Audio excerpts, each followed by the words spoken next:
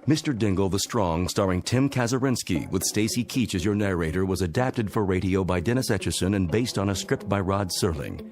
Heard in the cast were Peter DeVaria, Doug James, Richard Hensel, Turk Muller, Rick Peoples, Adam Tangway, Martin Hughes, Maria Stevens, Peggy Roeder, Roger Wolski, and Carl Amari. To learn more about the Twilight Zone radio dramas and to obtain audio cassettes and CDs of these programs, visit our website at twilightzoneradio.com. This copyrighted series is produced and directed by Carl Amari and Roger Wolski for Falcon Picture Group. Doug James speaking.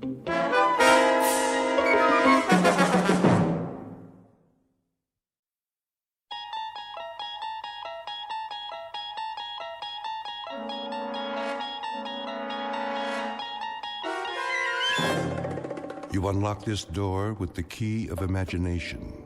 Beyond it is another dimension, a dimension of sound, a dimension of sight, a dimension of mind. You're moving into a land of both shadow and substance, of things and ideas. You've just crossed over into the Twilight Zone.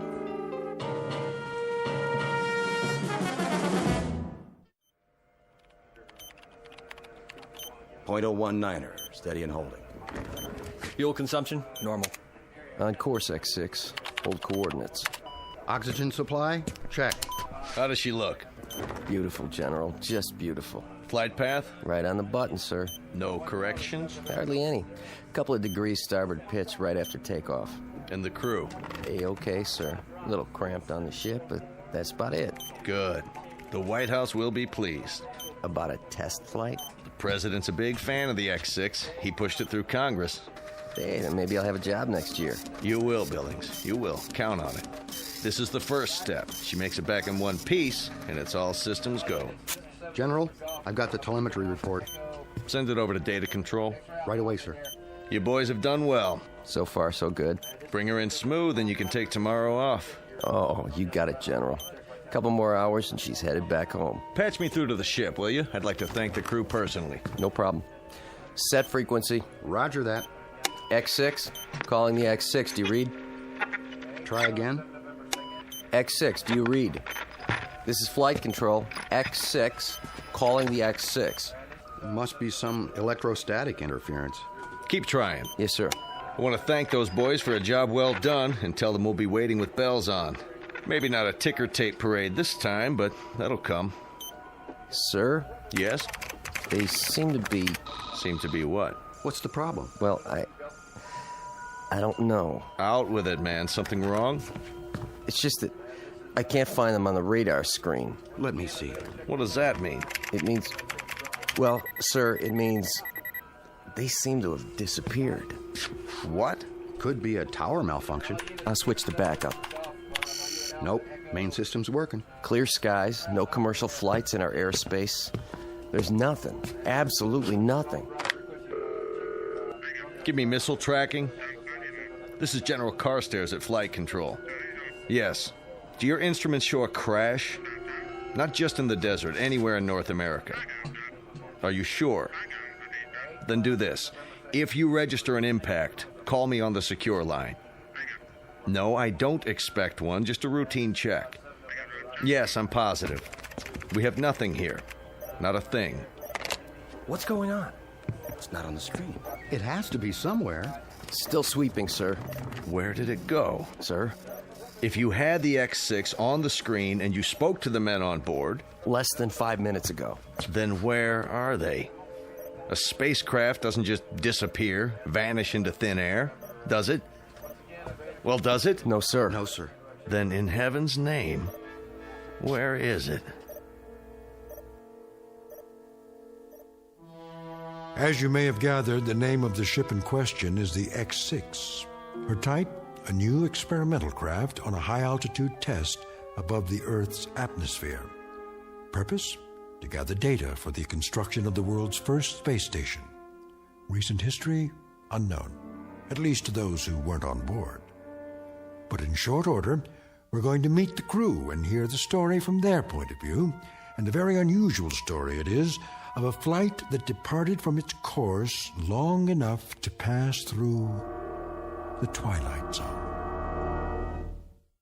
And now, The Twilight Zone and our story, And When the Sky Was Opened, starring Barry Bostwick with Stacy Keach as your narrator. Well, Doc? Just a minute, Colonel. What's the verdict? Pulse is fine. On the slow side, in fact. Correct me if I'm wrong. We went through this yesterday, didn't we? You know the Air Force. Check and double check. They've got a big investment in the X6. So there's a little glitch. Probably an O-ring. A little glitch? The hydraulics froze and the soft landing chute didn't deploy. You are lucky to be alive. That's what all the flight training was for. Relax your arm. Doctor. Hold still, please. I want to ask you something. Don't move your arm. 115/80. Not bad. Told you, Doc. I could have phoned it in. All right. That's all for now. Get yourself some breakfast downstairs. Hey, go easy on the cholesterol, okay? How's the Colonel? Who? Jack Harrington. You're the only Colonel I've seen this morning. I get it. You call me in, but he gets to stay home and sleep it off. Pretty nice duty. Harrington. Where have I heard that name? You have a heck of a sense of humor. Did you have a question? It can wait. I want to, check with someone first. Well, look, try not to worry about anything. You may be a little disoriented for a day or two. Need any, medication while you're here? Sleeping pill? Muscle relaxant? Me? Never felt better in my life. If you experience any headaches, neck pains, that sort of thing, give me a call. And forget about me. Gart's the one with the busted leg. He's still on the 3rd floor. Yeah, he'll be in a cast for a while. He's healing fine, though. 3rd floor. Room 14, wasn't it? Well, you should know. Gonna stop by? I was thinking about it. Go ahead.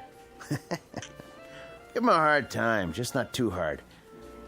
Tell him I'll be by on my rounds. Oh, and congratulations, Colonel Forbes, to both of you. What? Haven't you seen the paper? You're heroes.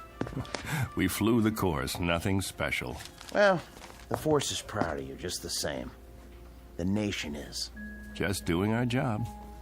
Here, take this with you if you like. I've already seen it. Then give one to Major Gart. They've got copies all over the base.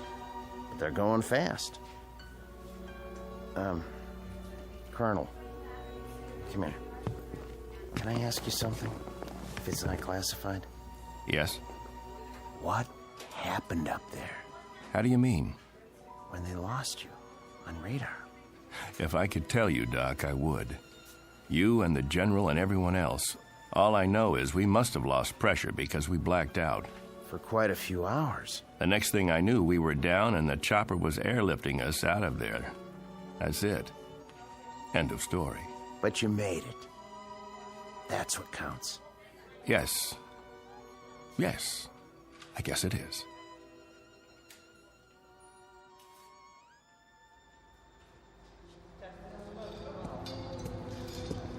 I want her completely broken down, piece by piece. Whatever it was, we've got to find it. Doing the best we can, sir. How's the investigation coming? Well, so far, everything checks out. Meaning? The only damage evident is from the touchdown. She came in on her belly at something close to 300 miles an hour. Must have buckled part of the landing gear. Wasn't fully extended. That's why the wing looks the way it does? She plowed through a sand dune just before she stopped. If you want my opinion, sir. By all means. I don't think you're going to find anything wrong. Well, that may or may not be. But for now, we've got a mystery on our hands. We need answers. Well, it would be my suggestion. Yes? That if you want to unravel this mystery, you better check the crew, not the aircraft. The crew can't tell us a thing. How's that? We had them on radar for the first couple of hours. Everything went strictly by the book. Then they disappeared for 24 hours. Oh, until they crashed down in the Mojave Desert. They must have lost consciousness because they don't know anything. The only way we're going to get answers is to dismantle the aircraft. Unless one of the crew members gets his memory back and fills in the blanks. So far, they're not talking. I'll be that as it may. I want to see every nut, bolt, and screw laid out on the hangar floor in order. Every wire, every piece of insulation. If there's anything wrong with this baby, anything at all, we're going to find it. Yes, sir. On the double, sir.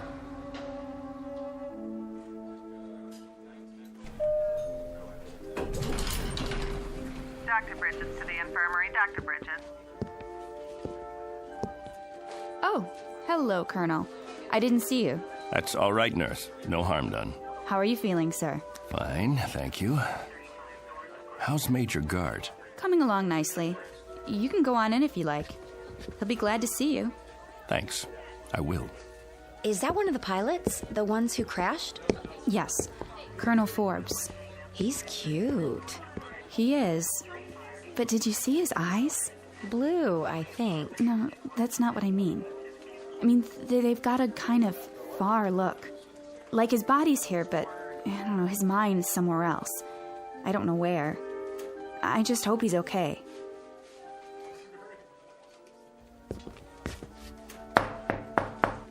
Come in. There he is. And there you are, the prodigal colonel. Not disturbing you, am I? Nothing could disturb me in here. More like a prison ward. No Playboys, no hot fudge sundaes. I was on my way out. Can't stay away, huh? Doc wanted to see me. Nothing serious, I hope. Me? No, just routine. I'd offer you a drink, a shot of straight orange juice. How's that leg? Can't feel a thing, which is good. One more thermometer, and I'm going to absent myself from this establishment without official leave. Pull a chair over here by the bed. Take a load off, Colonel. Sure. Now, go ahead, tell me. What's it like in the outside world? Great, Bill, just great. I can't wait to get out of here. Talk to any of the guys? Yes. What about the ship? Did you look her over? It's under wraps. They've got everybody but the president's cabinet checking it out. Bill, did you see the paper? Sure. We made the front page. Only page 3 today. Take a look. Ooh, steady, Colonel. You go off on a toot last night? Why? Your hands, they're shaking. You don't look so good. Thanks. Little hungover, huh? No big deal. So what's it say? Bill, I wanted to talk to you about that. They spell our names right? First, I've got to get oriented. If you don't mind, I'd like you to answer some questions. Shoot. When did I leave here? Huh? When did I get discharged from the hospital? Yesterday morning? Don't you know? I don't know anything anymore. Easy, Colonel. All I know is I need to verify a couple of things. Now, that shouldn't be very complicated. Around 9:30 yesterday morning, I walked out of here, didn't I? About that time, I guess. And who did I walk out with? Are you kidding? How am I supposed to know who you walked out with? Some nurse you picked up in the hall, probably. What's the matter? Can't remember a name? I mean, when I left the room, this room, who was with me? Nobody. That's just it. You say nobody. I'm pretty sure I was awake, yes. If you remember it differently, What's today's paper say? Go ahead, tell me. What's it say? 2 astronauts crash in Mojave Desert. Over a picture of you and me before the flight. What else? And in effect, it says that 2 intrepid voyagers into the unknown return from the unknown in 1 slightly dented spacecraft. Sounds about right. What about the picture? I've seen better. What's in the picture? Look, if this is a literacy test, I can assure you that even though I'm not a West Point graduate, I can read and write, count up to 10. Gart, don't get wise with me now. What's it say under the picture? Read it.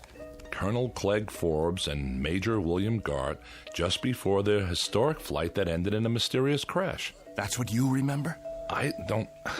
You and me. The X-6 taking off. About 2 hours up. We black out, and 24 hours later, we come to in a crashed aircraft in the desert. We don't know where we've been or what's happened. Right so far? You remember something different? Bill, there were 3 of us in that craft. There was you, me, and another colonel named Harrington. What? Jack Harrington. Don't tell me you've never heard the name. He was 36 years old. He was my best friend. I'd known him for 15 years, and you'd known him for 5. That ship took a crew of 3, and we were the 3. Now, I want you to listen very closely because, Bill, I swear I can prove it to you. I've got to, or I'll lose my mind.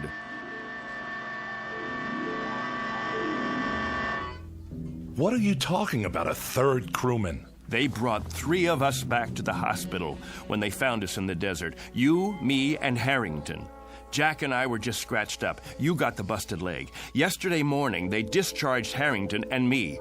There was 3 beds in this room. Now, wait a minute. We said goodbye and promised we'd come back today to visit you. Then Harrington and I left to do the town. Now, you tell me none of that sounds familiar? Clegg, I don't know what you're talking about. I don't know anyone named Harrington. Whoever he is, he wasn't on the crew with us. The X6 carried 2 men, you and me. Nobody named Harrington. Nobody else at all. When you walked out of here yesterday morning, you walked out by yourself. There were never 3 beds in this room. Only 2, yours and mine. Something's happened to you. I mean it, Clegg. This is an after effect of the crash. It has to be. I think you'd better tell the doctor run some tests. Look, Bill, let me describe to you what I remember. Go on. I'm listening. I'll give you a chronological breakdown of everything that happened as of yesterday morning. First of all, I saw the paper. The one you just showed me? No, not that one. Yesterday's edition. I saw it on the stands downtown, only it said that 3 men came back. There was a picture of you, me, and Harrington on the front page, taken just before we took off. That's impossible. I know, it must be impossible. You say there were 2 of us. Everyone else says there were 2 of us. And now, that's what it says in today's paper. Well, then, that should tell you something, shouldn't it? A reality check. But I know there were 3 of us in that aircraft. They picked 3 of us up in the desert and airlifted us in a chopper, and 3 of us were checked over and debriefed. They kept you here because of your leg, and it was Harrington and I who left this room yesterday morning. Then we requisitioned a staff car and got a ride into town together.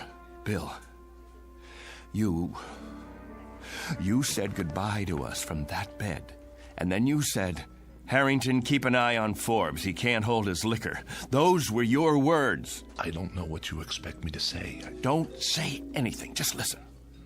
I was standing right at that door, and Harrington went back to your bed and made like he was going to sock you. I swear to you, Bill, it happened. I know it happened.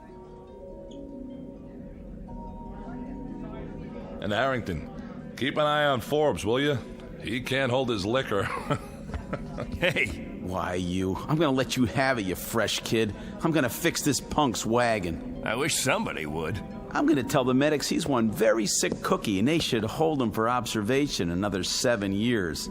You think that's long enough? I don't know. And every Saturday night, Major Gart, the Colonel and I will phone you from whatever bar we happen to be in, and if you're nice, we might even let you talk to some women. Let's go already. I hate long goodbyes. Go on, both of you. Leave me here to suffer in my loneliness and despair. Take care, Billy. We'll come in tomorrow to see you. Meanwhile, you can all read about yourself. Better memorize this in case you lose it. See? 3 space travelers return safely. And nothing about your broken leg. Well, that's the press for you. Get out of here. I'm going to pick one up for my mother so she can frame it. One time, a fortune teller in a carnival in Des Moines said I'd be famous. It doesn't say anything about you, though. Out. And did you pick up a paper on the way out? Why? You said you had proof. I should have kept it, but it wouldn't make any difference now. If you could show me in black and white. Hold on. There's more to the story. When we got to town, Jack and I hit the bars. The first one was the Plush Monkey on 11th. You know the place, don't you? Yeah, a dive. Beer signs and bar girls. And a big mirror behind the bottles. We walked in trying to keep a low profile, but the blondes spotted us. That's them. No, it's not. It is. Don't stare. Give me your hairbrush. Welcome, gents. Take a load off. With pleasure. Say, aren't you the 2 guys who was up in space? Not that far, just the ionosphere. I thought so. That and a couple of bucks should get us a beer apiece, right? You bet your life, but never mind the $2. This is on the house. Why, thank you, my good man. Very kind of you. I don't get many celebrities in here, so go ahead, boys, drink hearty. You earned it. I don't even mind you cracking up the ship, and I'm a taxpayer. I like your attitude. Got a match? Not since Superman. A light from my friend here. Sure, pal, sure. Anything you want. Evening, ladies. Hi there, Captain. Colonel. Oh, sorry. She's new in town. Care to join us? Hold that thought. I'll ask my friend. You do that. We ain't going nowhere. Hey, Jack. Something wrong? No. Look at yourself in the mirror there. Not exactly a happy camper. I was just thinking. About what? I'll tell you after I taste the beer. To happy landings, whenever and wherever possible. I'll drink to that. Sorry. Something is wrong. That's okay. Ain't the last glass of draft in the house, let me tell you. It just slipped out of my fingers. Don't worry, I'll clean it up. Get you another one right away, Colonel. You're sick, Jack? No, I'm not sick. I just got this funny feeling. What kind of feeling? I don't know. Odd. Never felt anything like it before. Maybe we should go. Don't worry, I said. It was just for a couple of seconds there. It was like I didn't belong here. Like if I were to let myself go, You'd what? Like I'd disappear. Here you go. Thanks. Happy landings. You don't like it? I want to call my folks. Good idea. I should call Amy, too. Where's the phone? All the way in the back. You sure you're okay? Yeah. Be right with you.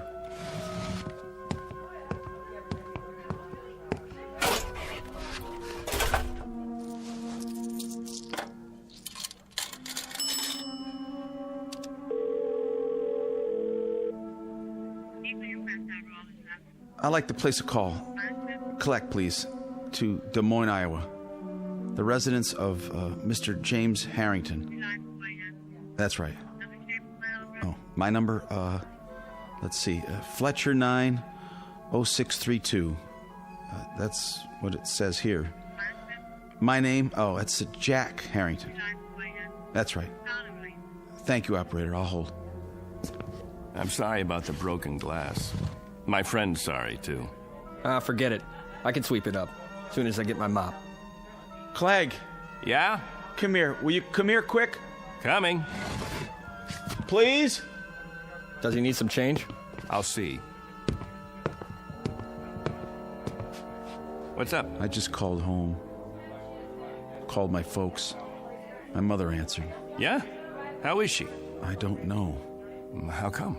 I told her it was me, and she said she didn't have any son named Jack. That's what she said. Can you beat that?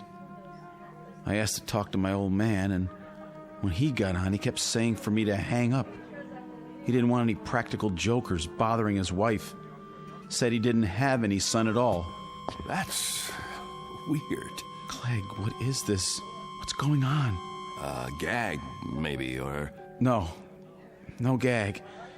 It's part of this feeling, Clegg. The feeling I've got that I shouldn't be here. That none of us should be here.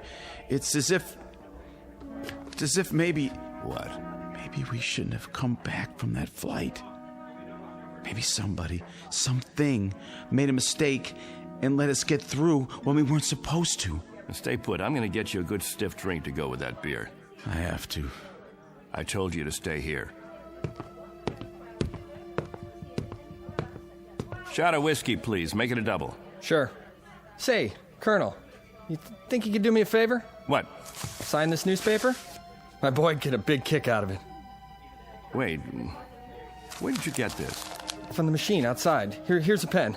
Could you sign it to Richie? Right on the picture. But it's wrong. What is this, a joke? You have it printed up? 2 spacemen return and crash in Mojave Desert? Huh? That's you, isn't it? Colonel Forbes? The other guy's still in the hospital, right? Which other guy? It says right here, Major William Gart. But there was a third man. See for yourself. He's back there in the... Back where? In the phone booth. It looks empty to me. Nope. Nobody's been in there all day. What? Buy me a beer, honey? I'm awful thirsty. My buddy, the one who was sitting here on the stool next to mine. You just got him another... Hey, where's his beer? What beer? My buddy's drink. Colonel Harrington, where is it? The one you gave him in place of the one he dropped on the floor, right here by the... Nobody dropped nothing on the floor. You see any broken glass? I don't. Dry as a bone, too. What are you trying to pull? I don't know what you mean, Colonel. You came in here alone. You don't know what you're talking about. You're crazy, you know that? Crazy, you hear me? If you think a thing like that, you gotta be out of your mind.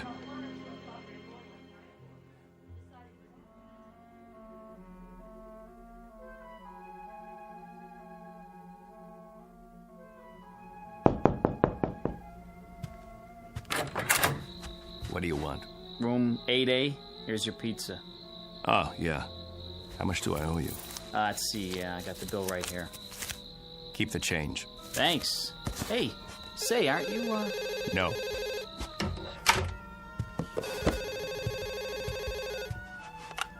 Yes? Ready with your call to Des Moines. Thank you, operator. Hello? Hello? Who is this? Mr. Harrington, this is Clegg Forbes. Who?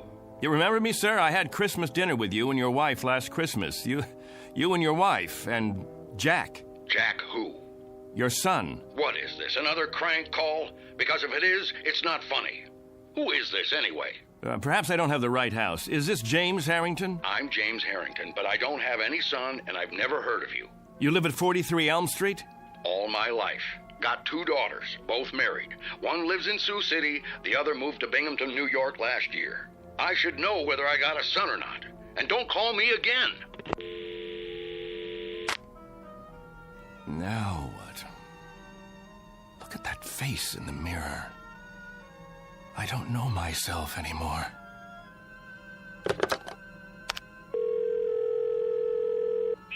Operator, I'd like Anderson Air Force Base, please. Commanding officer's residence. That's right. Call me when you get through.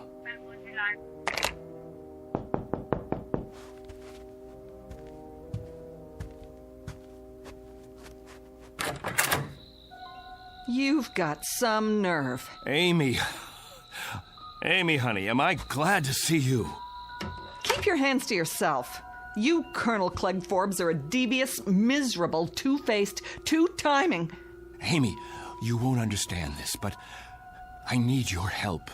You send me a telegram that you're getting out of the hospital in the morning and that you'll meet me at the station at 2. Well, I was at the station at 2. Amy, listen to me, please. I was also there at 3, and I was still there at 4.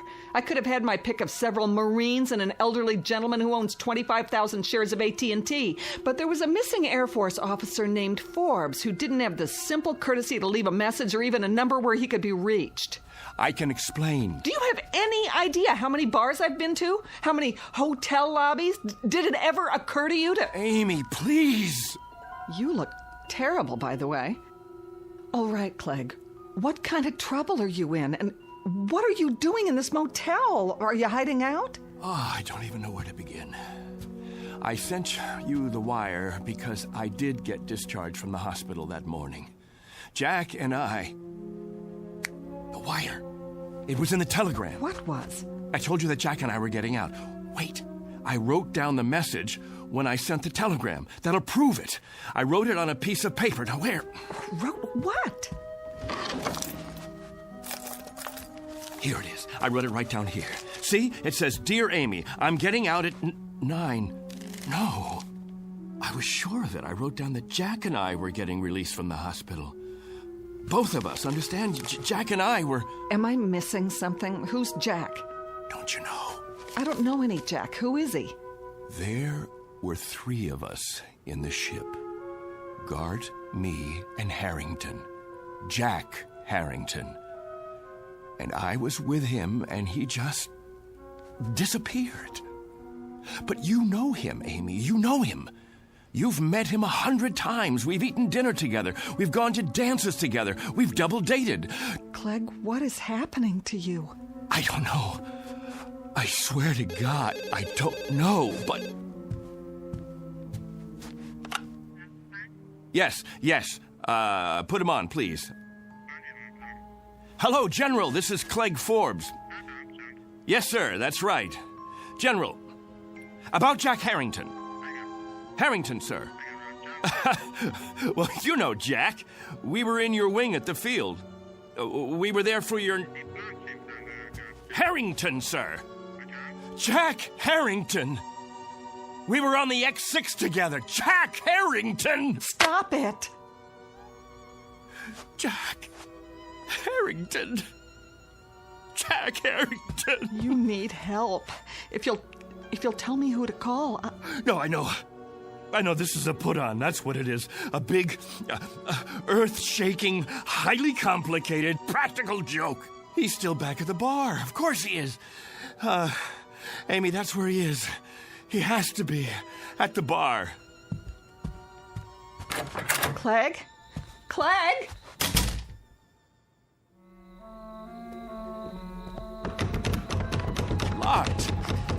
Locked? What time is it? It's late, Clegg. There's nobody inside at this hour. Open up. I know you're in there. Come on, Harrington. You gotta be. Don't! Jack, you can come out now. Some joke, and I fell for it. Where are you hiding? The phone booth? That's gotta be it. Where are you, Jack? Please come back, will you? Jack! No.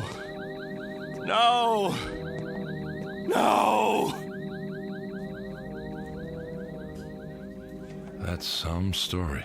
I don't know what I did then. Just ran, I guess. All the way down the street like a crazy man. I left Amy standing there. I don't even know what happened to her after that. And I don't know Jack Harrington. I never heard of him before now. He's an illusion or something. He has to be. He's not an illusion. For some reason, he's been yanked out of here, taken away. You're letting this get to you. Didn't you hear what I said? He told me he had a feeling that maybe somebody or something made a mistake and let us get through when we shouldn't have. And maybe they'd be coming back to get us now. Maybe somebody from up there. Clegg, it doesn't make sense. And now, I've got the feeling, too. I've got this idiotic, oddball feeling. I don't know how to describe it. It's weird, Bill. It's just plain weird. Like I don't belong. I don't want it to happen, you hear me? I don't want it to happen to me, too. Clegg! Oh, I gotta stop him. Somebody get him! Somebody! Hey, did you want something? Where is he? Where did he go? Who? Colonel Forbes. Colonel... I saw him run into the hall. When? Just now. I didn't see anyone. He has to be here. He can't just... What are you doing out of bed, Major? You know, you shouldn't be walking yet. If the doctor saw you... Somebody's got to help Colonel Forbes. Somebody's got to help him right away. Grab a hold of my shoulder. Now, come on. I'm talking about Forbes. You know, Colonel Forbes. He was brought in here with me. In here? That's right.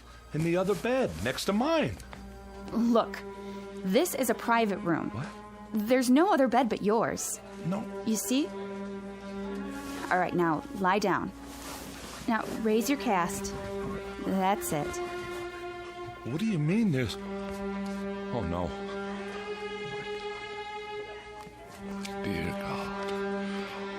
What happened to the other bed? Okay, try to rest. I'll call the doctor. Here, would you like to look at the paper? You're a hero. Do you realize that? Spaceman completes journey. Lone traveler returns to Earth. Lands in Mojave Desert. It's a nice picture of you. Would you like a glass of water? Major William Garrett. just before his historic one-man journey into space.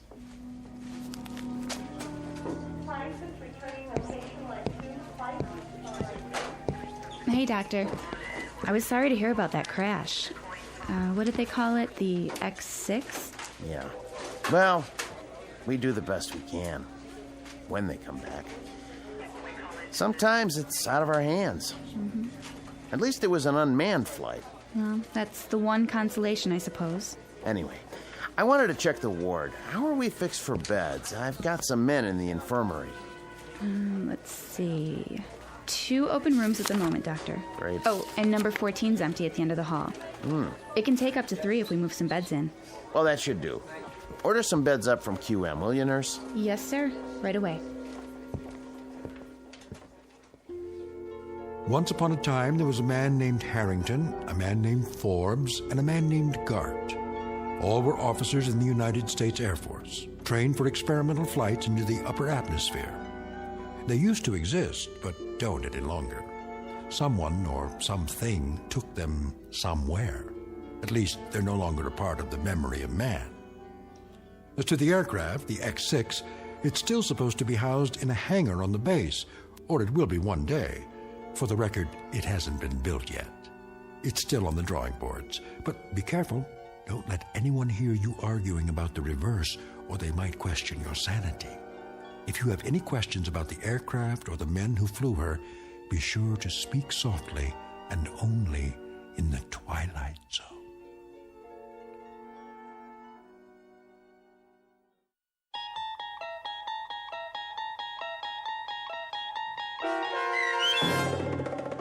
And When the Sky Was Open, starring Barry Bostwick, with Stacy Keach as your narrator, was adapted for radio by Dennis Etchison and written for The Twilight Zone by Rod Serling, based on a story by Richard Matheson.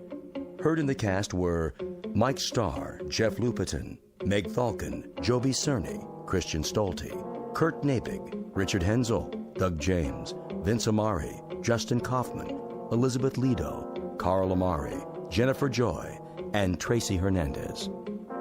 To learn more about the Twilight Zone radio dramas and to obtain audio cassettes and CDs of these programs, visit our website at twilightzoneradio.com. The producers of The Twilight Zone wish to thank CBS Enterprises, Carol Serling, Dennis Etchison, Claire Simon Casting, Terry Jennings, XM Satellite Radio, Sirius Satellite Radio, our sponsors, and our radio affiliates for helping make this series possible. This copyrighted radio series is produced and directed by Carl Amari for Falcon Picture Group. Sound design and custom Foley effects for The Twilight Zone by Cerny American creatives Bob Benson, Craig Lee, Michael Slaybach, and Matt Sorrow. To learn more about the Twilight Zone radio dramas and to contact us, visit our official website at twilightzoneradio.com. Doug James speaking.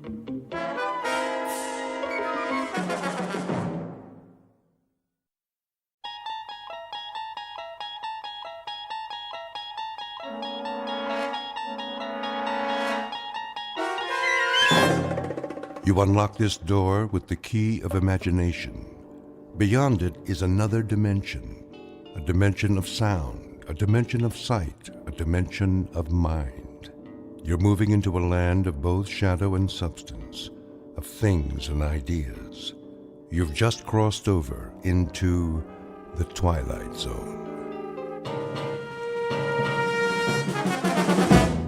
3 inches. Tonight's low near 15. Scattered snow squall activity tomorrow with a high of 34. With the wind out of the north at 19 miles. We're almost there. Where exactly is there? Jerry, it's freezing out there. I mean, you gonna tell me what this is all about, or is this some kind of surprise party? It should be no surprise to you, Brett. But what I'm about to show you, you can't tell anyone about. And I mean anyone. Look, Jerry, you're my brother, and you know you can trust me, but what are you into? You're not building some kind of meth lab out in the middle of this woods, are you? You know me better than that. I've never touched drugs in my life. Just give me a minute when we get there, and I'll explain it all.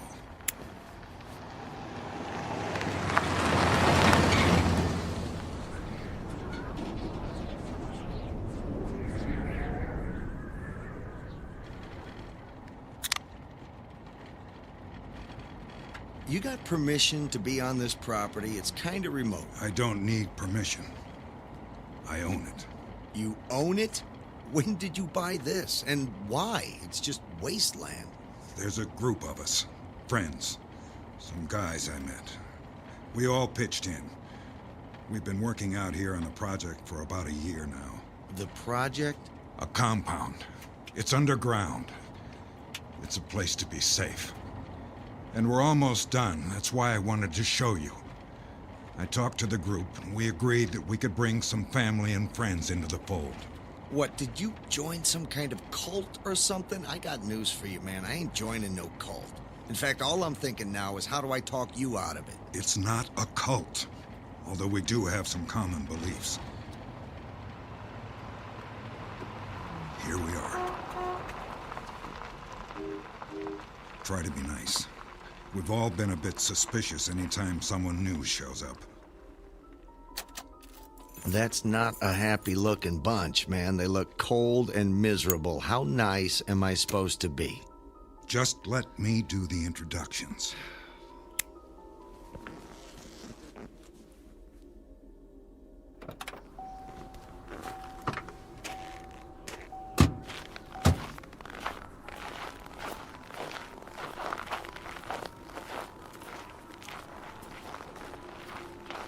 Hello, Jerry.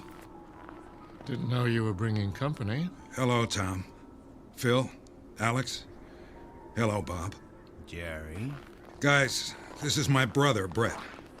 He can be trusted. And like we all agreed, we can bring some family members into the arrangement. You know, Jerry, this is a lot earlier than I thought. I mean, we all figured we'd wait until the last day, and then... well, that's when we'd introduce our selections. Well, Brett has an opportunity to relocate to London, and I thought, well, if he does, that he'll be far away, and then it would be too late. He's going to sign the oath. He can't leave until he does. Okay, everyone slow down here. Jerry, what did you get me into? I don't like that tone, Jerry. You shouldn't have brought him here. Excuse me, Tom, that's your name, right? Tom? Tom, you don't have to talk to Jerry like I'm not here. You can talk to me. I mean, I'm being friendly and all. I mean, hey, look, I'm smiling, okay? But could someone just tell me what you're all doing and what this oath is all about? Something you want me to sign? Brett, we own 400 acres. We're building an underground compound. Reinforced concrete, ventilation, water and food supplies for years. Living quarters for 50 families. And there's room for you and Claire. You need to be safe, and I want you both to join us. What are you talking about? So now it's done. Now he knows, and now he's in. You all think when you start showing up with friends and relatives, it's going to be any easier for them to understand any of this? What we're doing now, what I'm doing now, is going to happen again. So let's all get used to it. He can't leave here, Jerry. Not till he signs the oath, and we know he'll keep the secret. Oh, man, what secret? 2012. December 21st, 2012. Jerry, you are going too far. They are all scientists, physicists, astronomers, researchers. A cataclysmic event is going to take place on December 21st, 2012. All life as we know it will cease to exist on the planet unless you're properly sheltered from the event. Don't tell me you bought that Mayan calendar thing they keep showing on cable TV. This was a bad idea, Jerry. You should have followed the protocol. Protocol? Secrets? An oath? A compound? Hey, guys, let me guess. You're all still mad because Y2K never happened. You gotta stop falling for this stuff. Brett, just be quiet. Read the oath. Sign it. Just for once, do what I say. If he reads the oath, he has to sign it, Jerry. You do understand that? He'll sign. Here. Brett, just sign it. Just sign it now. Just sign it? Look, I don't care what it says, but I'm gonna read it first. Then we'll talk about this signing thing. Let's see. I, your name here. Ha, nice touch. Okay, from the top. I, Brett Hansen, do solemnly swear that I will abide by this oath and never reveal to anyone under any duress the contents, location, or intent of this confederation. I agree that I will maintain humanity under 500 million people in perpetual balance with nature, guide reproduction wisely, improving fitness and diversity, unite humanity with a living new language, rule passion, faith, tradition, and all things with tempered reason, protect people and nations with fair laws and just courts, let all nations rule internally, resolving external disputes in a world court, avoid petty laws and useless officials, balance personal rights with social duties, prize truth, beauty, love, seeking harmony with the infinite. Be not a cancer on the earth. Leave room for nature. Leave room for nature. Very nice. Not the best lyrics and probably hard to dance to. You know something, guys? I think you're all nuts. Jerry, what did you get into? I'm really sorry about this, Jerry. You really shouldn't have brought him here. Jerry, what the hell did you get into?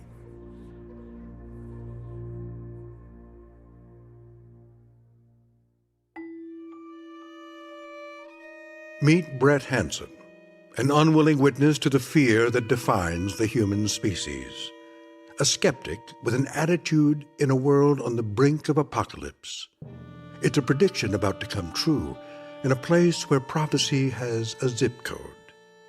There's a compound up ahead, and it's members only in the Twilight Zone. And now, The Twilight Zone and our story, 2012, starring Christian Stolte with Stacy Keach as your narrator.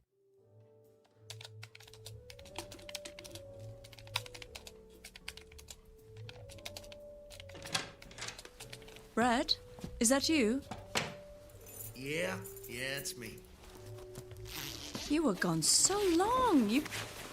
Are you okay? Yeah, I'm fine. You look a little stressed. No, it's nothing. Of course, there was a moment there where a guy had a Browning automatic rifle pointed at my face, locked, loaded, finger on the trigger, but other than that, everything's just fine. What happened? Were you robbed? No, not robbed.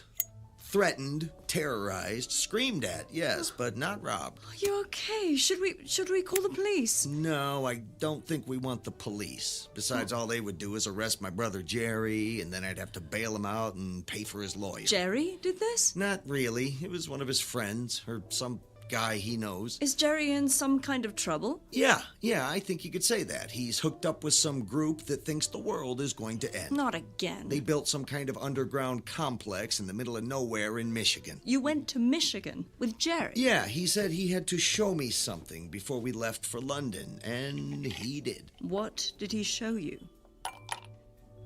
What happened, Brett?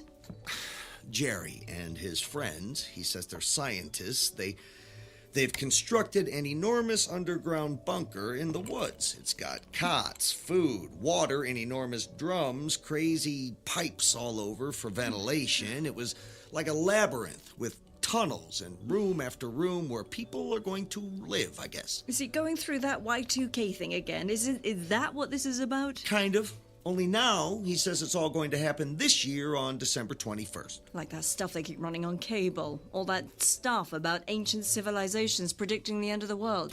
All I can figure is that he's so unhappy. He wants something to change, and he keeps believing in this stuff. I still think we should get him some professional help. It sounds like he's got it. All these guys he's hooked up with, he says they're really scientists. Of course, they're angry, gun-toting scientists, but they actually seemed intelligent. Why did they point a gun at you? They wanted me to sign something, an oath of secrecy. What did it say? I can't tell you. You signed it? It was that or take a bullet. Look, I don't even remember what it said. It was idiotic, new age, right-wing, bizarre stuff. I figured I'd sign it and get out of there, and maybe we just head to London sooner than later. What about Jerry? I can't help him. All I can do is hurt him. He'll be fine with these fellow knuckleheads, and when it all blows over in a week, he'll just have to wait for the next prophesied catastrophe. Are you sure you're okay? Now I am.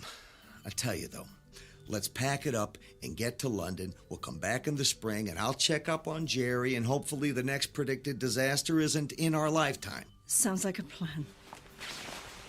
I'm going to the post office. I have to figure out how to get our mail forwarded to an international address. Are you sure you're okay? I'm fine. And yeah, I hadn't thought of that. Let me call around and see how soon we can get to London. You take it easy. I'll be right back. All right, honey.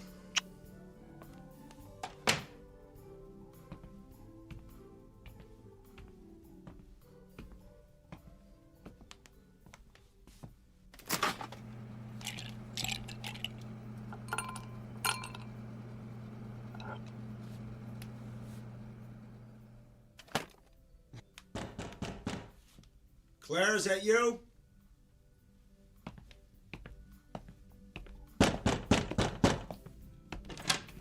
Oh. Can I help you guys? Are you Brett Hansen? Who are you? I'm Special Agent Samuels with the National Security Agency. Are you Brett Hansen? Yeah. What's this all about? Can we come in?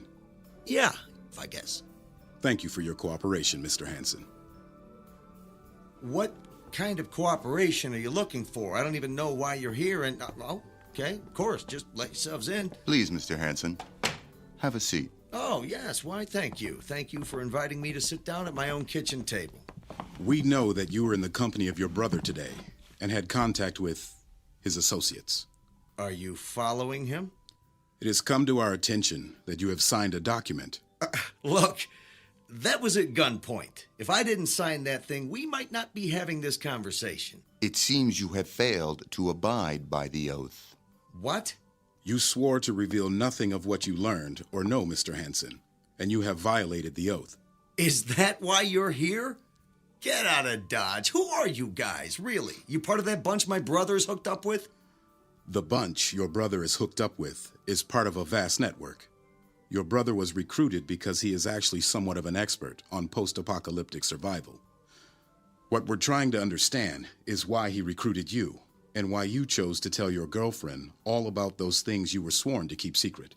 Wait a minute. How do you know I told her anything? Were you listening at the door? Actually, we've had your apartment under surveillance for quite some time. You bugged my apartment? There's a law against that, isn't there? You're going to have to come with us, Mr. Hansen. I'm afraid you can't be trusted. Get out. Get out of my apartment. Get out now, you... Oh. Has he had any other contact with anyone else? No one. His brother dropped him in front of the apartment, and he walked directly here. Only the woman had contact. Pick up the woman as well. She's now a threat. We can't let the word get out until we're ready. Understood.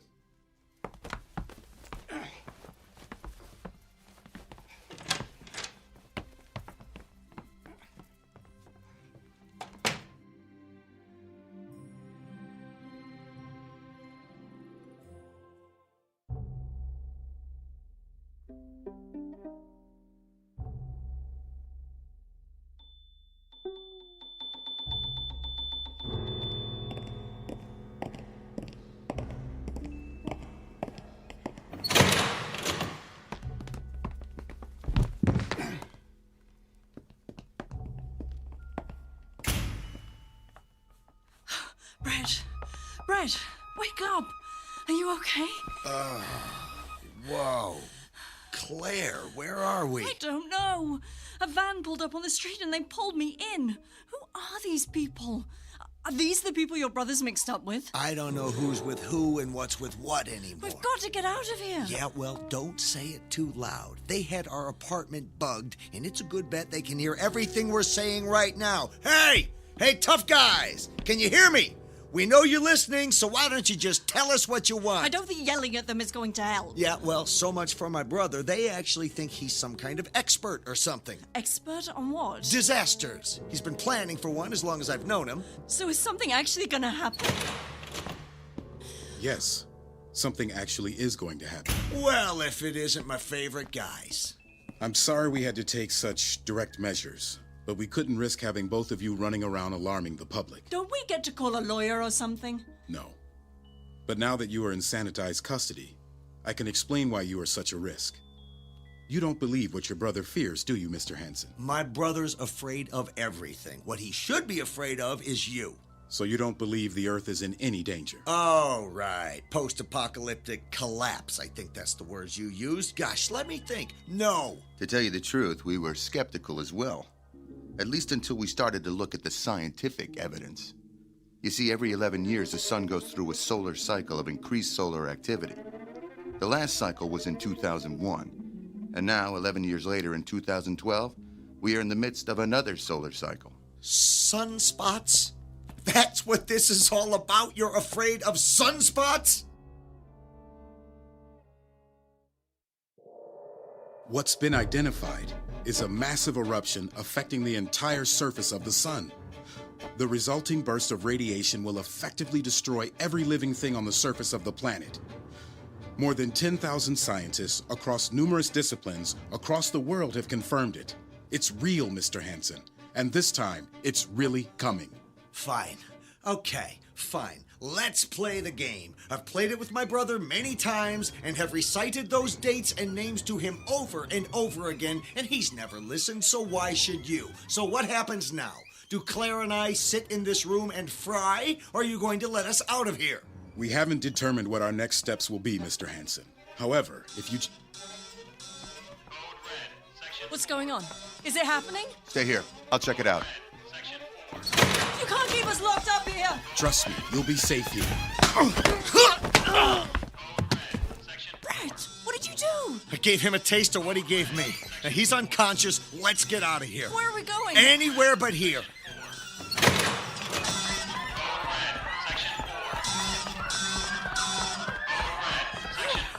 Who are all these people? I don't know, but they look a lot like us, scared and not sure where to go.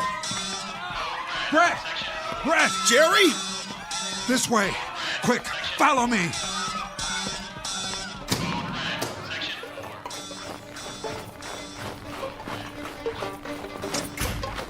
Jerry!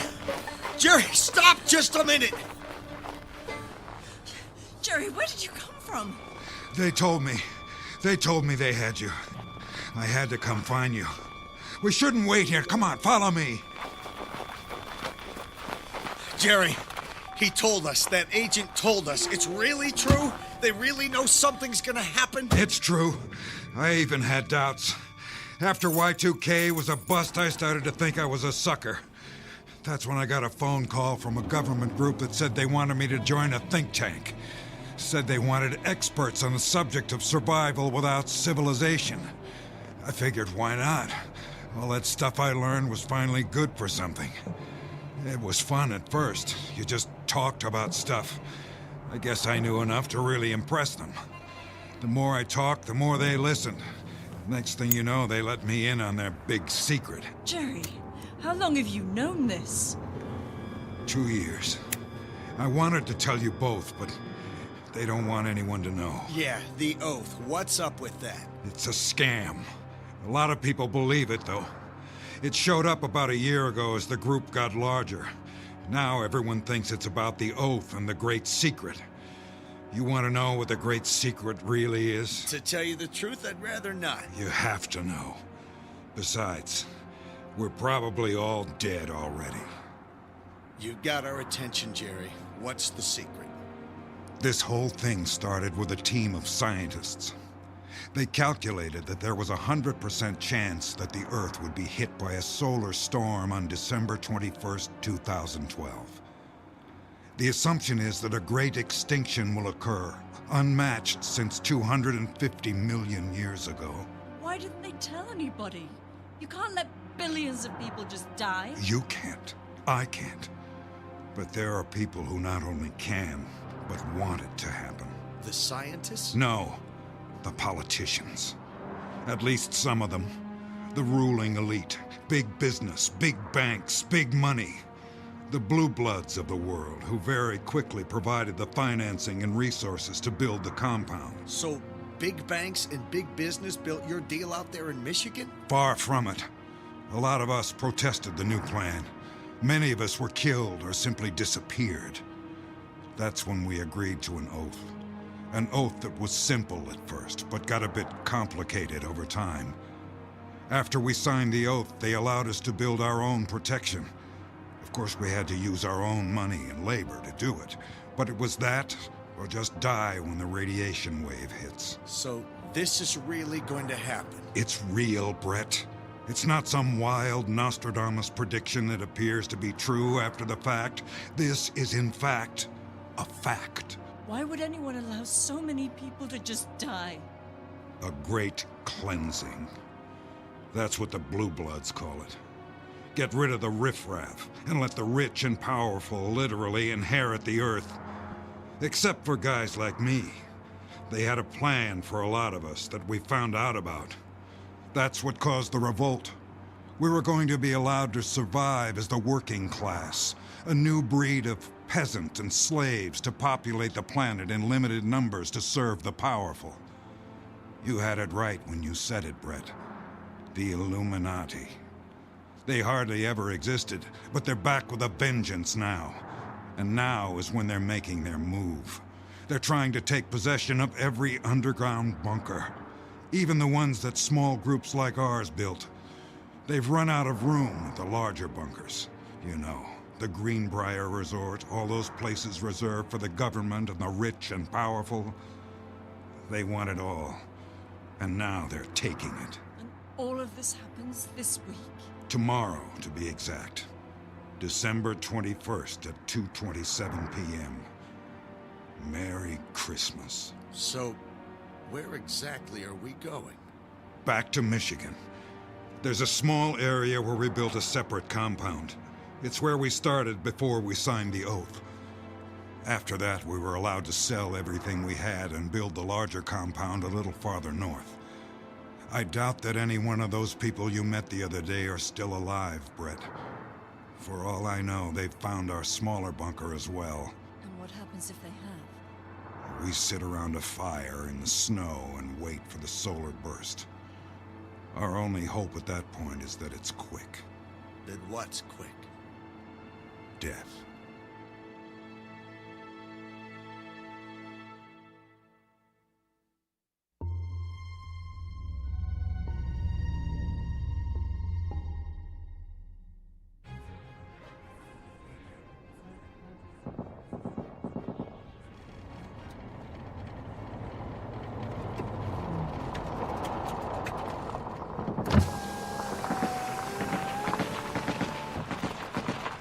A lot of shooting.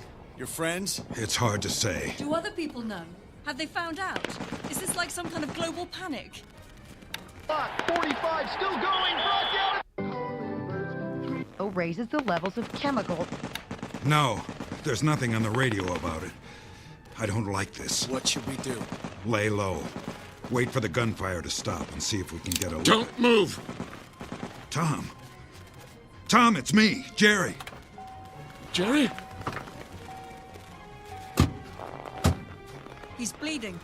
Tom, what happened? Who's doing this? The Blue Bloods. The powers that be. They're taking the compound. They're shooting everybody and moving in. Don't go there. They just shoot. We have to do something. He's losing a lot of blood. Here, Jerry. Take the BAR. There are clips in my pocket. They're afraid of it. Try to get to the old compound we started on years ago. That's the plan. They haven't found it yet, have they? Don't know. It's all up for grabs now. But I don't think they know it's there. It's too small for their needs. Tom, we're taking you with us. Don't be a fool. I'm already dead. Take me to the hospital and we all die. Take me to the old compound and I'll die in the night. Go. Just go. Take the rifle and the ammo. Leave me a grenade. I'll pull the pin and put it under my body. If anybody comes this way, I'll take them out. The grenade is live. Now go! We can't leave him here. You have to. They'll find you. There are too many of them.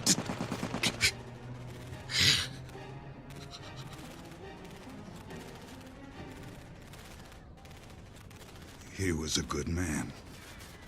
PhD in astrophysics. He was one of the first to identify the event. Come on. We can't just leave him here. Shouldn't we bury him? It doesn't matter anymore. Within the hour, everything on the surface of the planet will be turned to dust. Besides, he's laying on a live grenade. Now!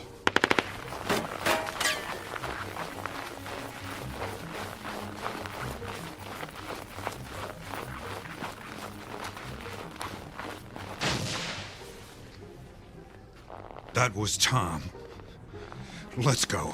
The old compound is close. Jerry, what time is it? 2 o'clock. We have about 30 minutes. The old compound is just up ahead.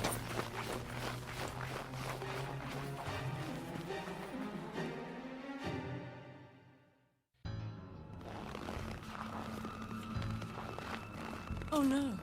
This isn't it, is it? Unfortunately, yes, it is. How do we get in? We don't. They've collapsed the structure, filled it up. Is there another way in? No.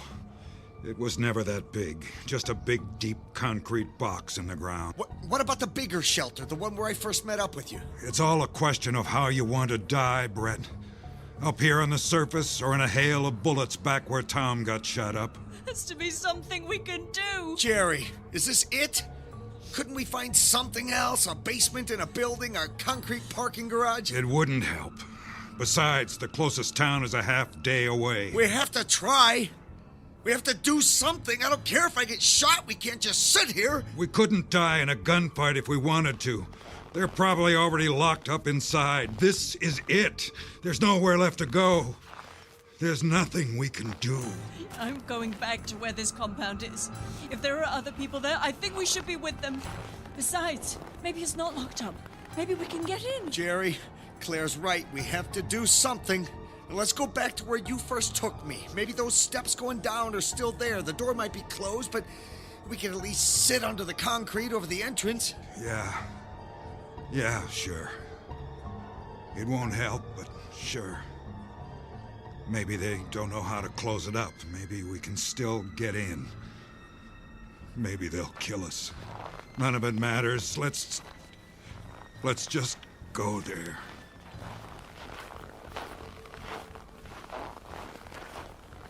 I still can't believe this is happening. Some of us wanted to tell people. But the panic would have been too much. Around the world, there's only room for about 500,000 people in the bunkers that have been constructed. There was no way to protect everyone. That leaves about 6 billion people who aren't gonna make it. It wasn't my choice. We just couldn't tell anybody. There were all sorts of people we hired to help us build the compounds. If they had had any idea what they were for, it would have been chaos. But no one has a chance now. How could you keep such a secret? Hey, it's no secret. It's all over the news. Except no one really knows what's really going to happen. That was part of the plan. Keep everyone guessing. Even if I came out and said the world was going to end, I would have been just another nut. Think about it, Brett. If I had told you all this, would you have believed me? You got a point there. It was actually a good plan for a while. Select 500,000 people who represented diverse knowledge and gene pools. Customize a population to survive a cataclysm with the proper tools, equipment, and knowledge base to repopulate the Earth. That was the whole thing we were working on at the think tank towards the end there, before the construction of the bunkers began. It looked like it could work, until the big money and the big power showed up. Slowly, it wasn't about who you needed to rebuild civilization, but who you were. That's when they started to break many of us off and told us to build our own protection with our own money. And now they've taken that too. Yep. It sure seems that way. Shh. We're almost there. I don't hear anything. They must all be underground. So we won't get in? I don't think so. You can't open the main door from the outside. All of the controls are inside the main entrance. Shh. There's someone there. Is it a guard? No. Bob!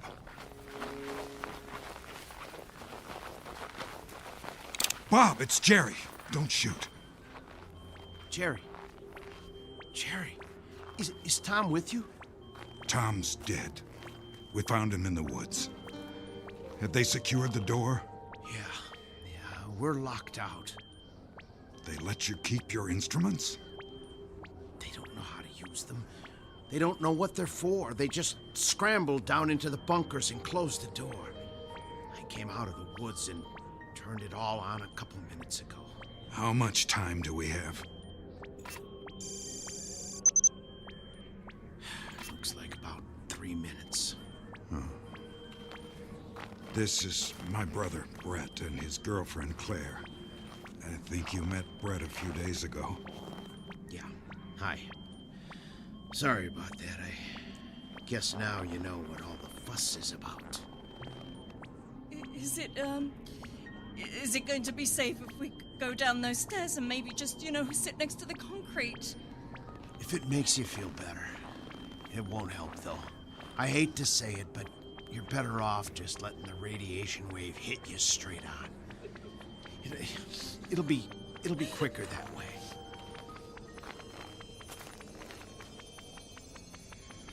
How much time, Bob? About 30 seconds. I'm gonna lay down on the ground. I think it'll be faster that way. It's okay, baby. I got you. Jerry, thank you. You're a good brother. You too, Brett. Sorry it didn't work out.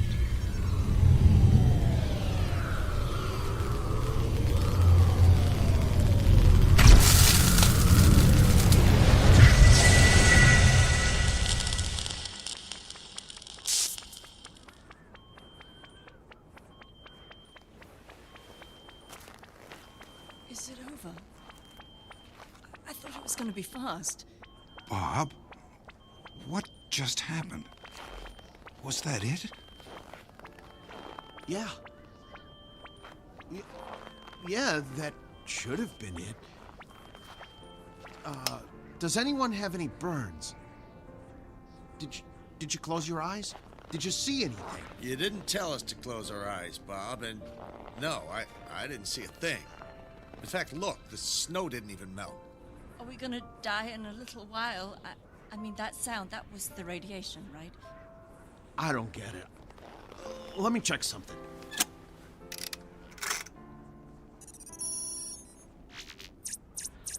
Is there another burst coming?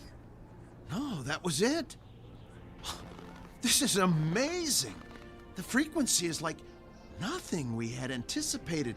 The radiation waves were enormous. They measured at least 6 feet from crest to crest. Is that bad? No, it's amazingly good. It means we endured no more radiation than you would be exposed to standing next to a microwave oven for a few seconds. So it's not the end of the world as we know it. Not today.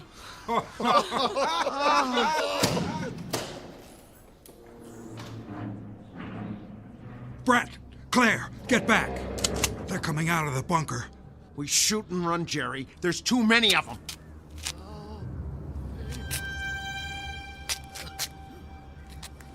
Oh my God! What is that? It's a man. Or was a man. What happened to him? Oh! Don't shoot! He's dead. What's that smell coming out of there? Charred flesh. The radiation, the waveform was long. They were microwaves. They passed right through us. But for everyone underground in the bunker, it was like a massive microwave oven. You mean everyone inside looks like that? There was no way of knowing. We just knew there was going to be a radiation wave. We never guessed. It would have been a microwave. So, they're all dead?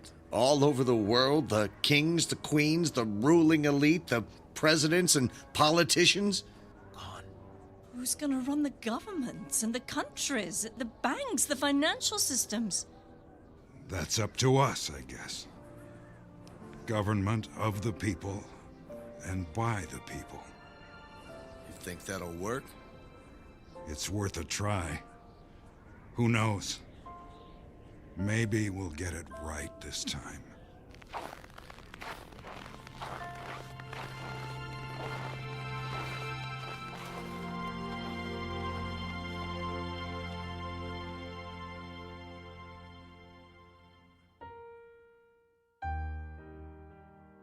If one prediction has always come true, it's that every generation believes it must live in a time of apocalypse.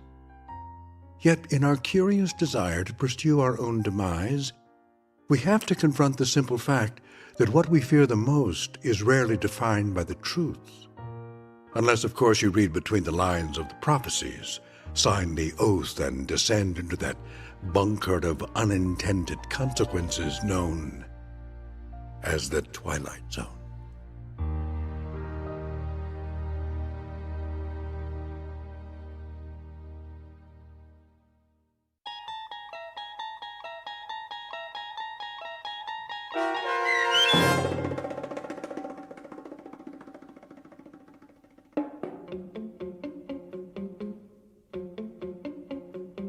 "2012", starring Christian Stolte with Stacy Keach as your narrator, was written for The Twilight Zone by Steve Newby.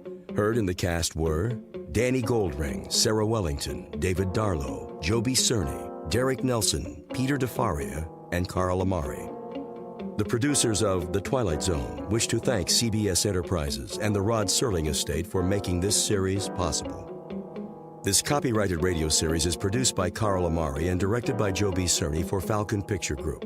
Sound design, custom Foley effects, recording, and editing are produced in the Cerny American Sound to Picture Theater by sound designers Craig Lee, Bob Benson, Todd Beyer, and Tim Cerny.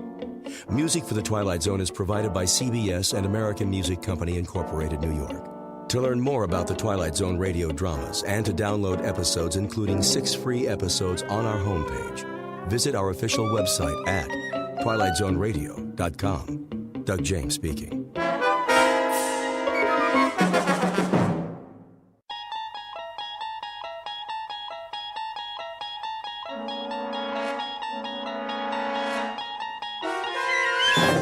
There is a fifth dimension beyond that which is known to man. It is a dimension as vast as space and as timeless as infinity. It is the middle ground between light and shadow, and it lies between the pit of man's fears and the summit of his knowledge. This is the dimension of imagination. It is an area which we call the Twilight Zone.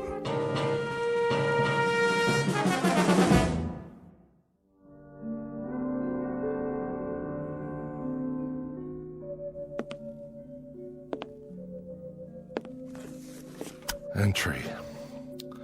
14th day, 6th month, year 4, I think. Kind of runs together after a while.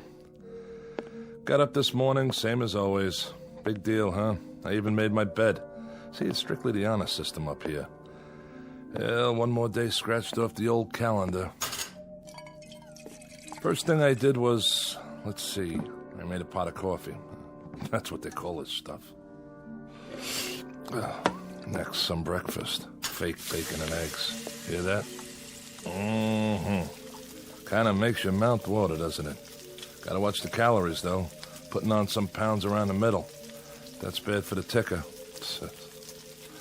Wouldn't want to check out before my time. I make it 46 more years, give or take a few. Anyway, welcome to my world. At least I'll have something to play back later. Otherwise, I wouldn't have anybody to listen to. Because this way I know I'm dealing with a higher class individual. Corey, you did it again. My compliments to the chef. Now let's go outside and take a look around. Don't mind if I do. This is my backyard. And my front yard. It's all my yard now. No footprints in the sand except mine. I never even locked the door. Why should I? Nobody comes calling. Not even a lizard. Just miles and miles of nothing. Anyway, be back in a while. Time to go to work. I got a 1947 pickup truck out there. Been restoring it for years. Gives me something to do, like a hobby, you know? Alan B., he brings me parts a little bit at a time. Wonder how he's gonna get the long block here. Now that's gotta weigh more than a few pounds. Bye for now. This is Corey, signing off.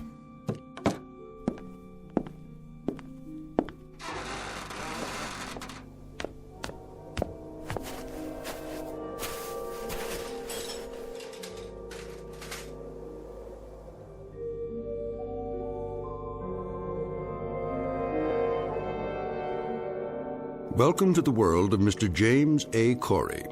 A shack, a shed, and a yard made up of sand and scrub that stretches to infinity. His work? An old truck, cobbled together from junkyard parts. He takes his time, for there is a ritual to loneliness.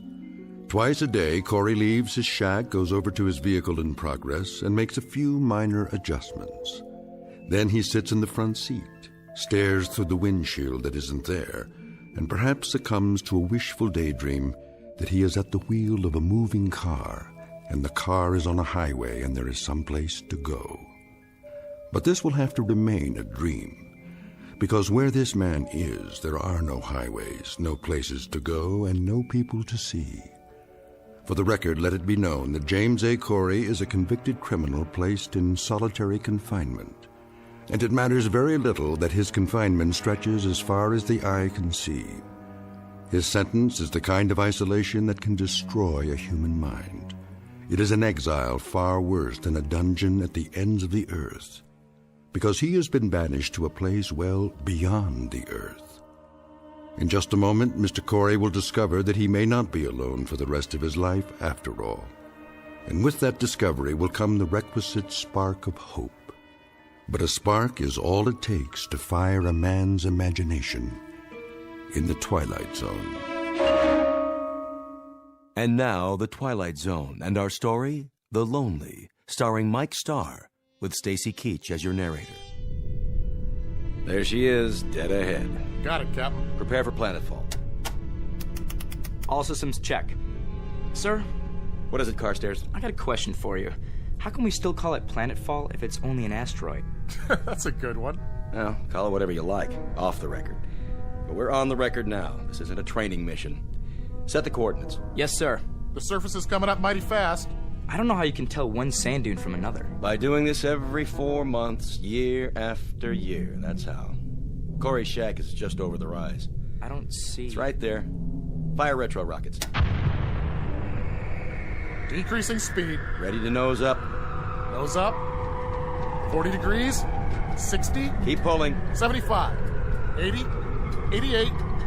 90 degrees, sir. Now angle her down. Tail first. Piece of cake, Captain. What are the numbers? 0400 hours, Earth time. Fuel 0.87 capacity. Cutting in a little close, sir. Ah, those meteors on the way out. We lost some precious time.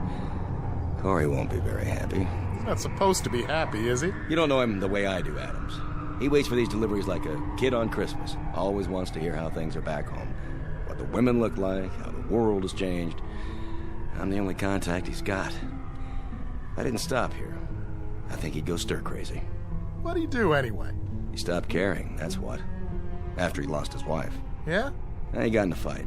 Some say it wasn't his fault. The guy died, and he ended up here. They don't have room for any more criminals back home. The new regime, huh? I read about that. But he's had a lot of time to think. Nothing to do here but think.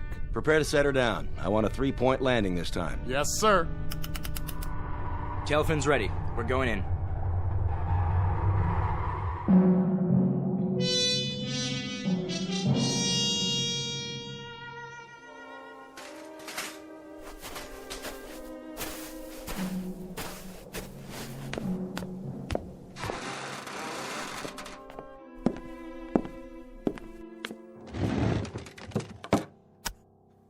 tree.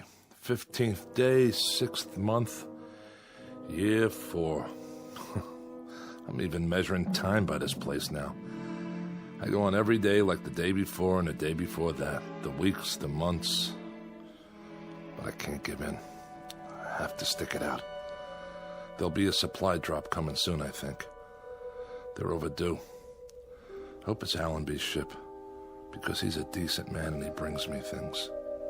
Like he sneaked the parts for that antique out there. Few pieces at a time, as much as he could carry. Thank God for that truck and the hours it used up. I can look at it out there and know it's real. And reality is what I need, because what else is left that I can believe in? The desert? The wind? Myself? Here's a thought. Maybe I'll end up like that truck. Inanimate. Nothing but an object sitting in the sand. Wonder if I'd still feel the loneliness. Would I feel anything? Hey! That's it. The ship. Hear that, diary? Now I don't have to talk to you. I've got somebody else. Besides myself. Be back later.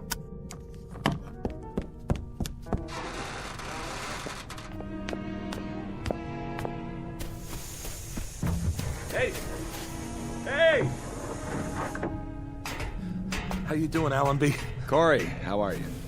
All right. Corey, Well, don't just stand there. Come on inside. It's hotter than blazes.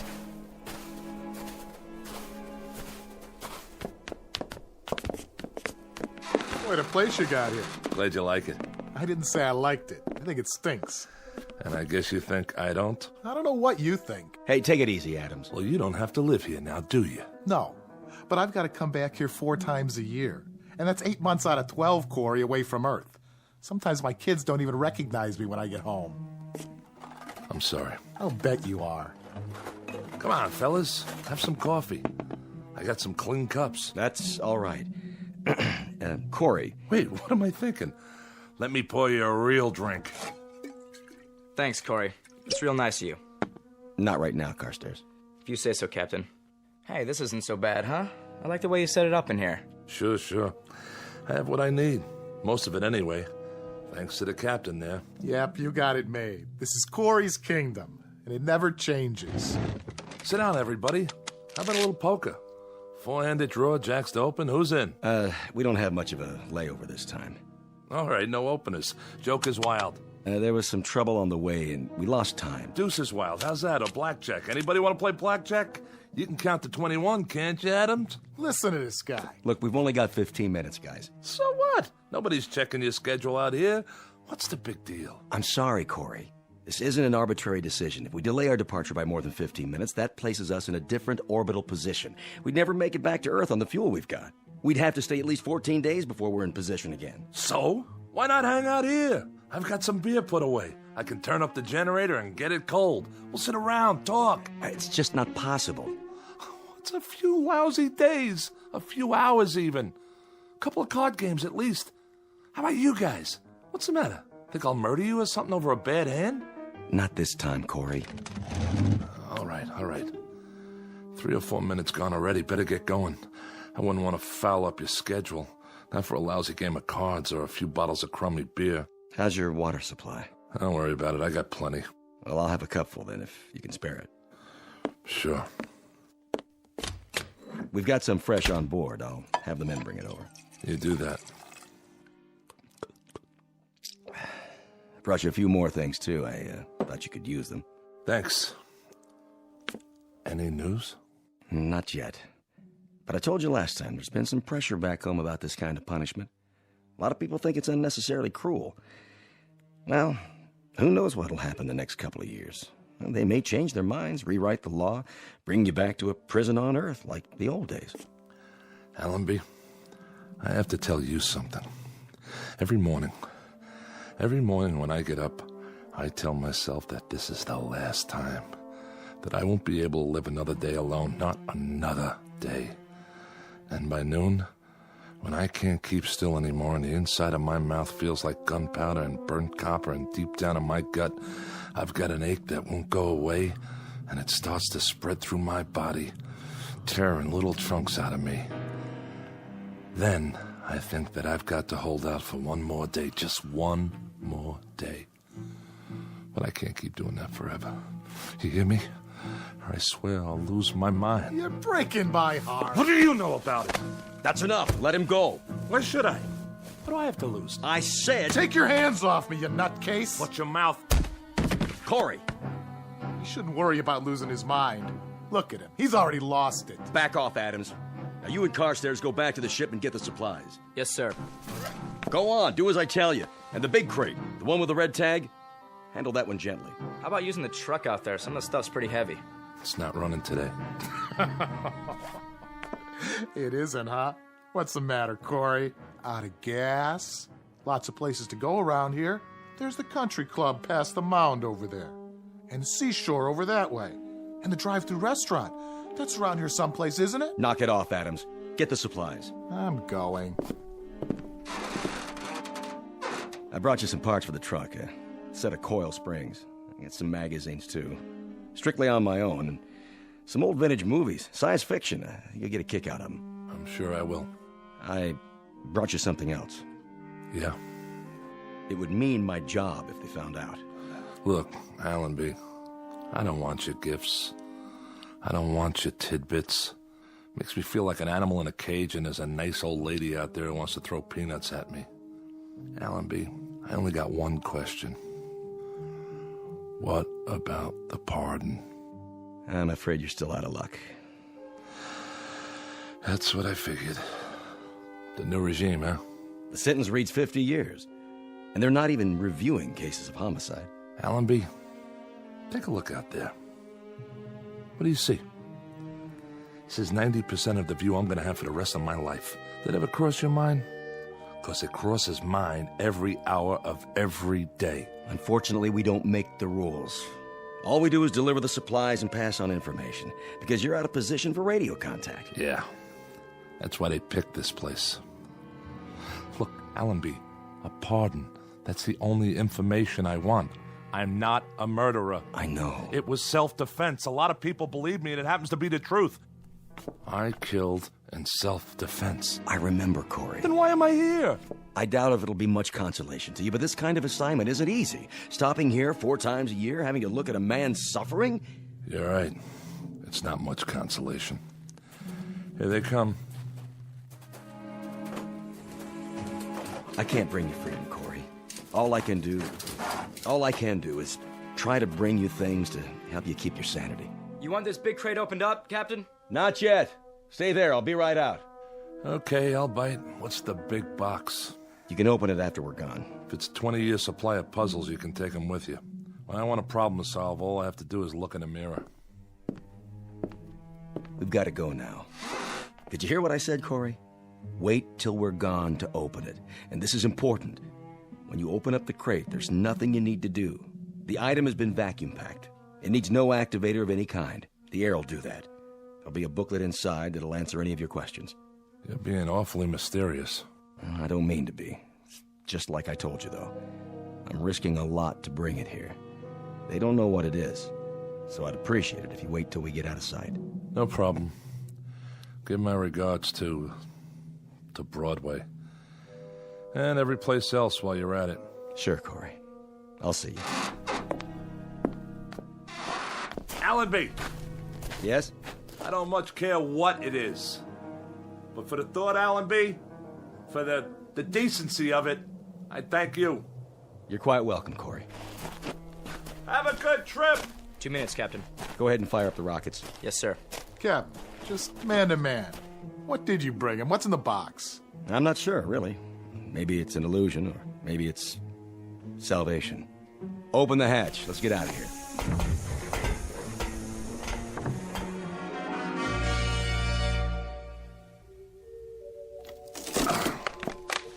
What?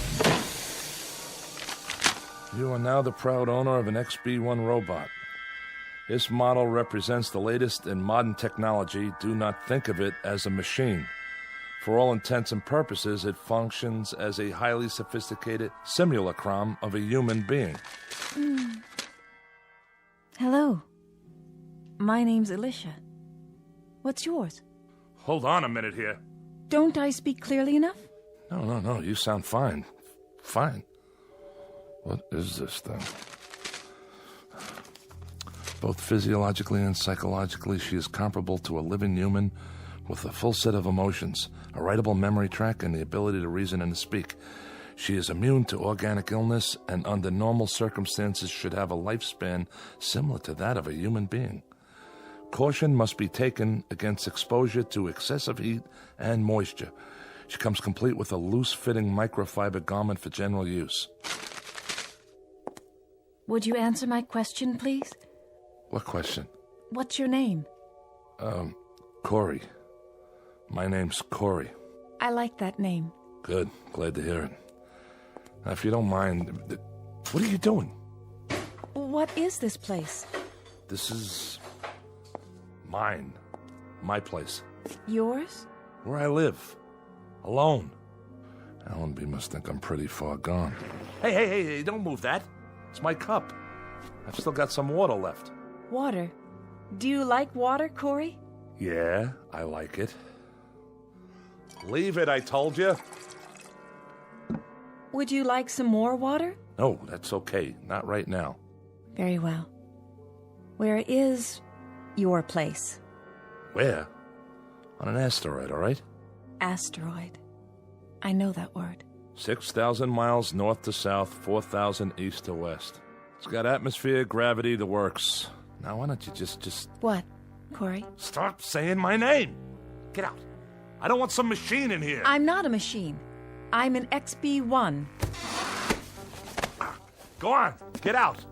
Corey? Corey? Corey?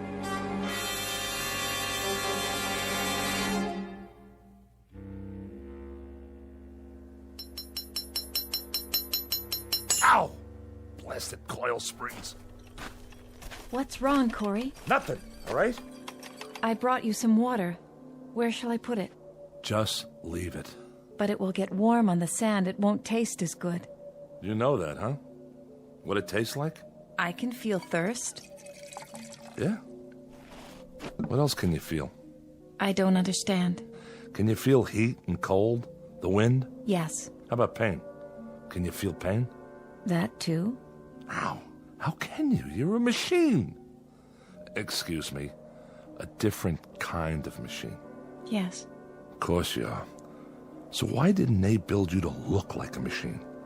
Why aren't you made of metal with nuts and bolts sticking out of you? With wires and electrodes? Would you prefer that? You know, I might. Because then you wouldn't be a lie. A lie? Why do they cover you with stuff that looks like flesh? Why even give you a face in the first place? A face that if I look at it long enough, it almost makes me think... makes me believe that... Believe what? Stop asking me stupid questions. I didn't mean to. Look at me. Don't hang your head. Corey. Turn that face up. I'm talking to you. Corey, please. Don't give me any of that phony stuff. Somebody program it into you? Why? What's the point? To mock me? I'm not mocking you, Corey. Yes, you are. Every time you talk to me, every time you look at me, like right now, I'm being mocked. You hurt me, Corey. Hurt you? How could I hurt you? This arm, it isn't real. Please, let go of me. There aren't any nerves under there. There aren't any tendons or muscles. There isn't any flesh and blood. But you don't even know what I'm talking about, do you? What are you doing? Oh, just what do you think? I'm looking for the right tool for the job, and you know what that job is? No. I'm going to turn you back into parts the way you should have been in the first place. Maybe I can use some of them in the truck. Corey, that's a hammer. That's right. That's what it is. You know what you are? You're like this broken down heap of iron sitting here. Exactly like it. You're just a hunk of metal and plastic and God knows what with arms and legs instead of wheels. That heap doesn't mock me the way you do. Doesn't look at me with make-believe eyes and talk to me with a make-believe voice. No. Well, listen, you machine. I'm sick of being mocked by some kind of ghost, by the memory of what a woman looks like. Well, I don't need it.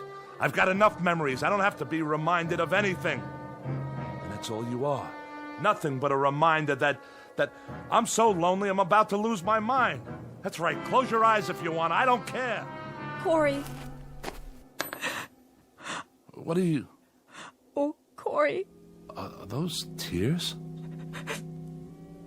Yes, You can cry, too? when I have reason. I can't stand to see that. But why? What are you crying for? I'm frightened. Frightened of me? You can feel fear? Yes. The book said with a full set of emotions. What else can you feel? Sadness You can? and happiness, joy, mystery, wonder, and other things. Such as? Loneliness, I don't believe it. don't you? There you go again. Listen, it's hot out here. Yes, that's not good for me. We'll go back inside. All right, Yeah, better? much better. In a little while, maybe we'll have some dinner or something, okay? That would be nice. And we can talk. If you wish. You like to talk, don't you? I mean, sit around, have conversations? Yes, Corey. What would you like to talk about? Anything. Tell me everything you know. Everything. I don't know very many things yet. You'll learn, Alicia. You'll learn.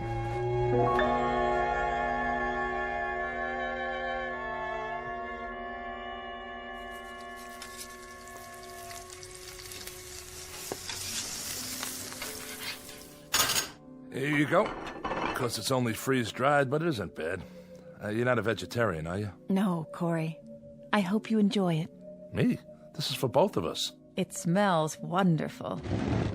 You haven't touched your wine. I'm fine, thank you. No. Go ahead, drink up. I don't require food or drink, Corey. Is that right? Yeah, of course. What am I thinking? You should have let me prepare the meal. Why, you're not a slave. We're going to be partners from now on, you and me. No. But it means so much to you. I like to see that. It makes me feel happy. Does? Of course, I'm not a true human being as you are. I don't care. I don't care how you were born or made. You're flesh and blood to me. I need you, Alicia. Do you understand? And I need you, Corey. Okay.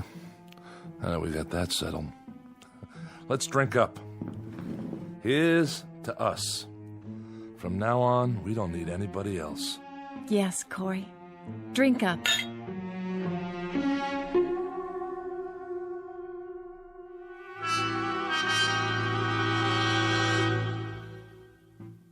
Alicia has been with me for 11 months now. Twice when Allenby brought the ship in with supplies, I've hidden her so the others wouldn't see. But each time, I've seen the question in Allenby's eyes. It's a question I have myself. And I don't have the answer. It's difficult to explain the sum total of this relationship. It's strange, all right. Man and machine. But it's also man and woman. There are times when even I know that Alicia is simply an extension of me, a mirror of my needs. I hear my own words coming from her. The things she's learned to love are the things I love. Where do you want to store the magazines and books, Corey? Anywhere, Alicia. Anywhere you'd like. I think I've reached the point now where I won't analyze her any longer.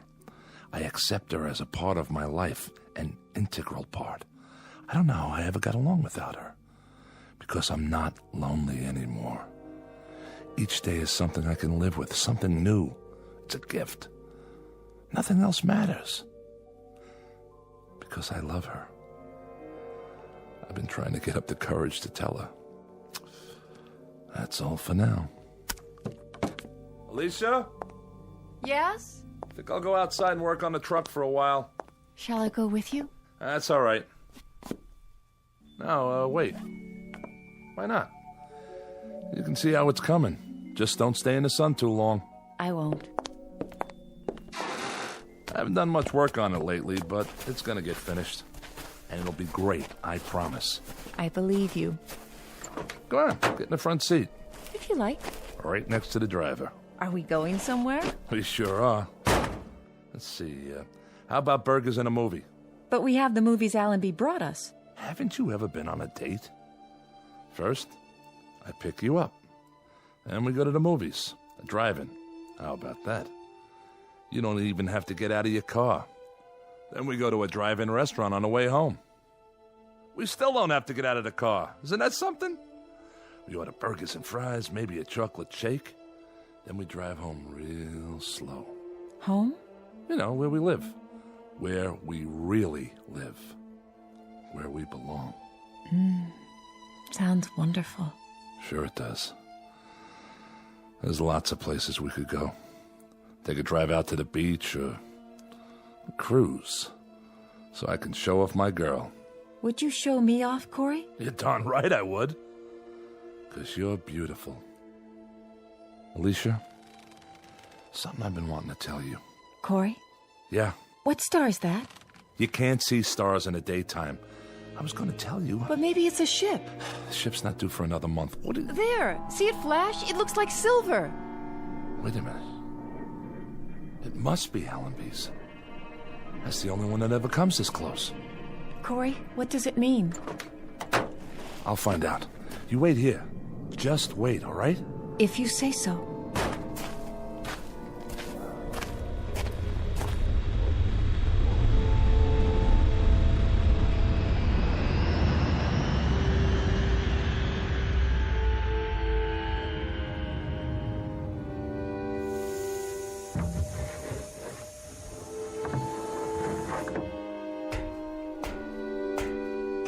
Allenby?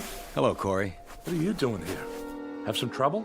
No, we had no trouble. What's the matter, Corey? Aren't you glad to see us? But you don't have a scheduled stop for another month. This is a scheduled stop. What are you talking about? We've got good news for you, Corey. Hold on. Let me tell him. Tell me what? Well, Corey... Forget it. Whatever it is, I'm not interested. You better hear what it is first. You heard me, Allenby. I'm not interested. Don't you get it? I don't care what happens on Earth. Not anymore. You will this time. I guarantee it. Doesn't make any difference. It's worse. If we'd come back a month from now, he'd have been eating sand or something. I'll see you guys. Leave the supplies by the shack. Corey, listen to me. It's this way, Corey. All the sentences have been reviewed. They've given you a pardon. We're not here to bring supplies. We're here to take you back home. What? But we've got to take off in exactly 10 minutes. We can't wait any longer. We're almost out of fuel. Any more than 10 minutes, and the coordinates will be wrong, and then I don't think we'd ever make it. Wait a minute, Allenby. What did you just say? What did you say about... You heard me right. A pardon. It won't do any of us any good unless you pack your stuff and get ready to move, Corey. We've picked up 7 men from other asteroids, and we've only got room for about 15 pounds of gear. So grab what you need and leave the rest of it behind, such as it is. I don't even have 15 pounds of stuff. I've got a shirt, a pencil, and a recordable diary. Pair of shoes. The truck you can leave here for the next poor devil. There won't be any next poor devil. There won't be any more exiles. You're the last. We'll leave it here to Russ then. The farthest auto junkyard in the known universe. And Alicia and I will wave to it as we leave. We'll just look out of the porthole and throw it a kiss goodbye. The car, the shack, the salt beds, the sand dunes, the whole works. Alicia and I will just... Who? Who, Corey? Oh, my dear God. I forgot. Allenby, it's Alicia. You remember her. Is he out of his mind? Who's Alicia, Corey? Who's Alicia? Adams, you idiot. You brought her here. You brought her in a box with a red tag on it. She's a woman. Well, a robot, technically, but closer to a woman. Much closer. She kept me alive. I swear to you, if it weren't for her... Corey, I don't know what to say. You worried about Alicia? You don't have to be. I tell you, she's just like a woman. And she's gentle and kind, and without her, I tell you, I'd be finished. I'd have given up. The only reason you'd have to come back would be to bury me. That's what you wouldn't let us look at, huh, Captain? The crate. Sorry if I wasn't supposed to tell them. It doesn't matter now, Corey. But unfortunately, there's another problem. Problem? There are no problems left on heaven and earth. We'll pack up 15 pounds of stuff and we'll climb in that ship of yours, and when we get back to that beautiful green earth... 15 pounds? 15 pounds? We've got to have room for more than that. Throw out some equipment. Alicia weighs more than 15 pounds. That's the point, Corey. We're stripped now. We've got room for you and nothing else except that little recorder of yours and the pencil. You'll have to leave the robot here. Allenby, she's not just a robot. You leave her behind. That's murder. I'm sorry, Corey. No, you don't understand. You can't leave her. Alicia! Come here! You'll see. You'll see why you can't leave her. Alicia! Alicia! Where is she, Corey? I don't know. Look, just pack your gear and get out. Captain, we've only got a few more minutes. Come on, Corey. No! I'm not leaving without her. I told you that. I can't leave. This is our last trip. It's off the route now. That means no supplies. That means if you stay here, you die here. And if you make that choice, there'll be a day, Corey, when you'll pray for death to come quickly. I can't help it, Allenby. I can't leave her behind. And you won't take her. So that means I stay. Alicia! Come here, Alicia! Let them see you. Don't be afraid. Corey, listen to me. I saw this thing get crated, shoved into a box. It's a machine with servo motor and wires and circuits and batteries. She's a woman! Captain Allenby, we've got to take off. How about it, Captain? We better leave him. We can't do that. Sick, mad, or half alive, we've got to bring him back. Those are the orders. Corey, it isn't just you now, it's all of us. So we can't argue anymore, Corey. We have to take you one way or another. I'm sorry, Corey. Grab him. No, you don't. Alicia! Stop him. Corey! Come on, Corey. We'll carry you if we have to. There you are. Alicia, talk to them. Tell them you're a woman. Tell them... Corey, is it all right? You said to hide. What are they doing? Are they hurting you, Corey? I have no choice, Corey. No choice at all. Now, Allenby, I tell you, she's a human being. She's... Corey, I'm frightened. Corey! No. You see, Corey? There's nothing behind that face except wires and circuits and visual receptors. Alicia! Alicia... Corey? Corey? Corey? Corey? Corey? Come along now. It's over. Yeah. It's over. It's gotta be now, Captain. Put it behind you, Corey, like a bad dream. When you wake up, you'll be on Earth. You'll be home. Home? That's right. All you're leaving behind is loneliness. I'll have to remember. Remember to keep that in mind. Let's go, Corey. Let's go home.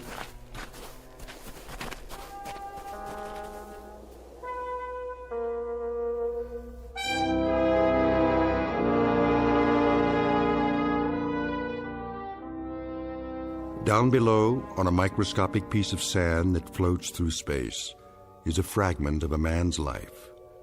Left to rust is the place he lived in and the machines he used. Without use, they will disintegrate from the wind and the sand and the years that act upon them. All of Mr. Corey's machines, including the one made in his image and kept alive by love, but now obsolete, in the Twilight Zone.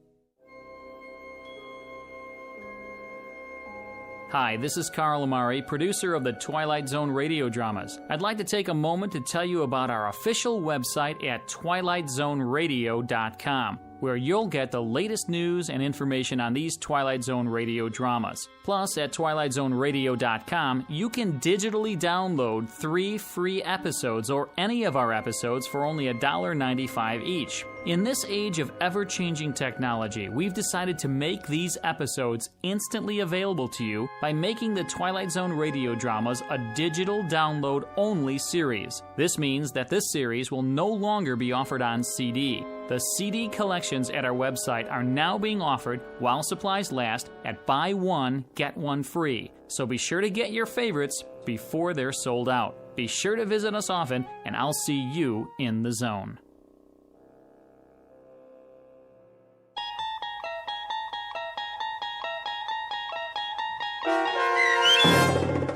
The Lonely, starring Mike Starr with Stacy Keach as your narrator, was adapted for radio by Dennis Etchison and based on a script by Rod Serling. Heard in the cast were Taylor Miller, Doug James, Carl Van Sickle, and Adam Blaine. To learn more about the Twilight Zone radio dramas and to obtain audio cassettes and CDs of these programs, visit our website at twilightzoneradio.com. This copyrighted radio series is produced and directed by Carl Amari and Roger Wolski for Falcon Picture Group. Doug James speaking.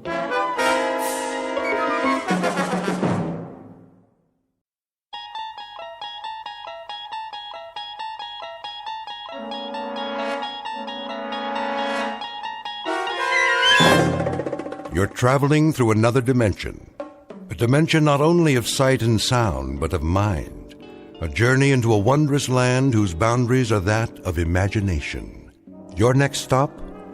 The Twilight Zone.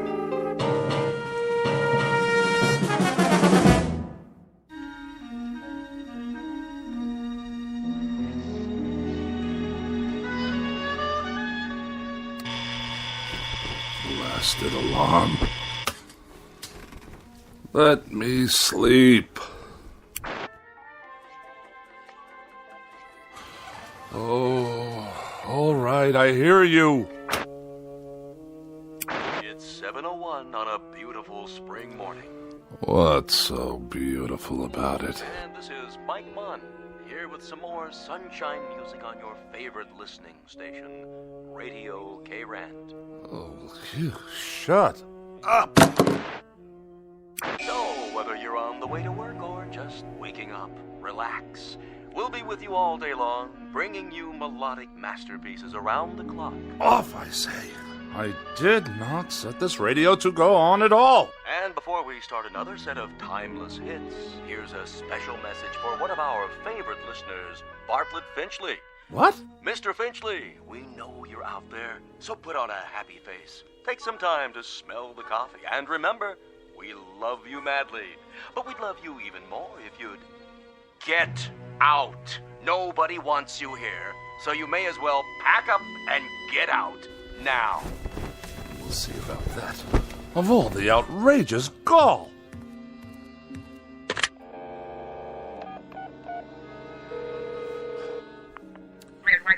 Operator, get me K-Rant. Yes, the radio station. No, I don't know the number. Kindly dial it for me, if you can spare a moment from your crossword puzzle. K-Rand, how may I direct your call? Connect me with Mike Munn. I beg your pardon? Munn, your asinine disc jockey. I'm sorry, sir, but there's no one here by that name. Of course there is. I just heard him on the radio. He took it upon himself to broadcast a personal insult directly and specifically aimed at me. We play all music all the time, sir. Do you know who you're speaking to? This is Bartlett Finchley. Yes, Mr. Finchley? And I will not be addressed in such a manner, on or off the air. Of course not, sir. Which manner? I'm sure you know full well what I'm talking about. The airwaves are licensed by the Federal Communications Commission, and they are not to be used for personal messages. I'm sure the FCC will be most interested in these blatant violations. They'll pull your license so fast it'll make your empty head spin like a top. But we don't have disc jockeys. We don't broadcast any messages at all. Only beautiful music 24 hours a day, plus commercials, of course. Let me speak to your station manager. Yes, sir. Please hold. And don't you dare place me on hold, you high school dropout! Oh, for the love of... I don't have time for this nonsense. I will not have it. I'll write a blistering letter to the FCC that will knock this rinky-dink station off the air. Hello? I want to file a complaint. A very, very serious complaint about your broadcasting policies. Come off it, Finchley. What did you say? Get off your high horse and give it a rest, or you're out of here. You low-life nincompoop. How dare you address me in that fashion? I'll have you fired on the spot. What is your name, you cretinous subhuman... Don't you hang up on me! Hello? Hello? Hello?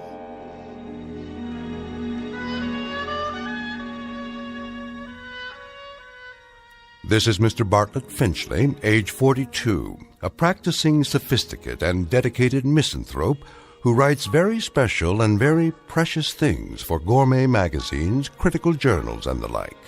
He's a bachelor and a recluse with few friends, only devotees and adherents to the cause of tart sophistry. He has no interest save whatever current annoyances he can find to occupy his mind.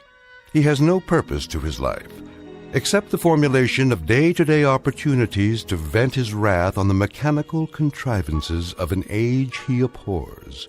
In short, Mr. Bartlett Finchley is a malcontent, born either too late or too early in history, and who in just a moment will enter a realm where muscles and the will to fight back are not limited to human beings. Next stop for Mr. Bartlett Finchley, the Twilight Zone.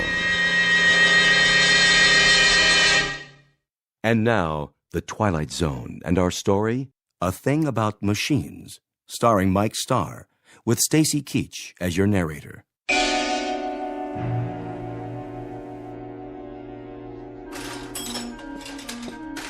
How are you today, Mr. Finchley? I'll answer that burning question after you tell me what's wrong with this electronic abomination in my living room. You mean your TV set? And also acquaint me with how much your current larceny is going to cost me. Well, let's see here. 2 hours labor, new circuit board, new oscillator, new comb filter. How very technical and how very nice. Speak English, man. Well, you asked me what was wrong. Never mind the subterfuge. I presume I'm to be dunned once again for 3 times the worth of the bloody thing. Well, I didn't charge you for my travel time. The total. What is the total? Here you go, Finchley. Oh, surely you jest.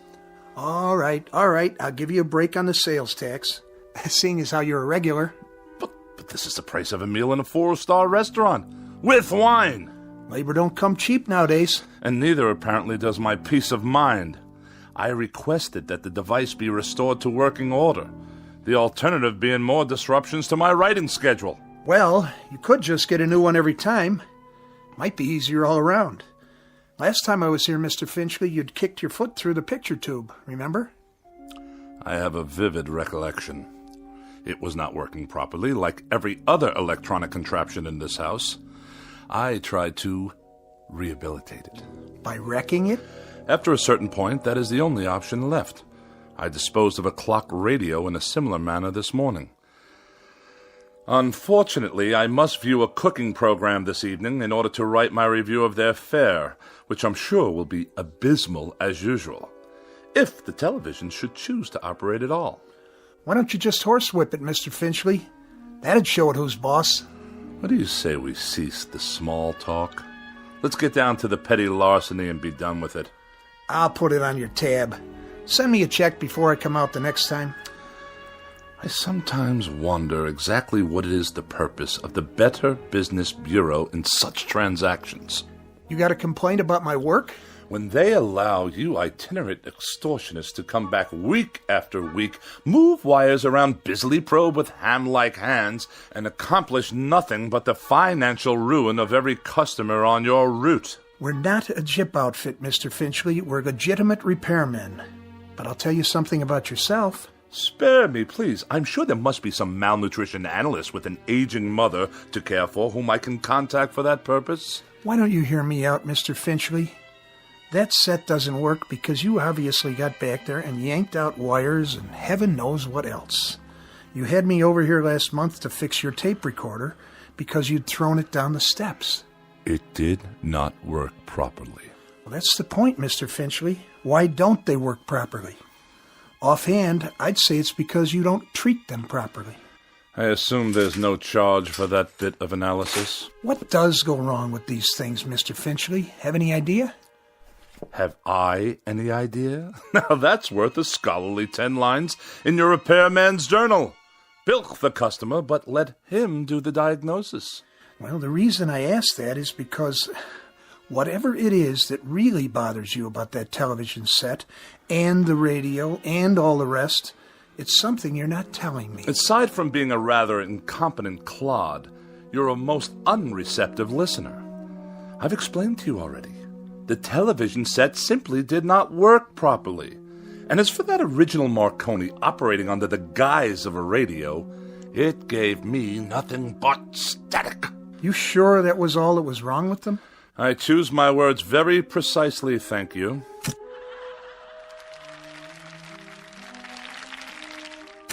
Well, there you go. TV's okay again, for now. I'll send you a complete bill, Mr. Finchley. Of this I have no doubt. Finchley, what is it with you, anyway? With me? Well, with you and machines, that is.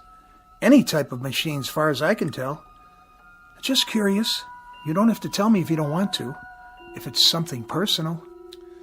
I will file that idiotic question in my memorabilia, to be referred to at some future date when I write my memoirs. You will fill one entire chapter. The most forgettable person I have ever met.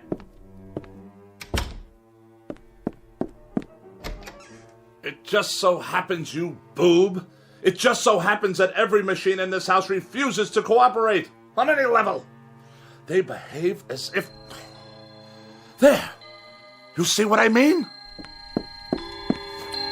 Enough! I said that will be just about enough of that. Stop! Stop! Stop! Please!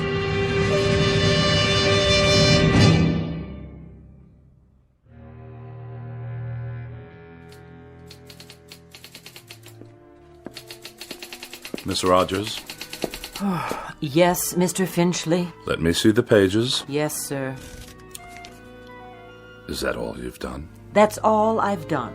2 articles and 1 column, almost completely retyped, 40 pages in 3.5 hours. That's the best I can do, Mr. Finchley. It's that idiotic gadget of yours, humming and clicking away. I suppose it's about to break down, too. It's perfectly fine for a typewriter if you'd let me use a word processor. My words don't need processing. They've already been diced and sliced by the most perfect processor known to man, the human brain, which in my case comes with a great deal of priceless expertise. But a computer would increase the speed. I wouldn't have to worry about ribbons, correction tape. The solution to that, Miss Rogers, is increased accuracy. I'm extremely accurate, Mr. Finchley, and it's not my speed that's the problem. This is an old-fashioned, out-of-date technology. If you'd allow me to bring a computer in here... Oh, no! Not in my house. More unnecessary bells and whistles. Thomas Jefferson wrote out the preamble to the Constitution of the United States with an inkpot and a feather quill. It took him only half a day. Then why don't you hire Mr. Jefferson? Did I ever tell you with what degree of distaste I view insubordination? Oh, yes, many times, often and endlessly. What are you doing?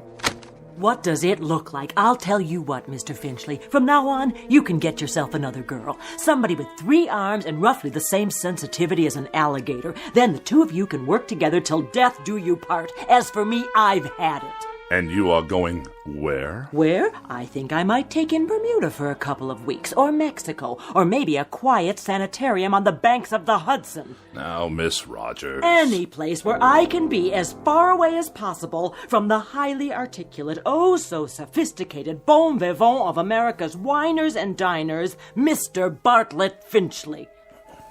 Miss Rogers, you don't mean that. And surely you're not serious.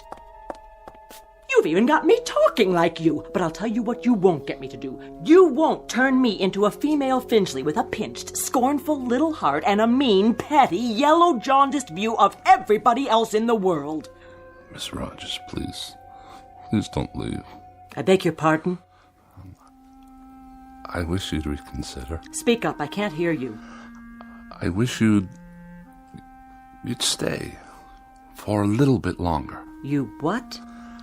I don't mean to work. All that can wait. Then why? I was just thinking... Well, we might have dinner. You're not serious. Or something, perhaps a cocktail. You are serious. I am. I'm not very hungry, and it's too early for cocktails. What's your trouble, Mr. Finchley? You sound like a half-hearted orphan whose idea of a lark is a square dance at the local grange. I'm merely suggesting to you, Miss Rogers, that we observe the simple social amenities between an employer and a secretary. I thought we'd go out, even taking a show or something. How very sweet, Mr. Finchley. Thank you, but no, thank you. Tonight I'm taking a hog-calling lesson. You know what a hog is, don't you, Mr. Finchley? He's a terribly bright fathead who writes for gourmet magazines and condescends to let a few other slobs exist in the world just to take his rudeness and run back and forth at his beck and call. Good day, Mr. Finchley. Miss Rogers, before you go, have a cup of coffee or anything at all. If you must know, I'd like very much not to be alone for a while. Are you ill? No, not as such. Then what's the trouble? Does there have to be trouble because I'm desperately tired. I've hardly slept for 4 nights. And the very thought of being alone now, well, frankly, it's intolerable.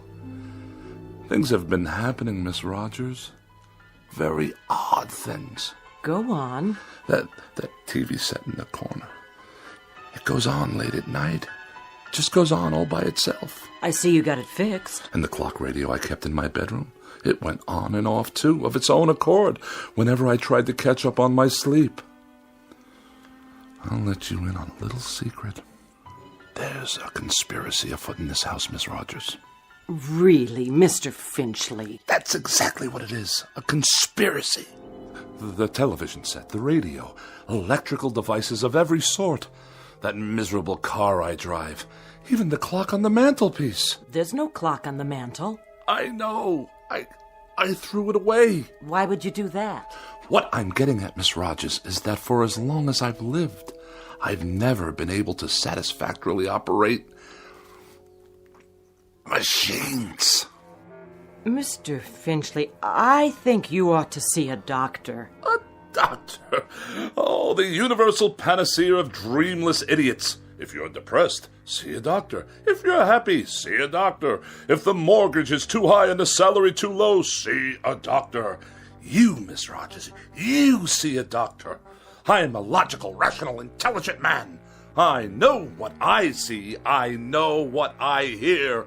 And for the past 3 months, I've been sharing this house with a collection of wheezy Frankenstein monsters whose whole purpose is to destroy me. Now, what do you think of that? I think you're terribly ill. I think you need medical attention. You obviously haven't heard a word I've said. I think you've got a very bad case of nerves from lack of sleep. By no choice of my own, I assure you. And I think that way down deep, you yourself realize that these things are nothing more than delusions. Now I know what you really think of me. That I'm to be pitied. That I'm a poor wretch, not in my right mind, that... Think what you like. Now where are you going? You don't need company, Mr. Finchley. You need analysis. You're no better than a cogwheel robotic machine yourself. You haven't an iota of compassion or sympathy. Mr. Finchley, please, let go of my arm. I'll let you go when I get good and ready to let you go. Mr. Finchley, let's not make an ugly scene here. Now, come on, let me go. Mr. Finchley, let go of me! Get out of here and don't come back! With distinct pleasure and manifest relief. Don't ever come back. I'll send you your check. I will not be intimidated by machines, so it follows that no empty-headed little secretary with a mechanical expression is going to get away with anything either. Mr. Finchley, in this conspiracy you're suffering, this mortal combat between you and the appliances, I hope you get licked. Good riddance! What? More typewriting? Oh, you think you'll turn yourself on any time you feel like it, do you? Let's see what you've written. Get out of here, Finchley. Get out of here, Finchley? Who are you to tell me to get out of my own house? You're a machine, a silly machine, an inanimate object. All right, that's it. This is war. You're not going to intimidate me. Did you hear what I said? You're not going to get away with it, you machines.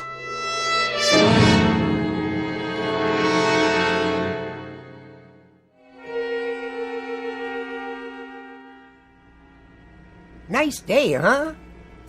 Define your terms. I was only making conversation, Mr. Finchley. Just see to it that this elevator takes me all the way to my destination without a mishap. 19th floor.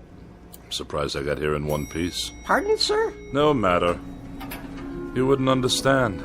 You couldn't, since you choose to collaborate with these infernal contraptions all day long. Yes, sir. Good afternoon, Mr. Finchley. Is it?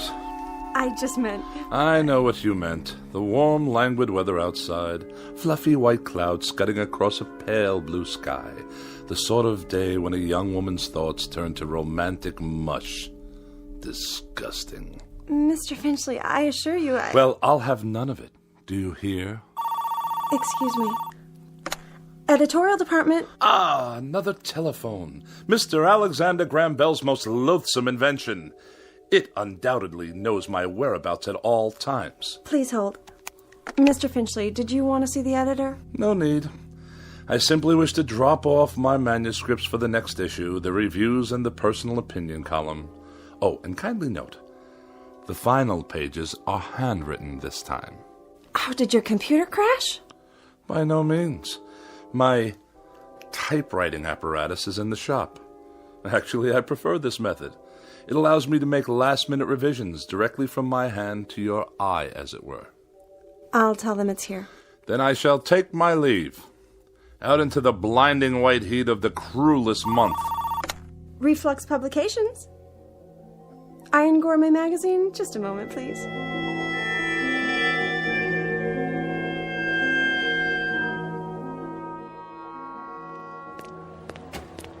You there! Why are you touching my automobile? I'm writing you a citation, sir. For what reason? Overtime parking. What? The meter ran out. That's impossible. You can mail in the fine or pay in person. There's something wrong with the meter. Surely you can see that. I see a red flag. That's a violation. But I deposited the correct coins. Maybe you did. Just not enough, that's all. On the contrary, I've been gone for 13 minutes. I inserted coinage worth exactly 30 minutes. Well, it doesn't look like it. Then the meter's not working properly. Take it easy. You don't want to break city property now, do you? It's already broken. Definitely and absolutely. It runs too fast. Any fool can see that it did not register a full 30 minutes after swallowing my money. If you want to contest it, court hours are 8 to 5, plus night court on Tuesdays and Thursdays. This is a gross miscarriage of justice. I'm just doing my job, mister. Here's your citation. Have a nice day. One more mechanical abomination designed to make my life a living hell.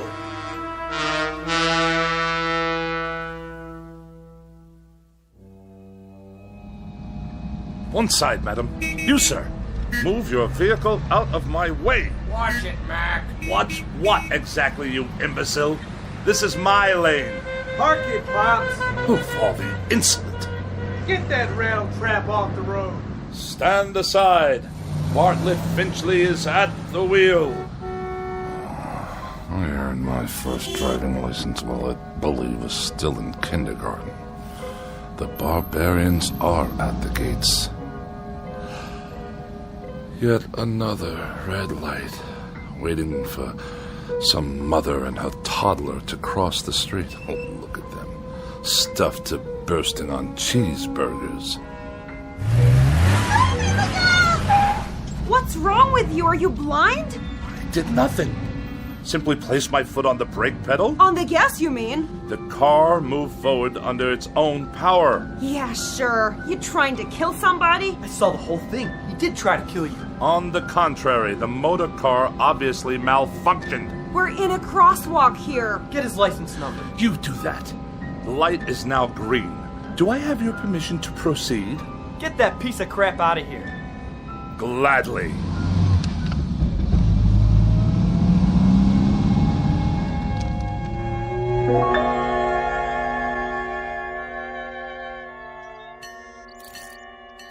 Pardon me, attendant.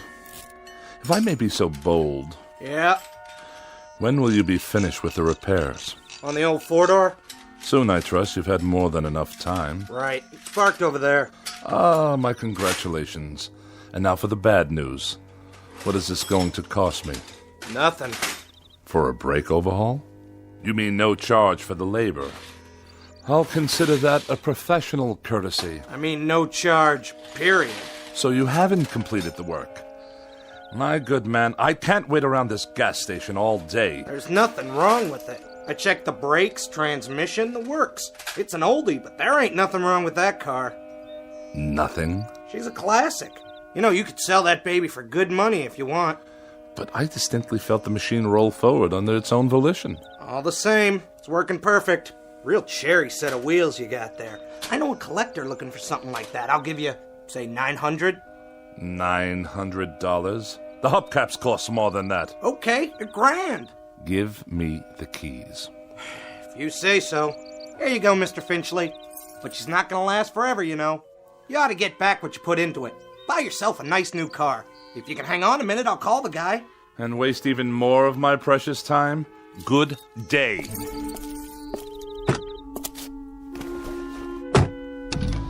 Wait up! Ah, now you deduce what's wrong, as I'm about to drive away. $1,100. Cash on the barrelhead. Go tighten your fan belts or whatever it is you do in this incompetent establishment. Knuckle-dragging dolt. At least I can hear some decent music. Get out of here, Finchley. More abuse. Just go, Finchley. We don't want you here. Pack up and get out. Before it's too late.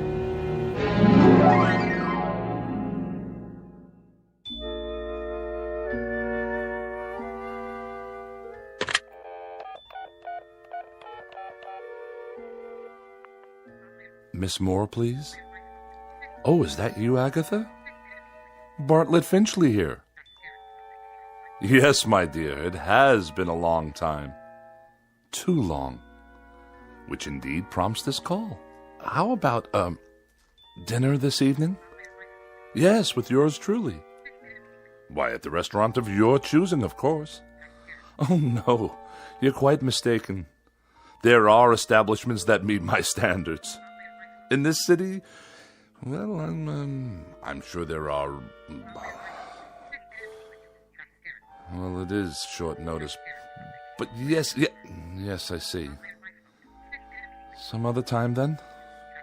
I'll call you again. You have my pledge on it. Not at all. Good evening to you.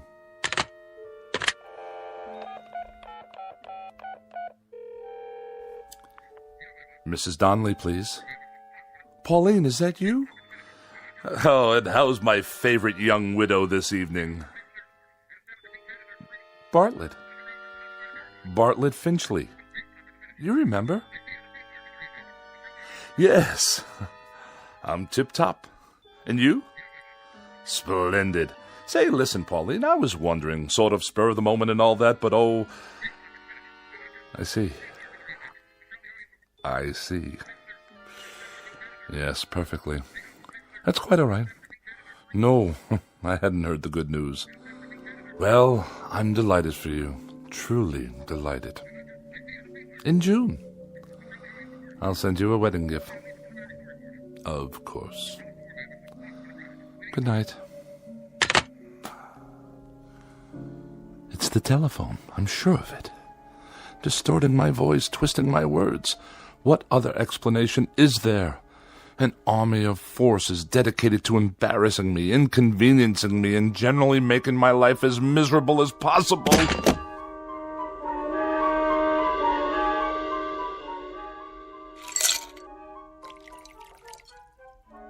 How much longer, may I ask? The phone's all fixed, Mr. Finchley. One in the bedroom, too. So you say? Yeah, she's operating all right now. Had to replace a handset, though. Shouldn't give you any more trouble. I'm deeply indebted.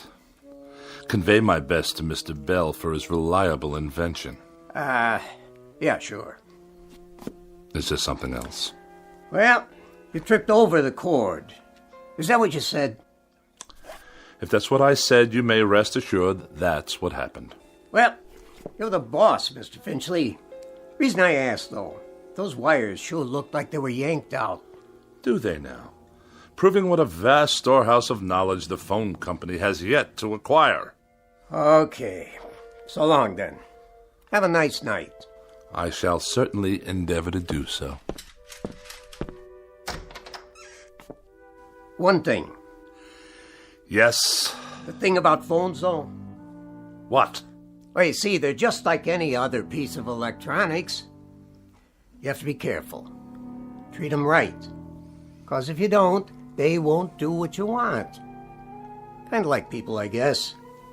Kick them to the curb, and they won't be there when you need them. You get back what you give out. But, well, I figure you know that already, don't you, Mr. Finchley? A smart man like you. Good night. So be it. Another evening alone. Just as well.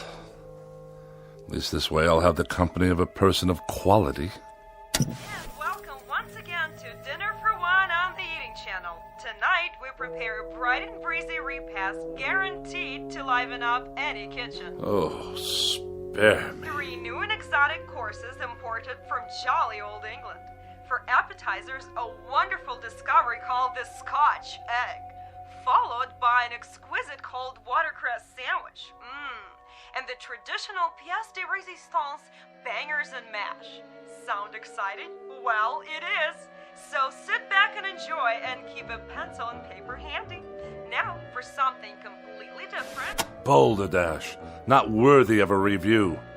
Cretins and half-wits at every turn. Well, who needs you? Who needs any of you?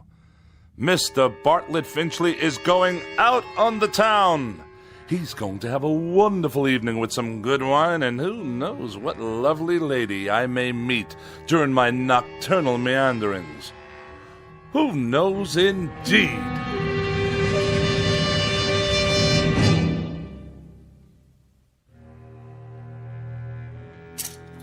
Dinner jacket, white shirt, and the red cravat. No, the blue.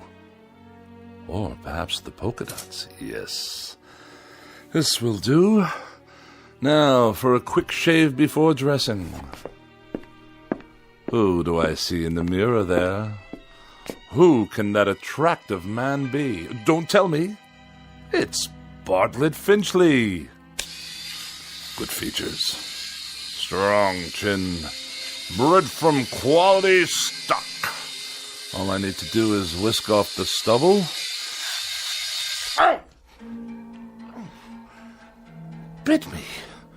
The shaver actually bit me. I'm bleeding. Get away, you filthy bugger. Finchley. Who's there? Finchley. Look in the mirror. What do you really see? Who's speaking?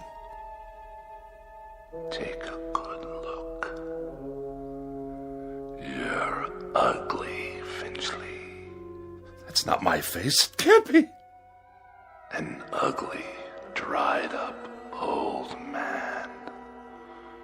Do yourself a favor. Do us all a favor. Use a straight razor. Stop speaking at once. You have no right.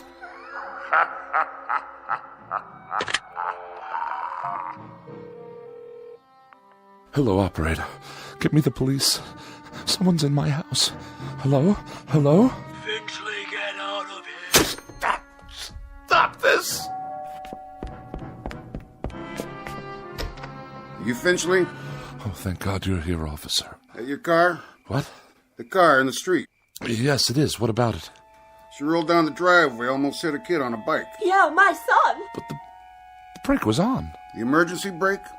You better get it fixed. I just did, this afternoon. Don't you believe him, officer? Car rolled right down the driveway and into the street. You're lucky you didn't hit somebody. Then you'd really be in hot water. Got the keys? They're in the other room. Better get them then. I want to put on some clothes while you're at it. Look at him standing there in his underwear. I have a robe on, madam. Some robe? It's called a dressing gown. And tie it shut. I'll write you up for indecent exposure, too. Oh, yes, of course. All right, fella, you better pull her back in the garage. I'll give you a warning this time. Have those brakes checked first thing in the morning, understand? Perfectly. There is another matter I'd like to discuss with you, officer, now that you're here. And what's all the noise in his house? He's always throwing stuff, yelling at the top of his lungs. That true? No, I fell, that's all. Tripped and fell on the stairs. That why your face is bleeding? Precisely. What's the other matter? Matter? You said you have something to discuss. It's difficult to explain. You wouldn't understand. Evening then, Mr. Finchley. So is he gonna move his car or what? In one moment, madam. For now, you may remain on my property until I return with the keys. At that time, I should like you to be out of my yard. Otherwise, I shall solicit the aid of this gendarme to forcibly eject you. Idiots! I need a drink.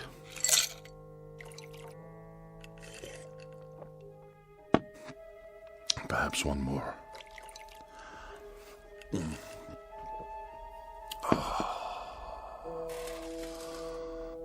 That's better. But if the car can't be trusted, how can I go out this evening? I'm a prisoner in this madhouse. Miss Rogers? Edith? Is that you? Yes, of course. You had second thoughts, and now you've come back. Where are you? But if you're not here, then who's typing? Get out of here, Finchley. Get out of here, Finchley. Is that all you can write, you infernal machine? Who turned you on? Get out of here, Finchley. Get out of here, Finchley. No. You get out of my television set. What's that? The clock. I smashed it this afternoon. Smashed it to smithereens. And you. I destroyed you too. Oh, you won't get me. You won't get me. I won't let you.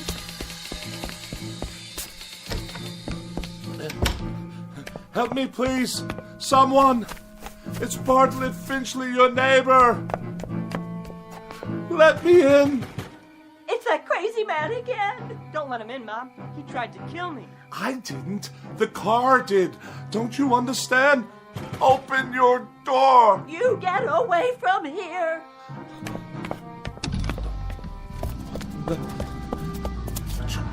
You can't follow me. You're only a car. My car. Stop. There's no one at the wheel. You must stop. I demand it. Back to my house. Then it can't follow me to the house. Locked. Wait. I have the keys after all. It can't get in here. I'm safe now. Safe. Oh, where's the light switch? Burned out. Just as well. I'll hide here in the dark until the car goes away. Yes, that's it.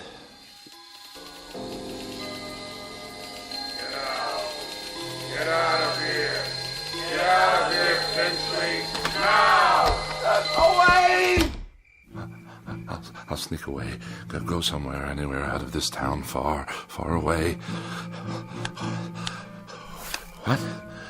Those lights, Lyman. I can't see a thing.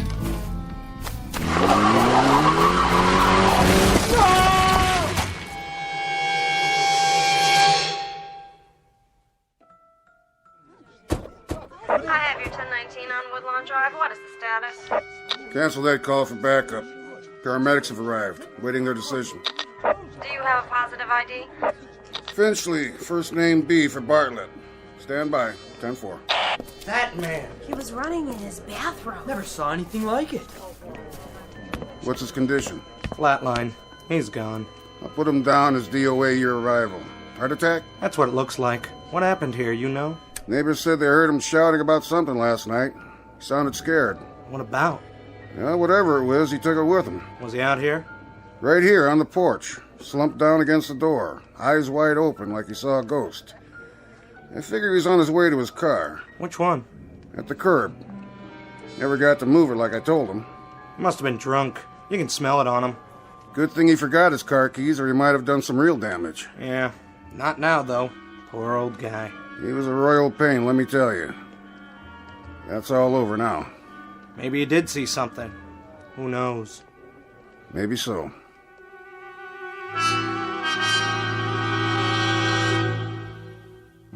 Yes, maybe so. It could just be that Mr. Bartlett Finchley succumbed to a simple heart attack and a set of delusions that were self-generated. It could just be that he was tormented beyond the breaking point by an imagination as sharp as his wit and as pointed as his dislikes. But as reported by those in attendance, this is one explanation that has definitely left the premises with the deceased.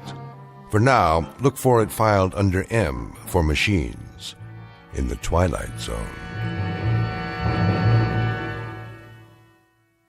More from the Twilight Zone after these words. Hi, this is Carl Amari, producer of the Twilight Zone radio dramas. I'd like to take a moment to tell you about our official website at twilightzoneradio.com, where you'll get the latest news and information on these Twilight Zone radio dramas. Plus, at twilightzoneradio.com, you can digitally download 3 free episodes or any of our episodes for only $1.95 each. In this age of ever-changing technology, we've decided to make these episodes instantly available to you by making the Twilight Zone radio dramas a digital download-only series. This means that this series will no longer be offered on CD. The CD collections at our website are now being offered while supplies last at buy one, get one free. So be sure to get your favorites before they're sold out. Be sure to visit us often, and I'll see you in the zone.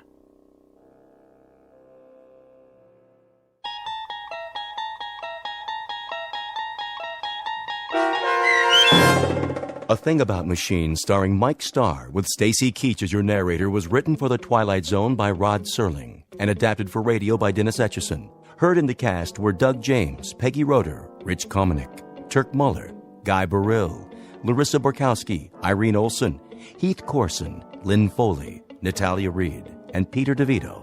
To learn more about the Twilight Zone radio dramas and to obtain audio cassettes and CDs of these programs, visit our website at twilightzoneradio.com. The producers of The Twilight Zone wish to thank CBS Enterprises, Carol Serling, Dennis Etchison, Dick Brescia Associates, Claire Simon Casting, Don Longo, Terry Jennings, the American Forces Radio and Television Service, our sponsors, and our radio affiliates for helping make this series possible. This copyrighted radio series is produced and directed by Carl Amari and Roger Wolski for Falcon Picture Group. Doug James speaking.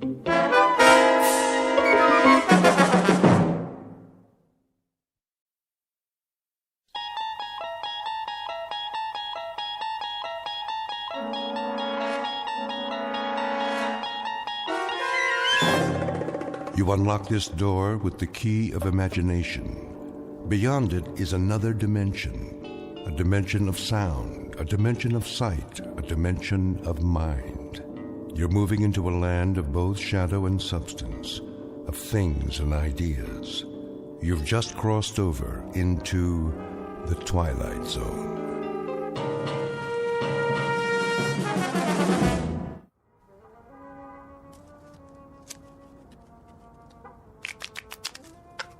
time to feed the kitty. I've been feeding it all night. Yeah, that baby's hungry. Let's go, boys. You heard the man. Put in 2 chips. 2 times how many hands? The auntie's eating me alive. You got some cards coming. I can feel it. Yeah? That a money-back guarantee? You pay your money, and you take your chances. Dealer antes.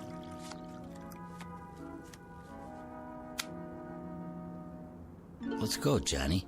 I gotta give it some thought. My stack's getting pretty low. Look at who's sitting this one out. That right, Johnny? I'm thinking.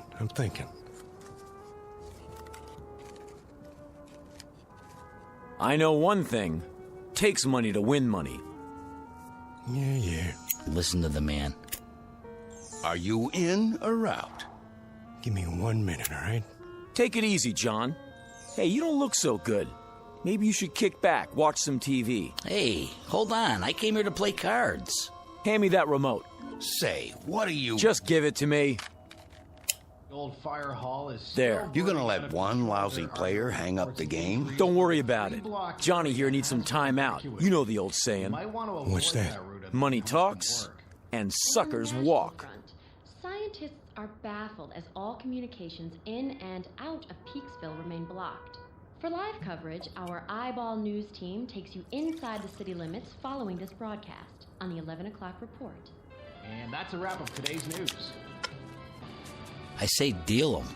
All right, boys, here we go. Down the derby. Okay already. I'm all in. You ain't even looked at your cards. What's the difference? 1 more hand and I'm out. Sure, Johnny, maybe you'll double up. I got a good feeling this time. Me too. I'll see that and I'll raise you. Raise? Everything I got's in the pot. Separate side bet. I fold. Dealer raises again. Call.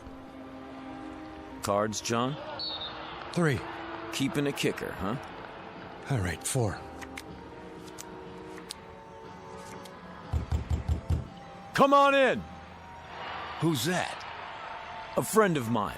Said he'd stop by. Heck of a time for it. It's open! Jody Hallam? Who wants to know? Mr. Hallam, will you come with us? You got a warrant? No, sir, but... Then get out of my room. My associates and I are having a friendly game of cards. This is a federal matter. We have a car waiting downstairs. Oh, good for you. You see any money on this table? Because I sure don't. There's no time to lose, sir. If you'll just come with us. Hey, why the cuffs? Someone wants to see you in Washington. Be seeing you, Jody. I'll just hold on to my chips for now. Let me call my lawyer. No need for that. What's this all about? A matter of national security, sir. You might say a matter of life and death. Excuse me, gentlemen, if you don't mind. We'll just fast forward out of here. Hey, will somebody tell me what this is all about? Winning lottery numbers coming up, but first the news. In world news, the asteroid known as Wanderer continues on a path toward our solar system. But there's no cause for alarm. Scientists say it will miss Earth by several million miles. Repeat, despite rumors, there is no danger. Wanderer poses no threat to our world. And now, here's a handy household hint from our home economist. Portrait of a man who has just been granted a reprieve. Not from a card game, because it's a sure bet he would have won, given his considerable skill as a dealer. No, the 2 men in gray suits have saved him from almost certain deaths. His name? Jody Hallam, a gambler and con man who lives by his wits, and wants above all else to go on living. At the moment, the odds still look good for Mr. Hallam, but he is about to discover that the laws of chance don't always apply in the Twilight Zone. And now, The Twilight Zone and our story, Pattern for Doomsday, starring Henry Rollins, with Stacy Keach as your narrator. And I can tell you that its progress has been closely watched for the past month, as is the case with all unidentified objects sighted in space. May we have the slide, please? Excuse me, General? Yes? The 8th man, he's here. Showman. Yes, sir. Has he been briefed? Just the basics on the way over. I'll handle it from here. Mr. Hallam, have a seat at the end of the table. Well, aren't you going to introduce me to everybody? After the presentation, General Sinclair has the floor. Sit, please. Okay. Now then, slide please. This is a routine photo from the 200-inch Hale telescope on Mount Palomar. Must be some camera. Shh. I don't see anything. Let me use the pointer. That short white line in the star field is the first picture we have of Wanderer. May I ask a question? Dr. Conrad, is it? Yes. When exactly was this taken? A little over a month ago. October 3rd, to be exact. I see. Next slide. This photograph, taken only 3 weeks ago, indicates that Wanderer is indeed headed for our solar system. Next slide. And this shot conclusively establishes what astronomers feared, that Wanderer is on a collision course with Earth. What?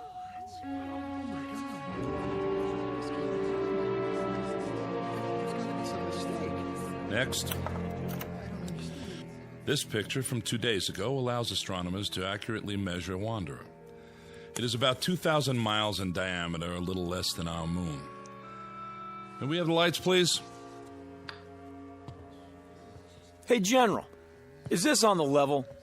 I wish I could report otherwise. The fact is, the time of collision is now 53 hours and 40 minutes. Couldn't we blast it with an H-bomb or something? I saw that in a movie one time.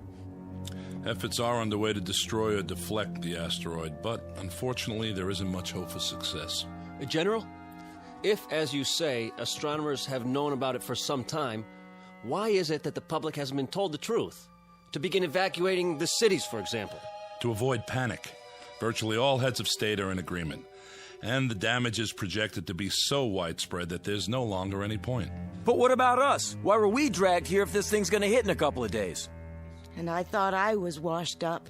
Now I find out the whole world's done for. What do you expect us to do, General? Most of us are ordinary citizens. Mr. President. Please remain seated. Have you finished your briefing? I have, sir. I wanted to meet you all personally.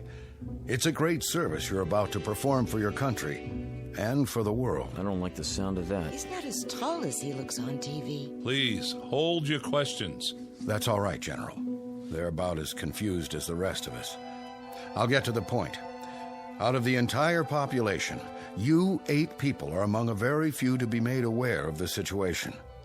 Let me tell you why. I can handle that part if you like, Mr. President. No, they deserve to hear it from me. I'm the one who signed the order.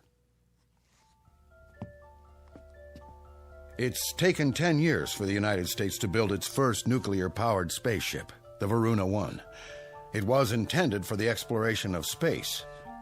That ship now stands on a launching pad in New Mexico, ready for its first and last mission, that of transporting human life to a new planet, to grow and multiply. To put it simply, you have been selected to represent the future of the human race. And we're really in trouble. You can say that again. Is he serious? That's crazy. Why us? Know that in you rests the heritage of all humanity. Our prayers go with you. Good luck and Godspeed. We're really grateful. Thank you, sir. Are you the psychologist? Dr. Russell Conrad, Denver, Colorado. I'd like to shake all of your hands. Francie Blaze, Los Angeles. I entertain. Pleased to meet you. Jody Howland, Mr. President. I'm from Chicago. I guess you could say I'm a speculator. I see. Regina Walsh, Kansas City, Missouri. I'm a singer. Or I was. Is that right? Dee Clark, Spokane, Washington, bacteriologist. How do you do? Philip Jewell, New York City. Mr. President, I'm not sure I approve of all this. I don't understand... You're Dr. Jewell? Yes. I've read several of your books on philosophy. Thank you. But about what's happening here... General Sinclair will fill you in on the details, Doctor. Lily Wong, San Francisco. I am an artist. Hello. Harvey Winterroth, Traverse City, Michigan, and just an auto mechanic. Don't say that. You all have very valuable skills, chosen to complement each other. Believe me, the hopes and aspirations of the world go with each and every one of you. Try to bear that in mind. And now, goodbye, and good luck. Thank you for taking the time, sir.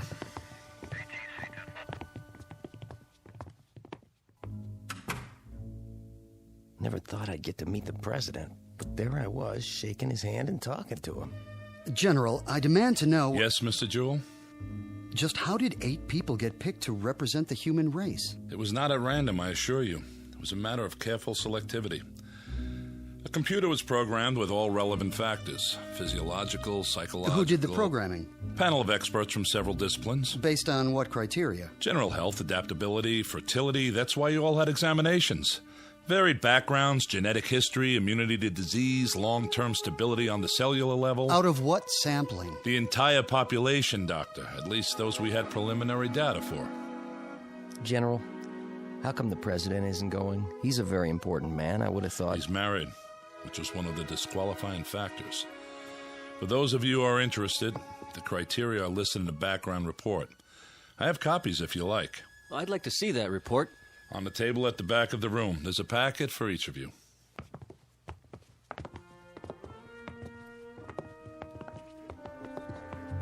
Look at me. What a mess. I better fix my face. You look fine. Don't kid me. We're not here because of our looks, that's for sure. Must be because we're in such good shape. Yeah, you're a regular bodybuilder. I'm serious. Other kids got the measles, but not me.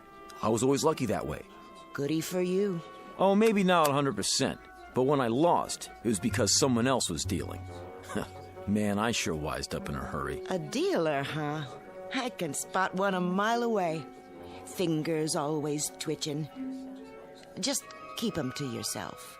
Hey now, baby, I never done anything crooked with these fingers. I know. You just help the cards along. The suckers get greedy, that's all. So they get restless and overplay. Is that my fault? Can I help it if they want to make it all in one night? I ask you, who's the smart one, me or them? You heard what the general said about brains. We'll see how you make out where we're going. Listen, Jody Hallam always makes out. You remember that. Just don't try any magic fingers on me. Ha! Don't flatter yourself. Come on, I want to get the lowdown on this game.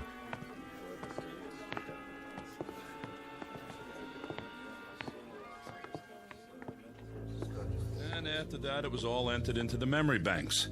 The results were collated and sorted until we had it down to this number. Ah, so we have a machine to blame for being here. Blame? You should be happy the machine picked you. Should I?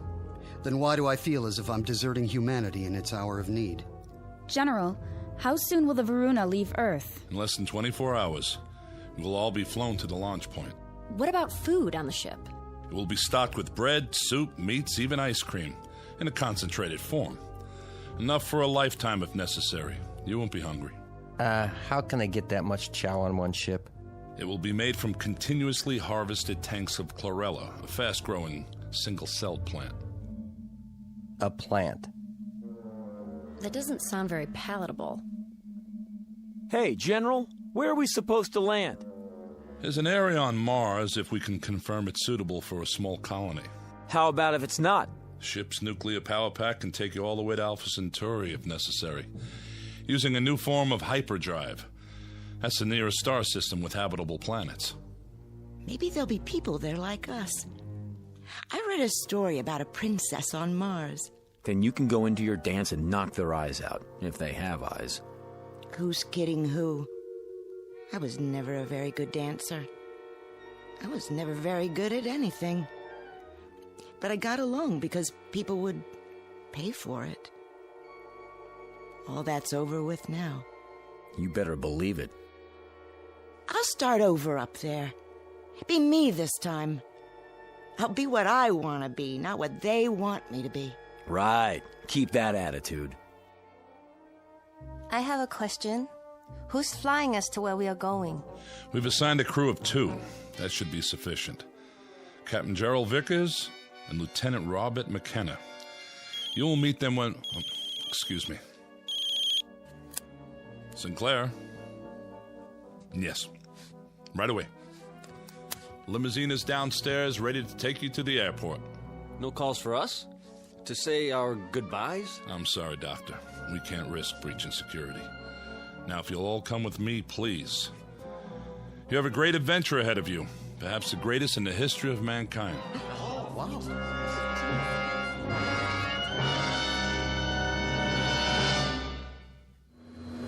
is air traffic control. You're cleared for takeoff. In position. Clear to start.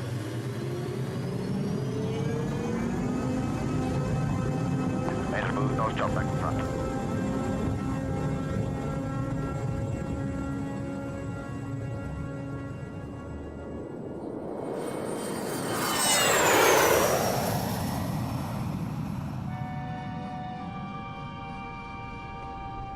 Ladies and gentlemen, although the fasten seatbelt sign has been switched off at this time, I hate that. I really do.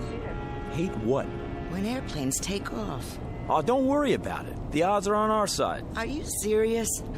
This crate could fall out of the sky at any time. Relax. You got more chance of being hit by a car. Yeah, sure.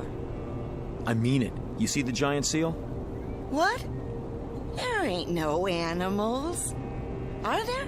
The seal of the United States of America. This is some kind of official plane. They're not going to take any chances.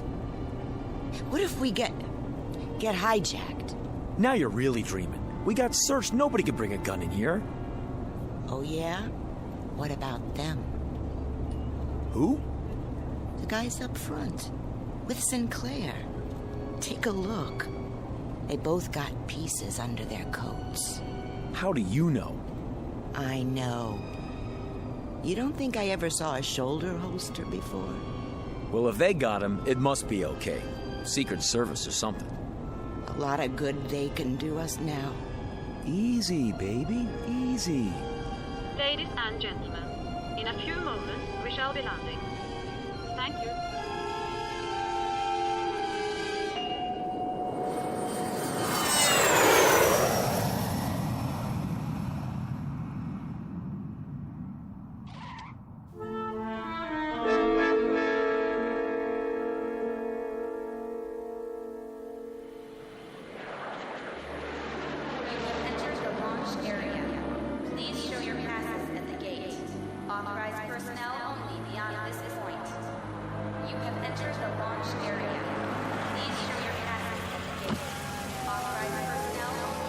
ID, please. General Sinclair and Company to operations. Oh, right, General. Operations is the first building, straight ahead. I know where operations is, son. Yes, sir. Open the gate.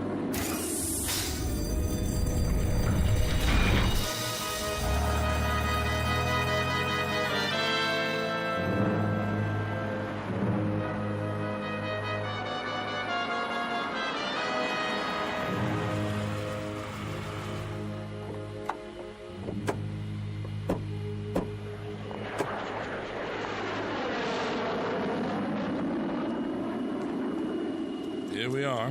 If you'll just follow the walkway to the entrance.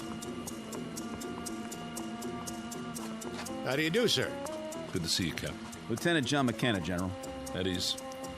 This is your pilot, Captain Gerald Vickers, and Lieutenant McKenna. Mr. Hallam, Miss Walsh. Welcome. Hiya. Captain, huh? Miss Blaze, Dr. Conrad. Hello. Miss Clark, Dr. Jewell, Miss Wong, Mr. Winteroth. Hi. Nice to meet you. You're the pilot? I'll do my best. I sure hope you know what you're doing. Well, there she is. Where? Out in the field. Take a good look. That ship's gonna be home for a long time. It's beautiful. Wow, some design. A little small, isn't it? Not really, Miss Blaze. It's a very efficient design. Just enough room for 8 passengers. 8? Don't you mean... I'll go over the details in a few minutes. For now, they're expecting us inside. If you'll follow me...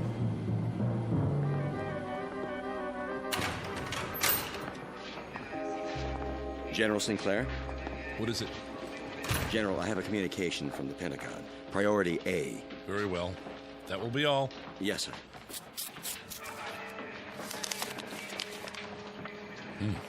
What is it? Don't tell me. The flight's overbooked. You might as well know. The nuclear missiles we sent up from 3 countries to intercept Wanderer have made contact. All detonated on impact. They hit Wanderer? And? Well, don't keep us in suspense. There was no appreciable deviation. The asteroid is still on course. What does that mean in plain English? It means that there's no last great hope for Earth. I would say then that this group is our hope. Captain Vickers. Yes, Doctor. Something you said a moment ago. What was that? Well, you said there was only room for 8 people aboard the ship. That's right. Does that include you and Lieutenant McKenna? I'll answer all your questions at the final briefing. But... This way, please.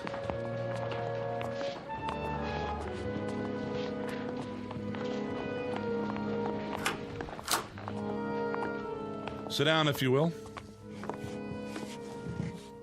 How many more hours do we have? When are you going to feed us? I'm a little queasy myself. In about an hour. We're on a tight schedule. General, I asked a question outside. I think I deserve an answer. We're 8 people. The captain and the lieutenant make 10. But if the ship will only hold 8... I have an announcement in that regard. When this group was organized by presidential order, 2 reserves were included. Who? You mean we're not all going?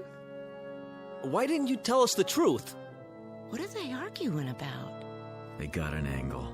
I knew it. There was no way of telling if you were all alive and well, or even if you could be located once the selection was made.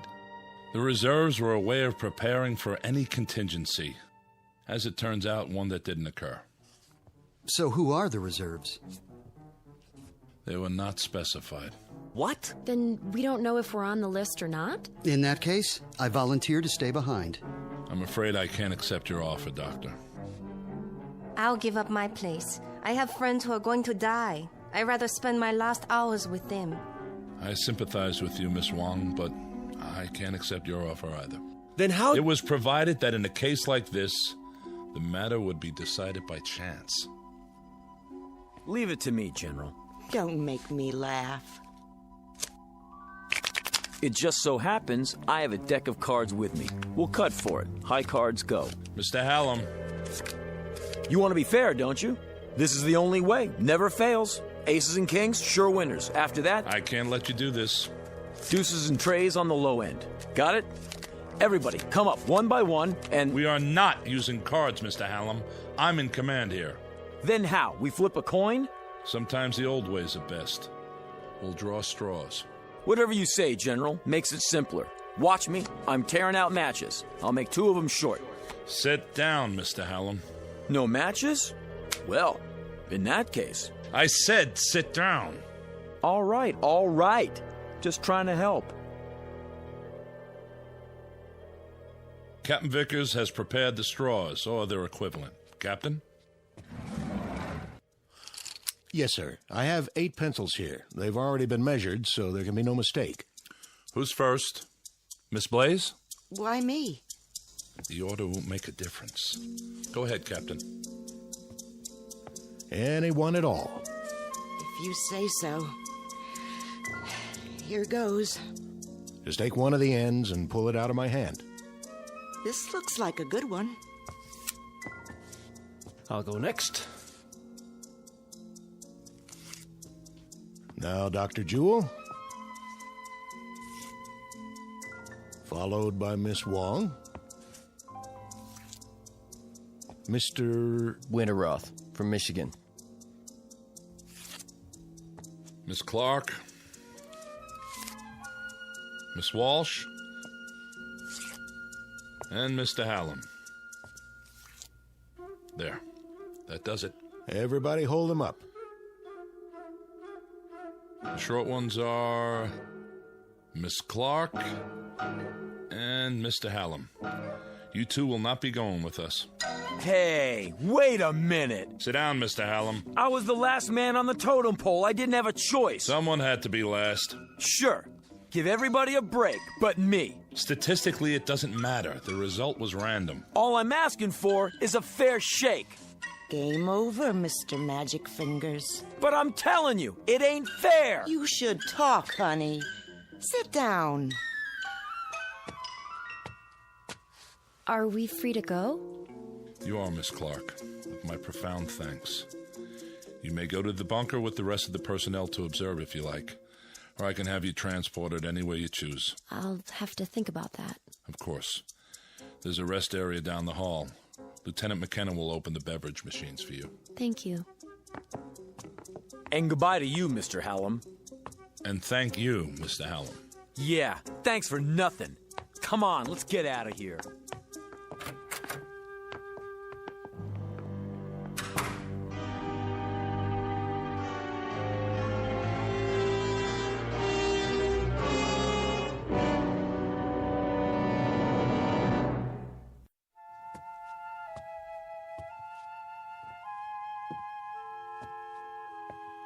Why don't you sit down? You're making me nervous. Yeah. Miss Clark's right. Would you like a cup of coffee? I'd like a shot of scotch if you want to know the truth. Cream and sugar? Black. Do you have family, Lieutenant? Yes, ma'am. I mean, miss. Back in Austin. Oh. Are you going there to be with them? I sure hope so, if there's time. It's a terrible thing, I suppose. The little tragedies. We have time to absorb them. But something like this, it's too vast to comprehend. I know what you mean. Cut the chatter. What is this, a funeral? You might call it that. Well, I tell you one thing. The game isn't over till it's over. You never know what's going to happen at the finish. This isn't a horse race, Mr. Hallam. We'll see about that. Give me the coffee, will you? Of course. Yeah, tastes like mud. If you'd rather have a soft drink. Forget it. Sorry you didn't care for it. Yeah, sure. Where do you come off so high and mighty? Uniform, shine on your shoes. You know something? Underneath, you're just like the rest of us. Scared out of your gourd. I'd better see how the general's coming along. Will you sit down? It won't be much longer. Then you'll be back with your own kind. I don't see why you're so anxious to go home.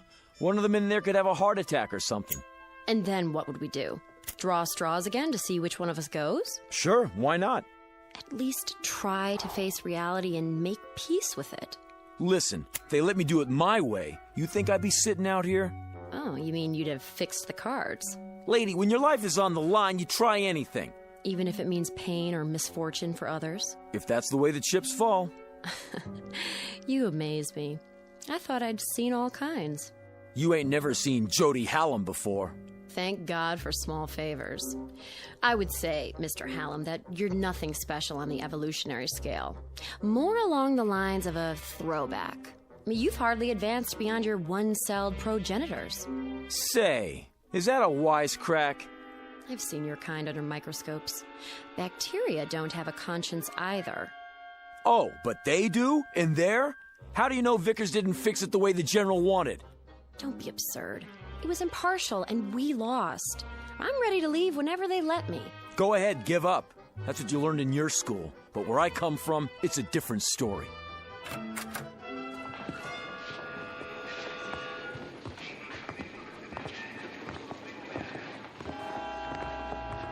General? Yes? General, I'm sorry I blew my stack before, but, well, it's a hard thing to take. It really hit me, you know? Believe me, I understand. Everybody all set? They've had their final instructions. Everything worked out, huh? No hitches? Ladies and gentlemen, you'd better get ready for the pre-launch. Look, do you think it would be all right if I see him to the ship? Wish everybody good luck and everything? I don't see why not. That doesn't sound like you, wishing everybody but yourself good luck. No? Why the change of heart? Can't win them all. You ought to know that. That's not what you told me before. Well, that's what I'm telling you now. Miss Blaze? Yeah? Yes, sir? We're going to the ship now. Follow me. Sure thing.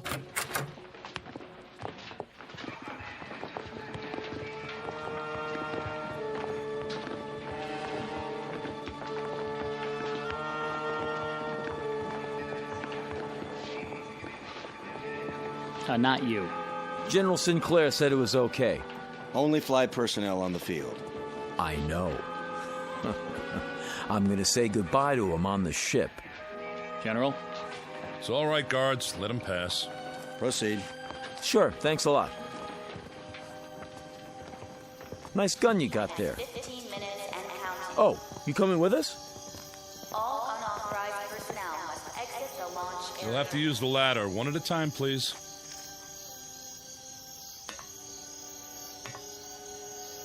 Well, this is it.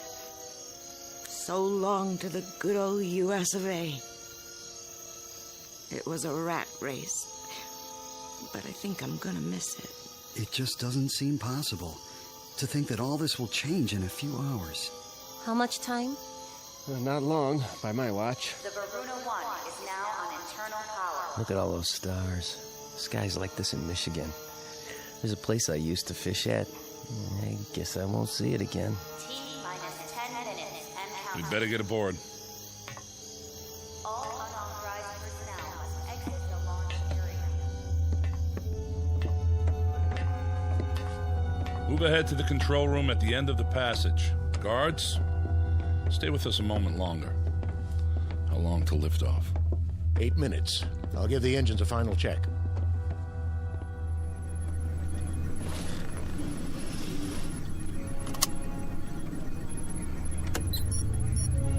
Main thrusters powered up. Retros all clear. Gyro stabilizer charged. I feel like a sardine already. Relax, baby. This is one tin can nobody's gonna open. Aren't you supposed to wave bye-bye now? Let me have your attention.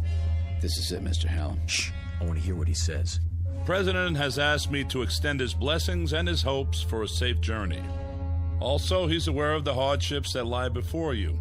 He wants to remind you that in all the years to come, you must not lose sight of your purpose. Guards. There's a digital library. See Mr. Hallam back to the building. Yes, sir. Each of you Come are with the me. seeds In a of minute, I said. It will be your trust to nurture the first generation born off Earth. For upon this, a new civilization will be built, long after we are forgotten. This way. Right. What kind of gun are you packing? 45 automatic, huh? Keep moving. Can I see it? Keep your hands... I just want to look at it. What in the... Back off! Drop it. Not on your life. Watch him. He's got a gun. He's... Ah! Hold it! Now, General, since Dr. Jewell here won't be making the trip, as his reserve, I'm electing myself to take his place. He didn't want to go anyway. Do you think these people would have you after this? No more pretty speeches. You and the guards, make yourselves scarce, and drag the doctor with you. Something wrong with your hearing? General. Touch your holster, flyboy, and you're a dead man, too. Do as he says. That's better. Well, what do you know, honey? Looks like we're gonna get better acquainted after all. What do we call you now? Little Caesar? Just what do you expect to gain by this murder? Life, my friend, in the big blue up there like the rest of you. Oh, I know you're thinking you'll make me pay, but you won't. Not if there's only 8 people left. You're gonna need me. Keep your distance, Buster. Now, Francie, you know better than that. A man gambles, he loses here and there, but the game's not over till the last card's been played. Am I right or am I right? Hey, you! Keep your hands where I can see them! I can't let you do this. Back out of here real slow like. You too, Lieutenant. Are you going to shoot them too? If you do, who will fly the ship? Back out, I said. I'm not going anywhere. Neither am I. Put the gun down. Yeah, sure. There are too many of us. Guards, Mr. Hallam is going to surrender his weapon. Take him into custody. Yes, sir. You're invading my space, flyboy. You're surrounded, mister. Hand it over. Now. Don't make me laugh. If he won't, I'll just have to take it. I warned you. The next one won't miss. Try me for a target, little man. Let go! Drop it. Drop it!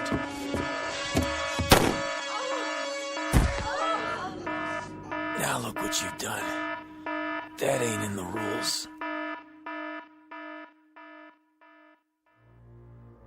Does he have a pulse? No, sir. Dr. Jewell, are you all right? It's just my shoulder. The bullet passed through. Guard, get the medical kit. Right, General. We won't be going anywhere, General. The second shot took out the control panel. Can it be repaired? Not the telemetry system. Then replace the module. There is no replacement. It would take days to assess the damage. He's right, General. Is that true? You mean we can't take off? How can we? What are we going to do? Yeah, what are we gonna do? I wish I knew what to say to you. Damn him! Just because he wasn't going... He was right. What? He always said he was lucky. And maybe he was. Now he won't have to face the odds. What's that? Whatever it is, he's sure in a hurry. General, up here!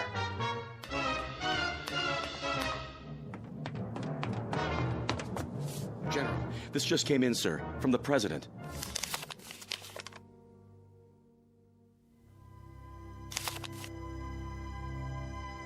I am happy to tell you all that the danger is past. The President informs me that gravitational forces in the solar system have apparently torn Wanderer apart.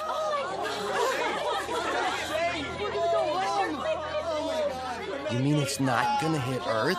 Initial reports are that it is broken up into 5 pieces. Each will miss us by many thousands of miles. Let's get out of here. One at a time, folks.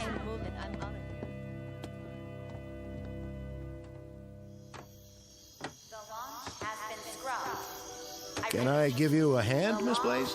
You can give me 2 hands if you want. A big, brave captain like you. Call me Francine.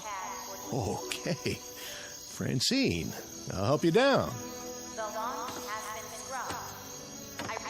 What about him, Mr. Big-Time Gambler? There'll be an ambulance on the way. He doesn't need an ambulance. He needs a hearse. Jody Hallam from Chicago.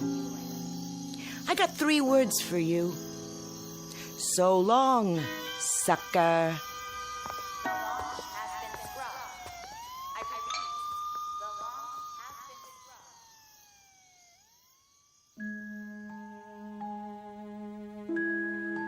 Portrait of a man who lived by his wits and wanted to go on living.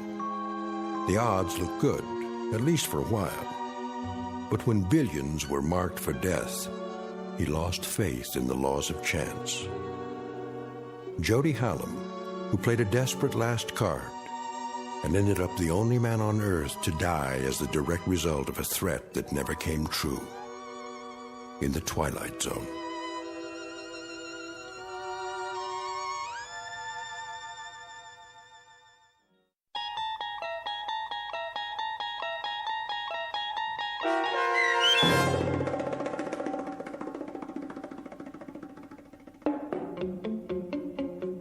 Pattern for Doomsday, starring Henry Rollins with Stacy Keach as your narrator, was adapted for radio by Dennis Etchison and written for The Twilight Zone by Jerry Soule.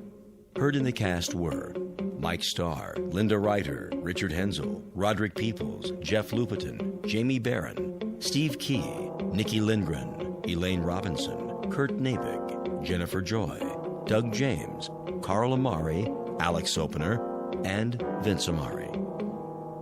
The producers of The Twilight Zone wish to thank CBS Enterprises and the Rod Serling Estate for making this series possible. This copyrighted radio series is produced and directed by Carl Amari for Falcon Picture Group. Sound design and custom Foley effects for The Twilight Zone by Cerny American creatives Bob Benson, Craig Lee, Michael Slaybach, and Matt Sorrow. To learn more about the Twilight Zone radio dramas and to contact us, visit our official website at twilightzoneradio.com. Doug James speaking.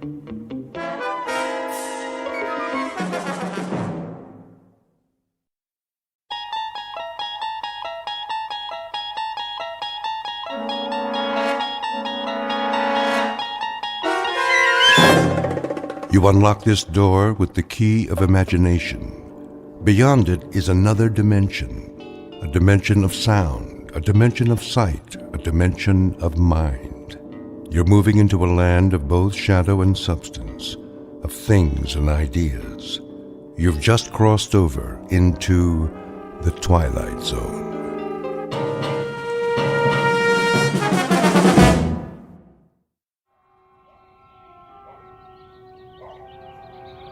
Letitia?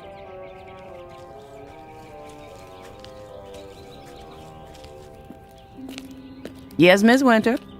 Would you get me my sun hat? Right here. I knew you were going to need it, so I brought it from the house special. Thank you, Letitia. What about my dark glasses? And my sun lotion? Right over there by the wet bar. Get them for me, will you? Yes, ma'am. Can I bring you some iced tea? No, thanks. How about a nice glass of lemonade? A vodka and orange juice would be more like it. Yes, ma'am.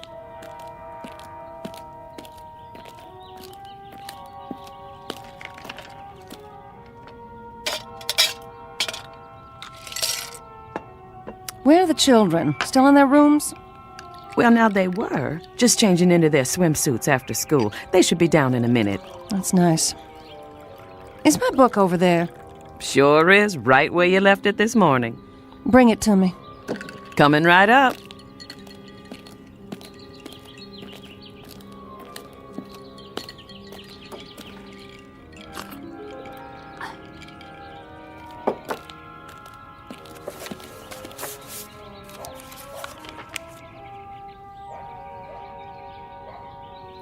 I don't know why I bother to read these things. They don't do one bit of good. I'm okay, you're not. Somebody's making a fortune telling people what they already know. Yes, ma'am.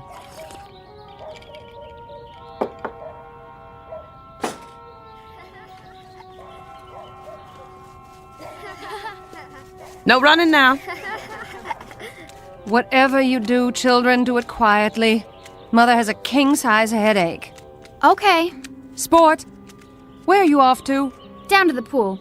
Jeb and me are going swimming. Jeb and I. Don't you two have any homework? Nope. Jeb? Well, just a little, Mama. But we can do it after supper. Promise?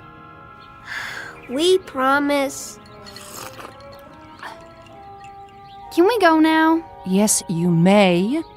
Be careful. Your brother's not as good a swimmer as you. Am too. Come here, young man. Aw, Mom. Kiss your mother hello. All right. That's a good boy. When's Daddy coming home? Don't ask me. That man keeps his own hours. Bye, Mom. Keep an eye on your brother. No diving off the deep end, and no shouting.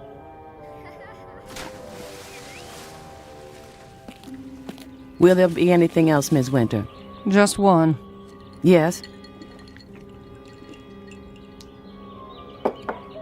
Make me another drink. Yes, ma'am.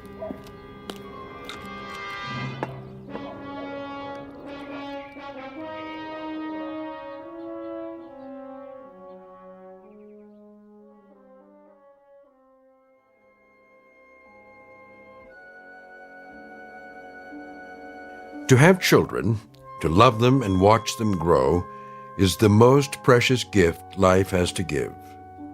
But to have children and not love them is a sad mistake, one that's not easily remedied.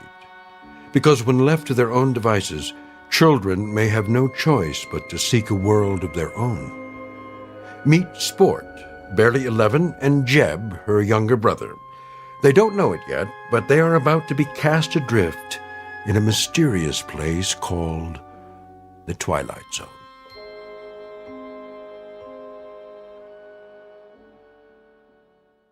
And now, The Twilight Zone and our story, Bewitching Pool, starring Karen Black with Stacy Keach as your narrator.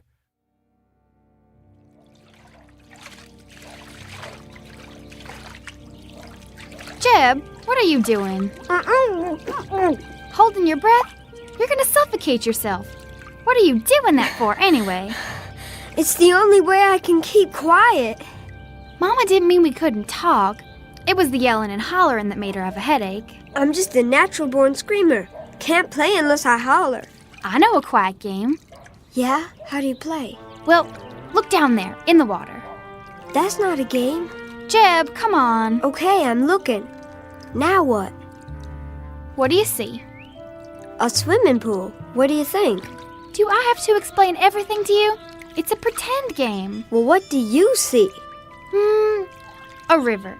You and me floating on a raft, just like Tom Sawyer. No!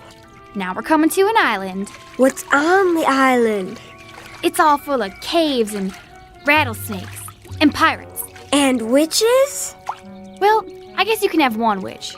Just one. A fat one! Who ever heard of a fat witch? I don't like skinny ones. They're scary. They don't make fat ones. It's my witch. I can make her fat if I want to. It's my game. You loud-mouthed kids! Pipe down over there! I better shut up. Mama will get mad at me. No, she won't. She loves you. Then why does she yell like that?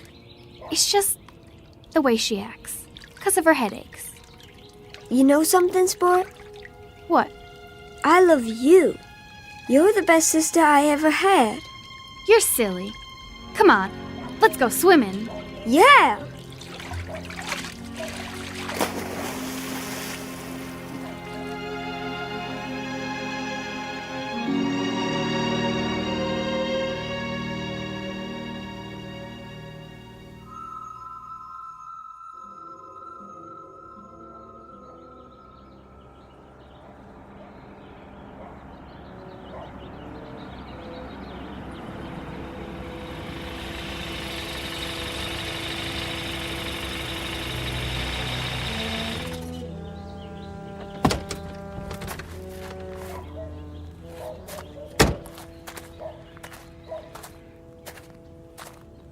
You're home early. What? I said, you're home early, darling. Where are the kids? In the pool. Who's watching them? Nobody. Is that right? Sport's an excellent swimmer. They don't go in the deep end. What were you doing in town today? Oh, now I'm being followed. I saw your car in the parking lot next to the TV station. I had an interview. Anything wrong with that? An interview? For what? I'm tired of my talent going to waste. Your talent? Show me one high-fashion model who can hold a candle to me. Is that what you are this week? A high-fashion model? Seems to me last week you were an artist. If they call me, I'm taking the job. You'll see. You've got a job right here, taking care of the two kids. Then what's the maid for, sugar? What are you for, Gloria?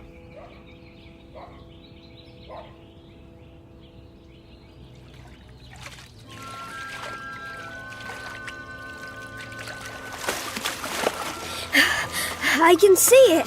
Can you? Yeah. In the yard is a big old swing made out of a tire. You're good. Then what happens? Well, the little boy gets tired of swinging and goes in the kitchen. It smells like chocolate cake. There's a lady there. She picks up the little boy and hugs him. The little boy feels happy. The lady gives him a piece of cake and... You might as well know here and now I'm fed up with the whole mess. What mess are you referring to? I'm referring to the fact that I'm tired of footing a bill for your every little whim. Art school, modeling, dance lessons, guitar lessons, acting lessons. You've got time for anything and everything except being a mother. There's old Tom Sawyer again. He's in the cave trying to rescue Becky Thatcher from Injun Joe. See, Jeb?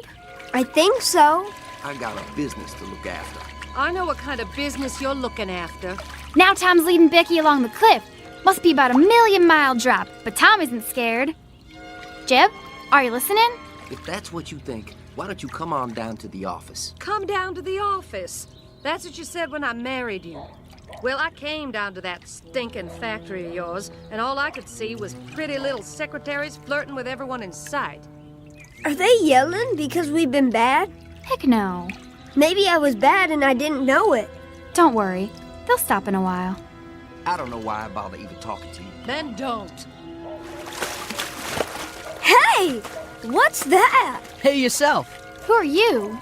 Want to have some fun? Where'd you come from? Yeah, how'd you get in our pool? Never mind that. Just dive down. Come on.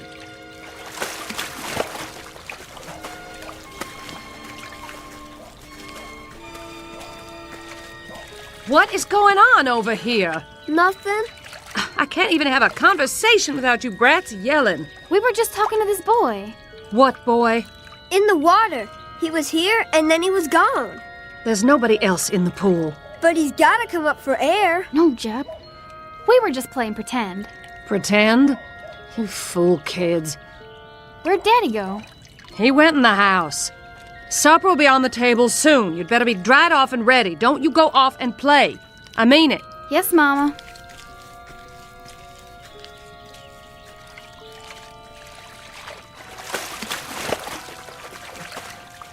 What's the matter with you guys? You coming or not?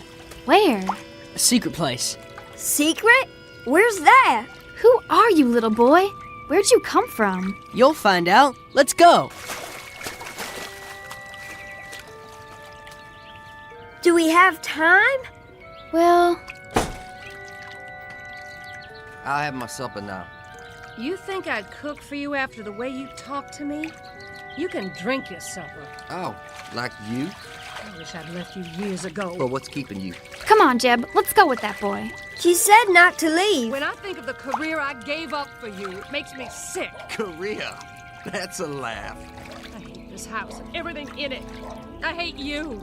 They don't care what we do. What if they hurt each other? I'm older than you, and you have to do what I say. Now follow me.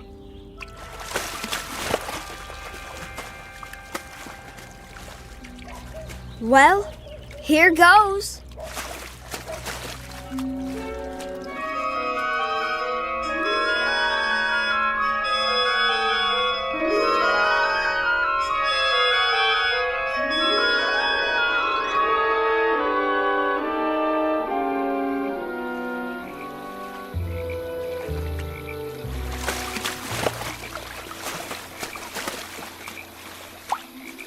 There he is, sitting on a rock.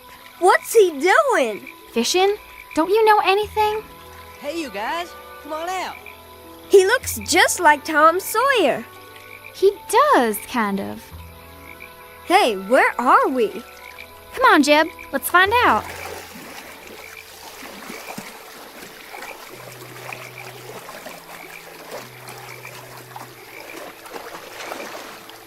Grab my hand. There you go. Here, take these. One for each of you. Where'd you get these big old towels? Aunt T sent them along just in case. We weren't sure if you were coming or not. Aunt T? Dry yourself off, Jeb. Where are we? Aunt T's, of course. Where's that? A secret place. We sure got here funny. Just dived in our pool and came out here. Want to see a minnow? What's a minnow? A fish. Sure. I keep it in a jar over here. Where'd you get it? I caught it. You can catch all kinds of fish here. At least always when no one's swimming. Can I catch one? You don't know how. How do you know I don't know how? I saw where you live. Went to fishing hole for miles. I do too know how to fish. Don't die, sport. Boy, I want to know something. Don't call me boy. I got a name. What is it then? I told you. Wit. Wit who? Just Wit. I used to have a last name before I came to live with Aunt T, but I forgot it. What were you doing in our pool? Just looking. How'd you get there? How did you get here? I can't figure that out yet. I'm studying about it. Can I catch a fish, please, sport? We gotta find our way home. Aunt T will be mighty disappointed. Better stop in and say howdy. Well, I got no time to go around saying howdy to people. Sport, I'm cold. Yeah, the sun's going down. We can't be far from home. We'll get back there somehow. Sport, how did we get here? Well, the way I figure it, there's a hole in the bottom of our pool that nobody knows about. Maybe we got caught in the tide. That's a good one. Don't you laugh at my brother. I will if I want to. And don't you laugh at me either. You're just a girl. I'll chew you up and spit you out in little pieces, boy. Ha, let's see you. All right, then. You better put your hands up, boy, because I'm going to sock you right in the jaw. Ha, can't catch me. Just you watch.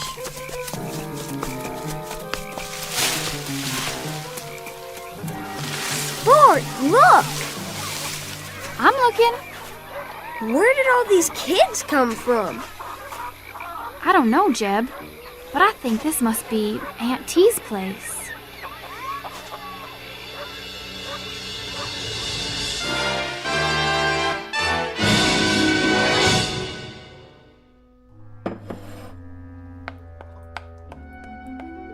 There. Lots of frosting. And a fine cake, if I do say so. Aunt T! Aunt T! Why, whatever's the matter with it? She's gonna beat me up, Aunt T. I sure am, boy. She'll do it, too. Will you really, child? I aim to. Yes, ma'am. Very well.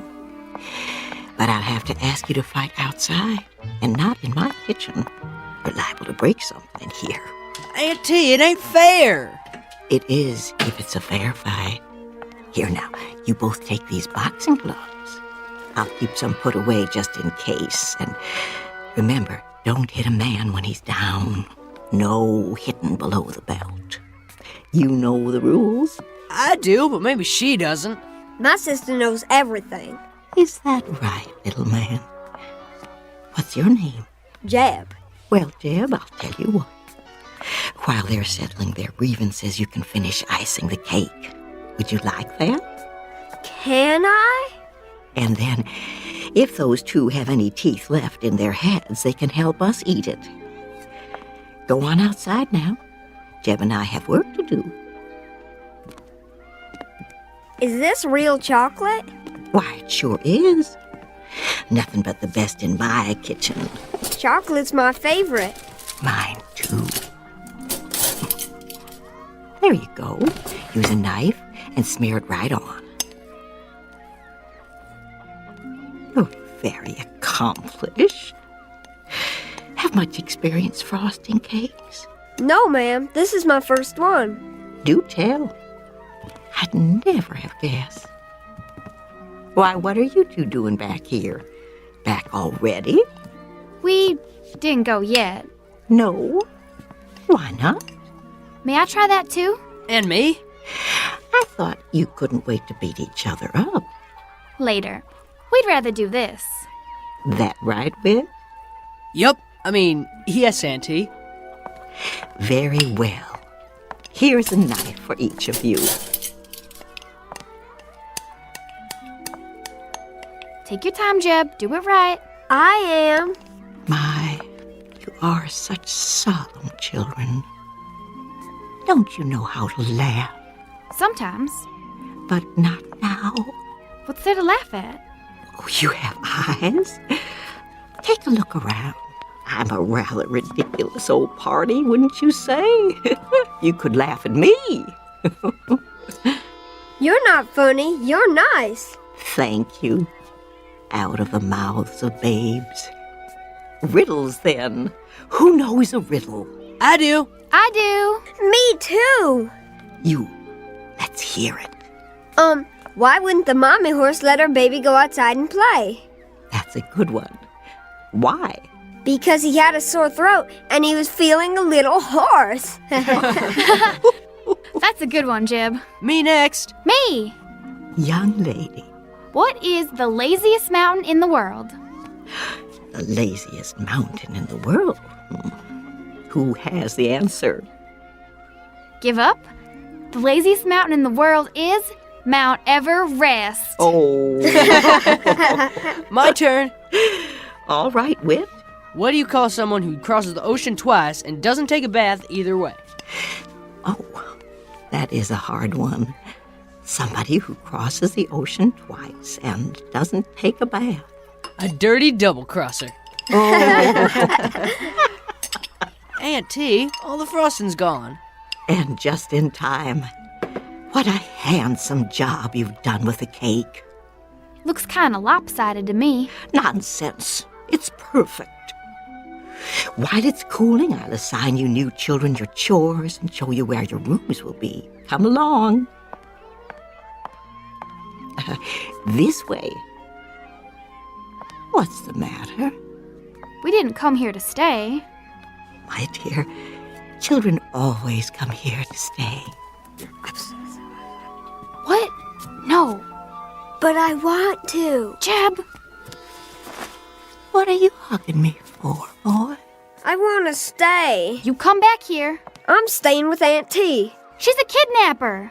Oh, no, my dear. Mind you, I've seen children I would have stolen if I could. What for? To get them away from unworthy parents. But I've always resisted the temptation. Then why are all these kids here? Because their families didn't deserve them. All they wanted was to be loved, so they could grow up right and get out on their own. But some moms and dads didn't realize what they had. Somebody needed to give these little ones a chance. How about me?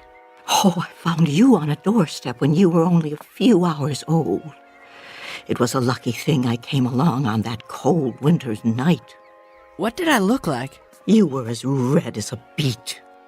From crying, you know. But you were so cold.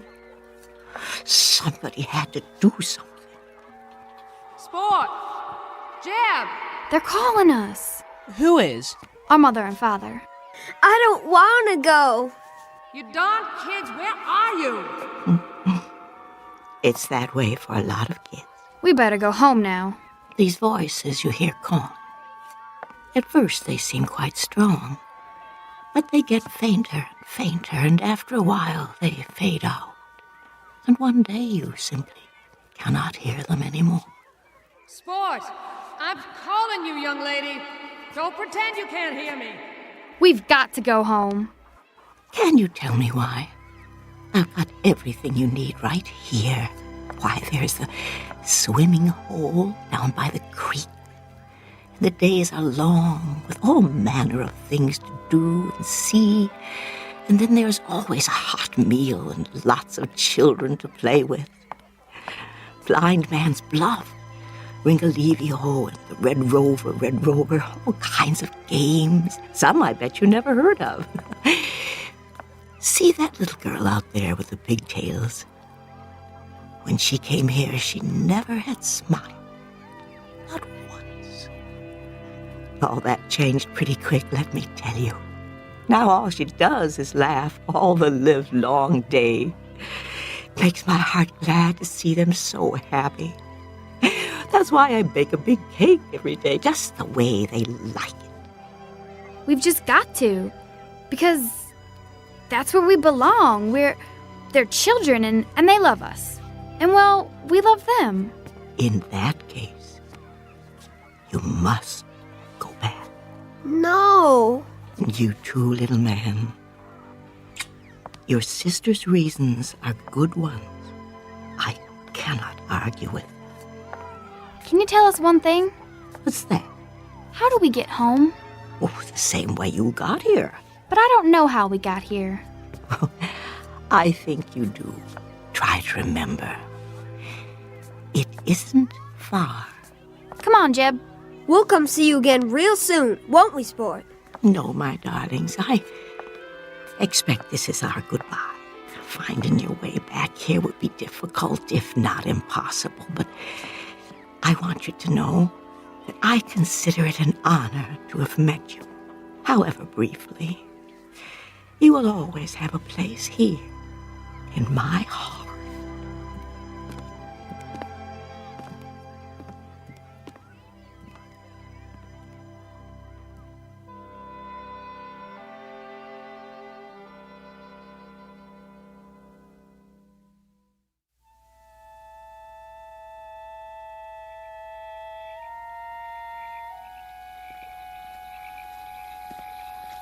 Here's where he came out of the water. It's a good place to dive.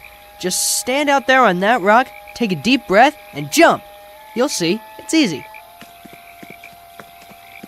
Stand next to me, Jeb. Do we have to? I'm your big sister. You have to do what I say. Bye, Wit. Bye, little Jeb. You mind your sister now. Wit? Yeah? I just wanted to tell you, I wasn't really gonna beat you up. I was just talking.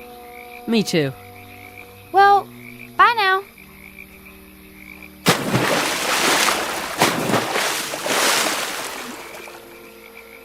Bye, sport. Don't let the bugs bite.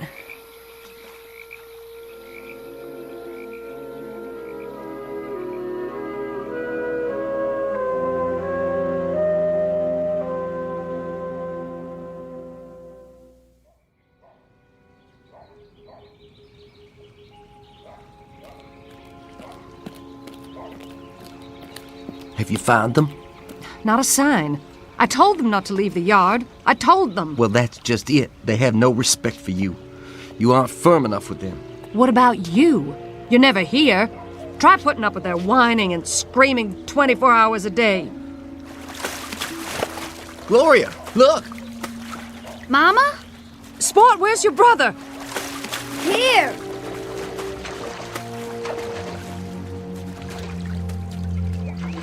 Where have you two been? We've been calling you for an hour. In the pool. You're lying. I looked in the pool. We really were, Daddy. And we came up on the other side, and we helped make a cake with Aunt T. What's he talking about? And Wit caught a fish. He's not making things up, Daddy, honest. He's lying to cover up whatever devilment the two of you have been into. Jeb, come here. But it's true, Daddy. Come here, I said. Look at me. I want the truth out of you. No more lies. You understand?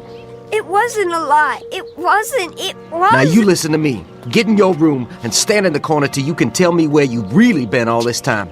Do I make myself clear? Yes, Daddy. He understands now. It was a game, Daddy, that's all. Just a game. We were pretending. There isn't any Aunt T. I should hope not, but I want to hear it from him. Do as your father says. Go to your room. And forget about any dinner tonight. You've missed it. Both of you.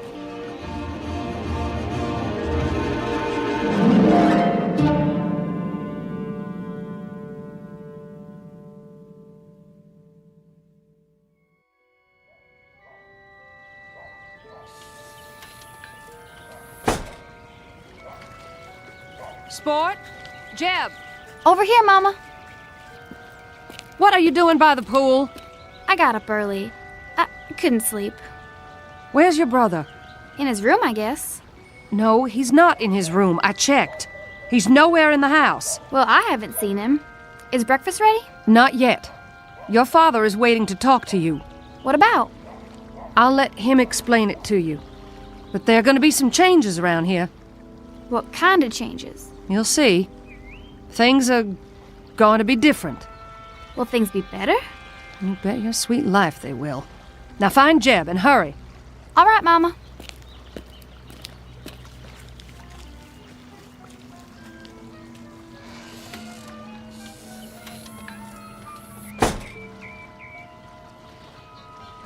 Here goes.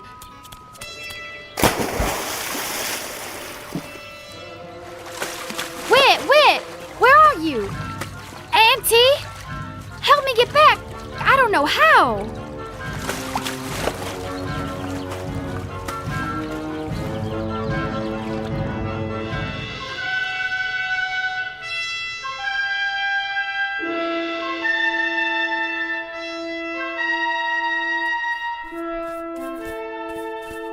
Aunt T, Yes, Jeb? what are you making that quilt for? Because we need quilts. Lots and lots of them. To keep the children warm and snug at night. Don't you know anything?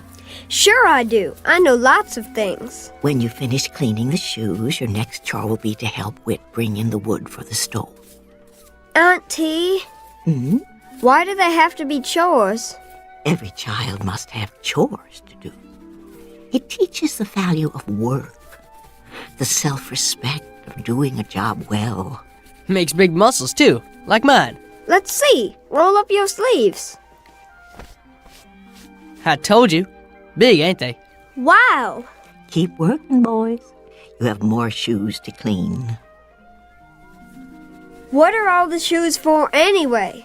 They're for the children too, of course. Think of it, you and your sister didn't have any shoes at all when you came here yesterday.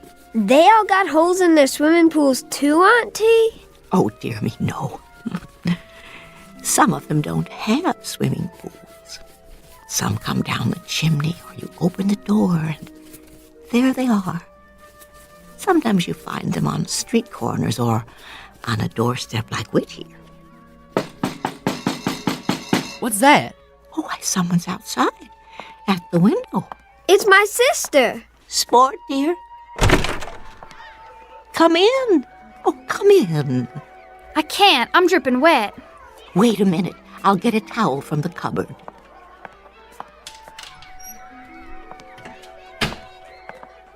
Here you are, my dear. Thanks. I told you she'd come. I'm surprised that either of you made it. It's very rare for anyone to find the way here a second time. I'm sorry to bother you, ma'am. You're not bothering me in the least. As a matter of fact, I'm delighted to have someone here who can help me with the quilting. You do so. No, ma'am. Oh, well, you'll be surprised at how quickly you'll learn. I can't stay. Oh? I only came to get Jeb. I ain't going. It'll be different at home now. Mama told me. Told you what? They aren't going to yell at each other anymore. Is that all? We're going to take trips together. Where? Oh, everywhere. Disneyland and Ohio and Australia and the North Pole. Anywhere we want to go. I don't want to go to those places. Jeb Sherwood, are you coming, or do you want me to throw you over my shoulder like a sack of potatoes and carry you home? Have things changed where you live? Yes, ma'am. Everything's going to be better now. In what way? They're going to love us. Really? Mama told me, and she wants to tell Jeb too. You know, Jeb, it would look quite undignified if she threw you over her shoulder like a sack of potatoes. Don't you think so? If I were you, I would go willingly. I'm staying.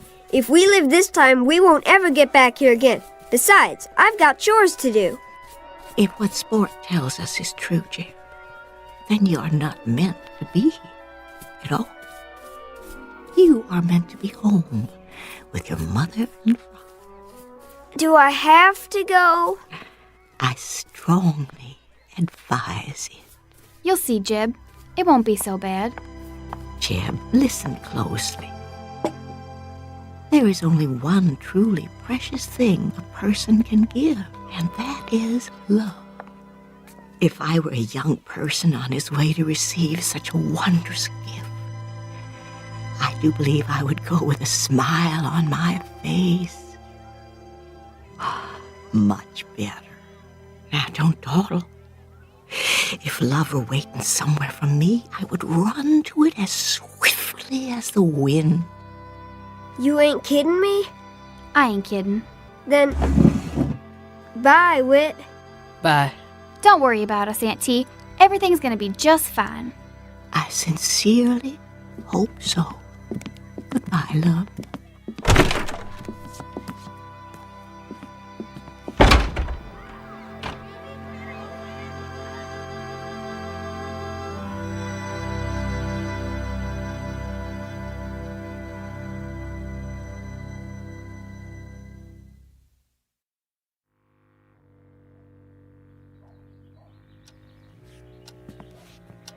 Maybe we should wait till tonight. No. You said you'd talk to them. Let's get it over with. I've got a half-dozen people waiting for me at the office. For once. Just once. Would you mind putting your family ahead of your work? I'm not the one, it's you. Lower your voice. Here they are now. Sorry. You're wet. I sent you to find your brother, not to play in the pool. That's where he was, in the pool. Do you know what happens to children who tell lies? We go to hell and get burned up. Well, you're here now. Sit down. Your father has some good news to tell you. Sport already told me. We're all gonna be happy again and go on trips and... I can't do this, Gloria. You tell them. Very well. Your father and I are getting a divorce. If you don't know what that is, it means he's going to live in one place and I'm going to live in another. Where? As far apart as we can get. But... What we want to know is, do you kids want to live with me, or do you want to live with her? I suppose we could split you up if you'd prefer. No, I want to be with Sport. It's up to you. Make up your own minds. We want it the way it was. Well, you can forget it. I'm into that. We'll be good. This time we really will. We won't fight or cry or make noise. We'll be so good. Won't we, Jeb? What are you talking about? It's all our fault. You hate each other because of us. Oh, that's not true. I'll tell you one thing. We wouldn't have stuck it out this long if it hadn't been for you two. You might show a little consideration. I don't have to stay with either of you. Me neither. Come back here. We're not through with you. Hurry, before they catch us. I can hold my breath a real long time. I've been practicing. I know you can. Get ready. On your mark. What do you think you're doing? Stop them.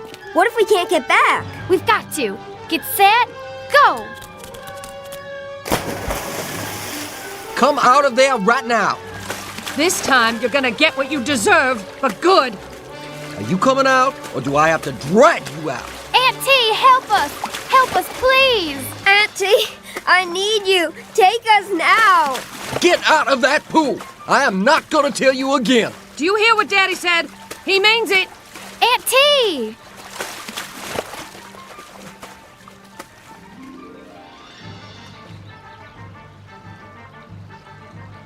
Gil, they're staying down there a long time. I know. Do something. They're drowning. All right. Don't let them drown. Don't let them drown. They're not down there. But they've got to be. It's broad daylight. They can't just disappear. Where could they go?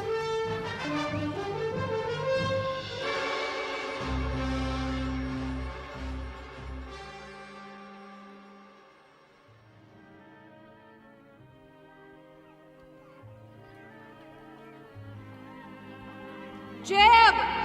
Sport! What is it, Sport?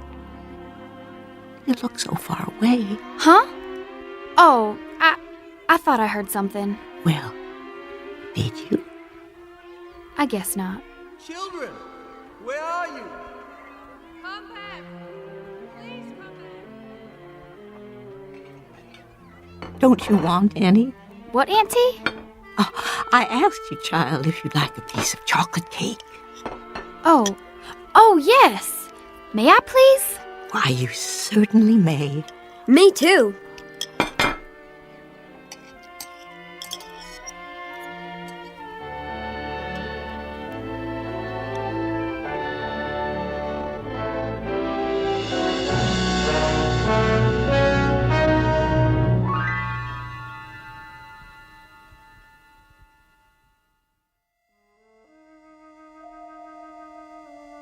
The end of an odyssey for two children who were cast adrift for a time. They took a chance searching for love and finally found it in the Twilight Zone.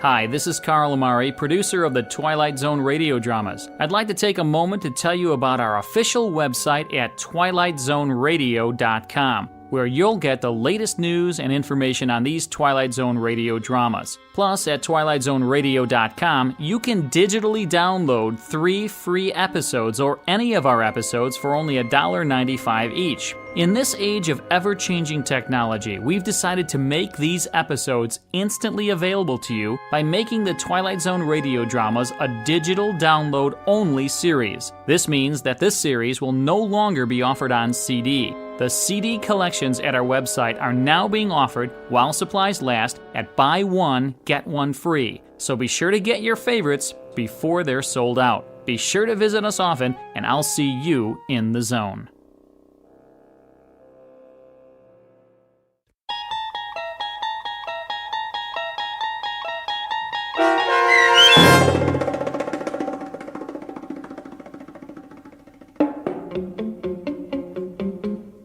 Bewitching Pool, starring Karen Black with Stacy Keach as your narrator, was adapted for radio by Dennis Etchison and written for The Twilight Zone by Earl Hamner Jr.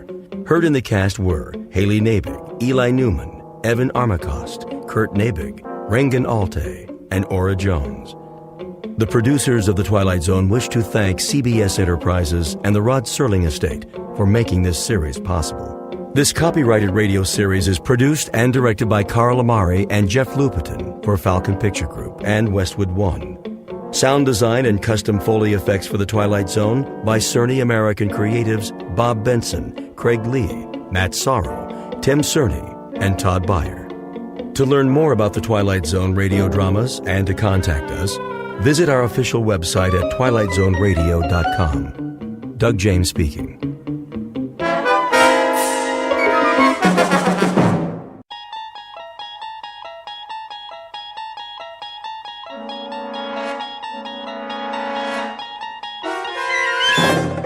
You're traveling through another dimension. A dimension not only of sight and sound, but of mind. A journey into a wondrous land whose boundaries are those of imagination. Your next stop, the Twilight Zone.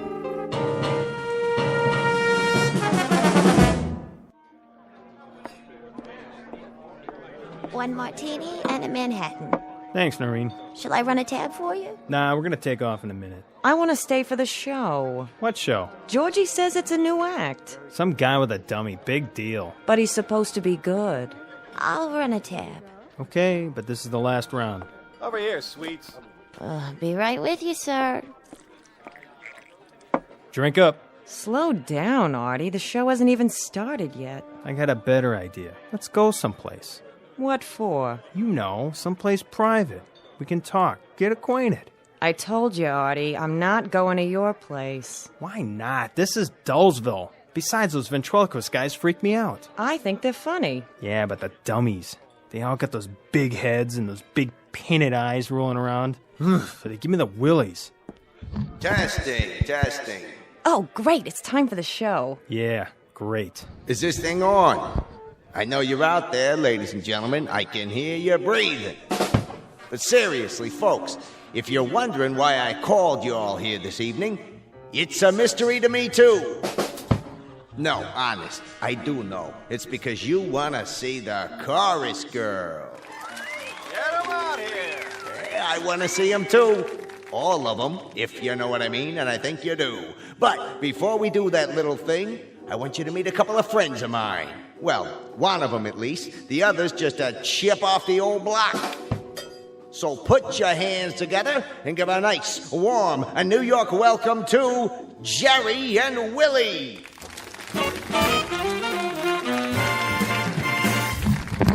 Hi there, everybody. Well, we're certainly happy to be here. Speak for yourself, Jerky. That's Jerry. Well, like I always say, a dummy by any other name. Now cut that out. All right, let go of the suit. Now, Willie. I said let go of the tux. I got it off a penguin at the Bronx Zoo. I'm getting out of here. Please, Willie, control yourself. Really, you can't go now. You couldn't. Those spindly legs won't even hold you. Say, what do you mean by that? Nothing. I didn't mean a thing. I only said it's not a good idea. Willie, isn't there something you wanted to ask? Okay. Tell me this, wise guy. It's getting close to Halloween. Are you superstitious? Me? Not at all. Why don't you fess up? Well, on occasion. What do? Throw salt over your shoulder? Cross your fingers? No, never. And how come your legs are crossed? Oh, sorry, Willie. Let me put you on the other knee. There. Comfortable now? That's better. Okay, wise guy, tell me what it is you do. Well, sometimes I knock wood. Ow! You did it again! You asked me. I'm through. I resign. Sit back down. From now on, I'm a solo. And as for you, you can turn in your lap. Give me one more chance, Willie. Now listen. Why should I? I know all your lines, and they ain't that good. Be reasonable, Willie. What in the world would you do without me? Anything I want to. Anything, huh? Like what? Well, for one thing, I could be a better ventriloquist than you. Oh, I don't think so. I do. Watch this. Put your hand over my mouth. Not tonight, Willie. Go on. What are you scared of? Well, you might bite the hand that feeds you. What are talking about? You don't feed me. All you do is give me your leftovers from the pencil sharpener. You know that isn't true. Go on. Put your hand over my mouth. Either that or you drink a glass of water while I sing Melancholy Baby. Well, if you insist. Do it so we can get to the joke. Now you're talking.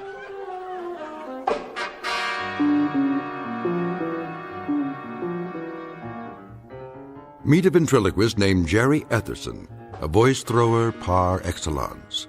His alter ego, sitting atop his lap, is a brash stick of kindling about 2 feet tall, whose sobriquet is Willie. But in just a moment, Mr. Etherson and his knotty pine partner will discover that they've been booked into an out-of-the-way bistro on a small, dark back street known as the Twilight Zone. And now, The Twilight Zone and our story, The Dummy, starring Bruno Kirby, with Stacy Keach as your narrator.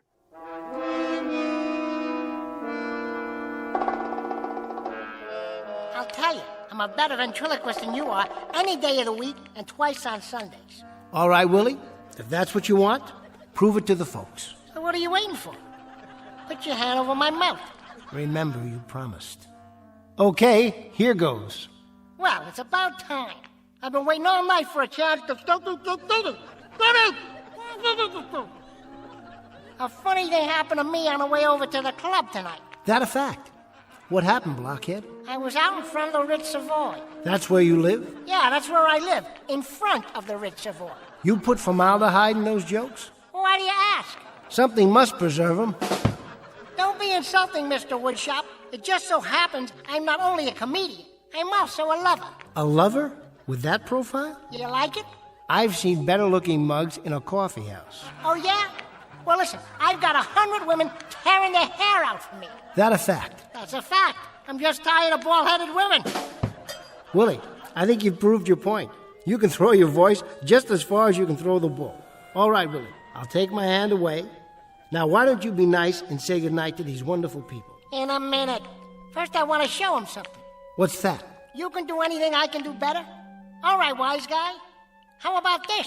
What are you going to do? I'm going to turn my head all the way around like Linda Blair. Are you serious, Willie?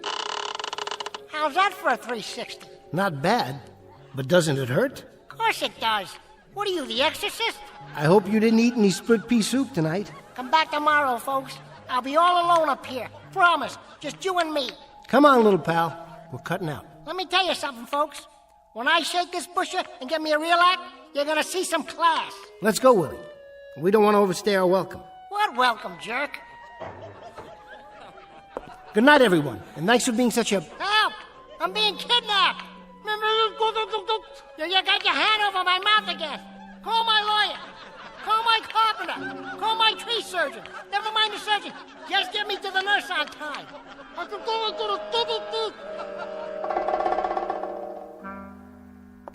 Hey, I told you not to do that. And I told you never to put your hand over my trap, didn't I? You okay, Mr. Etherson? Yeah, thanks, Rich. Must have caught a splinter or something.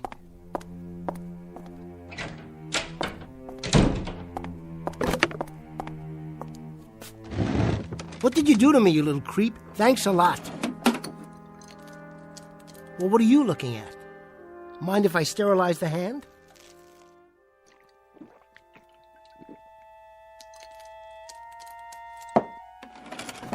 And stop staring at me. I'll turn you around so you can look at the wall. Huh? What do you have to say about that? I don't have anything to say about that, Jerry. Frank, how you doing? I'm doing fine. Who were you talking to? Me? Oh, no, I was just talking to myself.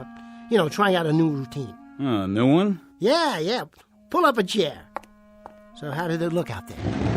Not too bad once you got going. Small audience, but a reasonably happy one. Nobody asked for their money back. Good. Of course, it doesn't matter what I think. Sure it does. You're my agent. The only thing that matters is what the paying customers think. You got through it okay, Jerry, somehow. You and the little tyke over there. Why do you haven't turned around like that? Careful. I mean, I've told you not to touch Willie, haven't I? Still doing the bit, huh? Knock it off, Frank. What's that smell? Alcohol. What? I cut myself, all right? Smells like scotch. No, it doesn't. Take a look around. What do you see? This is makeup. And this is a jar of cold cream. I told you I'm on the wagon. Yeah, sure. I thought you gave me a solemn promise you were going to stick to soda pop and cappuccinos from now on. What's it take, Jerry, to get you wise? I'm tired, Frank.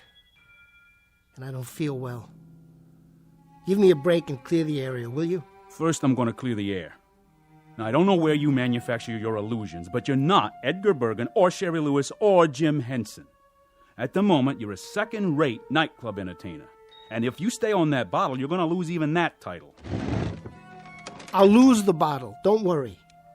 Just pull out for a while and give me some space. I don't even know why I waste my time. 10% of you is grief, and it's always been that way.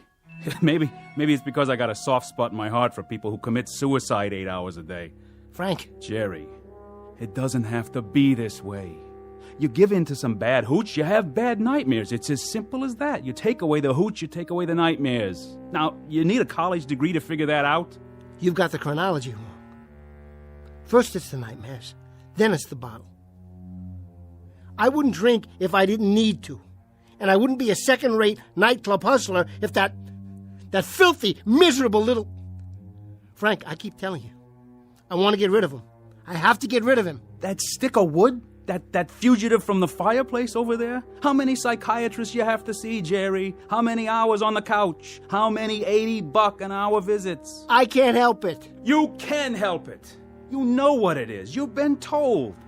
Often, endlessly, up to my craw and overflowing. Schizophrenia.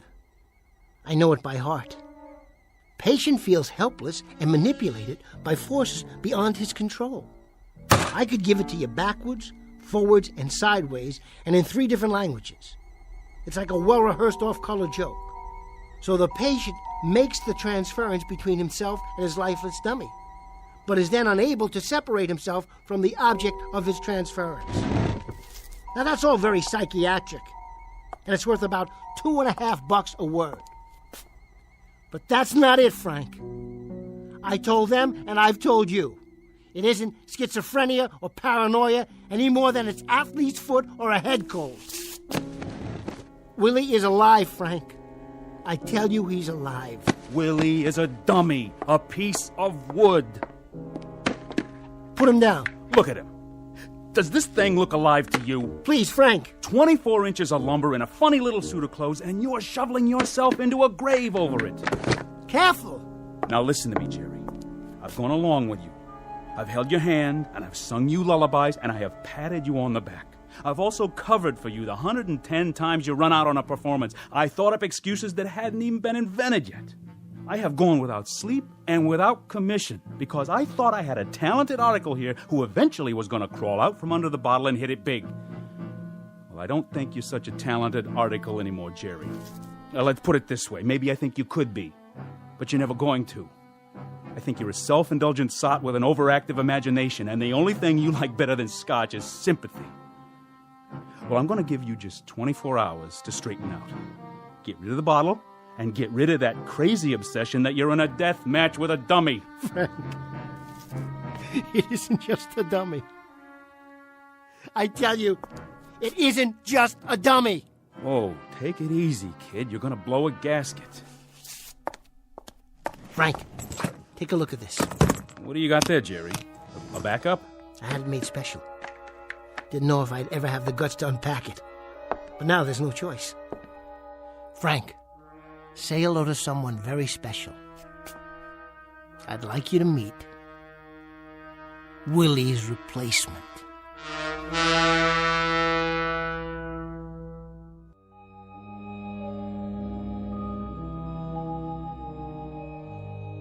Willie's replacement? That's right. I call him Goofy Goggles. See the big, thick glasses? Great, huh? From now on, he's going to take Willie's place. You mean in the act? You got it. I'll get rid of Willie. I'll scrap him. I'm going to do a whole new routine. A whole new routine takes time. You got another show in half an hour. I won't be able to go on for the late show. Tell him I'm sick or something. I've already told them you're sick or something. The trouble is, they know it's something that's bottled in bond. Frank, you gotta back me up on this. You be out on that stage when you hear your music. I don't care which dummy you bring, but you be out there. This is one I'm not covering for. New routine, right. Come on, Goofy, we can do it. There you go. You sit right here on the table, and we'll cook up some gags. Sure, it'll be easy. What are you looking at him for? Don't worry about Willie. I turned him around so he can't see. Better put on a little more pancake. It's hot under those lights. How you doing? Clean your glasses for you? There. Okay. Now, say, Goofy Goggles, why don't you have your glasses fixed? You look kind of nearsighted. Are you kidding? I don't need them. My eyes are A-OK. I'm a grown boy. Goofy, you're looking at the band leader. I'm over here. Keep talking. I'll find you. Why don't you sit on my lap? There you go. Isn't that better? Say, Mr. Etherson, I've been meaning to tell you. You put too much starch in my collar. Too much starch in your collar? Well, that's so you'll stay awake for the whole show. Heads up. Did you see that chorus girl over there? Where? See? What did I tell you? But listen, you gotta be subtle about it. Don't stare at them when they walk by. Your whole head wobbles like it's gonna fall off. Yeah, that'll work. We're gonna make it out there. You and me, Goofy, and nobody else, just you and me. Willie, I saw that. You turned your head around. Don't look at him in the mirror, Goofy. He's nothing anymore. As soon as I lock him in his suitcase, he's through. Washed up, finished.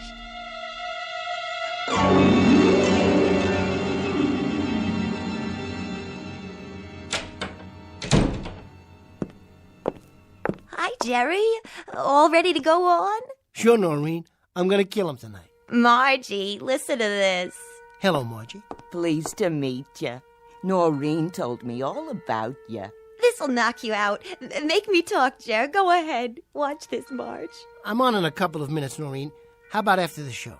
Oh, come on. Check this out, Marge. He makes me sound just like Willie. It's real crazy. Go ahead, Jerry.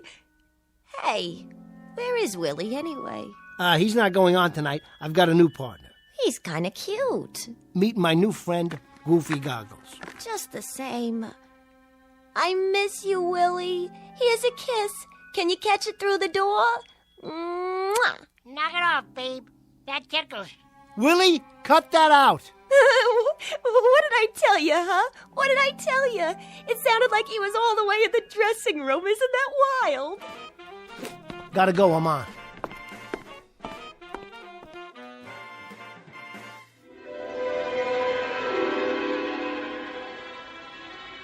Goofy, you're talking to the band leader. I'm over here. Now listen, I think it's about time you got new glasses. I really do. My eyes are 20/20. What are you looking for? Keep talking. I'll find you. You know something? I think you ought to have an eye test. My eyes have a great IQ. Trust me. That's what you said to your toothpick. All right, now, let's try it. Look at this card. Oh, where? Are you trying to trick me already? What does this say? Give me a hint. Come on, Goofy. It's as plain as the nose on your face. It ain't that big. Goofy, it's a letter that's between D and F. I got it. It's an E. My, how did you do that? I cannot tell a lie. That'll be a first. Well, I saw that card before and I memorized it. I thought so. Well, I got a mind like a steel trap. A mousetrap is more like it. Now, what do you say we get out of here? Wait a minute. Wait a minute. For my big finish, ladies and germs, I'd like to sing my favorite song. I only have eyes for you. You are here, so am I. Maybe millions of people go by, but they all disappear from view. With a voice like that, Goofy, it's no wonder they're all disappearing. For the exit. I'll make the jokes. You just move your lips. because I only have eyes for you.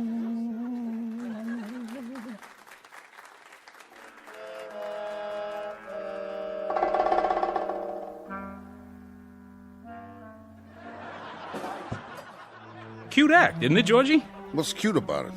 I like the old dummy better. Why'd he change it? Well, you know, brighten it up a little bit. Give it some novelty. Novelty? With a ventriloquist? Frankie, you see one, you seen them all. Every dummy looks the same. And if they ever changed the jokes, I'd have a coronary. What's with Etherson anyway? What do you mean? Well, usually, the acts go mixed with the trade between shows. You know, walk out on the floor and do a little drinking with the customers. That's how we make our nut. On drinks. But this guy thinks he's Greta Garbo. Locks himself in the dressing room like a regular prima donna. Oh, he's a little nervous tonight is all. You know he hasn't been well. This is his first time out in a month or so. He'll warm up for you. You tell him to do that. Tell him to bring the dummy out and walk around the tables after the show. It's psychological, Frankie. Talking makes people thirsty, know what I mean? Good night, ladies and gentlemen. Good night.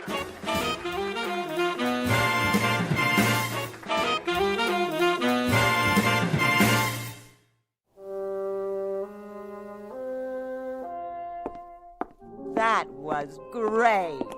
Really. Thanks, Marge. And him, oh, he's a living doll. Oh, Goofy, you are the only man for me. Mwah. Hey, careful with the merchandise. That's enough, Marge. Goofy doesn't like to be touched. Say, what's the matter with him?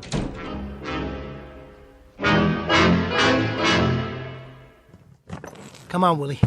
You've had it. Get down and stay down. That's right, put your legs in. Stop fighting me. I said lie down. There. Rest in peace, Pinocchio. Your next stop's the sawdust factory. And as for you, Goofy, it's strictly you and me from now on. How's that collar? Still too tight? Jerry? What are you doing here? You leaving? What's it look like? Well, you got your coat on. You packing up, huh? I'm getting there. Georgie was hoping you'd mix with the customers. Tell Georgie I'm a ventriloquist, not a shill. Why don't you tell him? And that means? That means I'm resigning from your fan club. You keep your 10%. I'll keep my self-respect, also my sense of humor, my regular meals, and my normal office hours. You and I have had it, Jerry. I have gone the route with you and then some. You don't need an agent, you need medical help. You never believed me, did you? I believe you have obsessions. I believe those obsessions are eating you up alive, but I also believe, Jerry, that you're letting them. Frank, listen to me.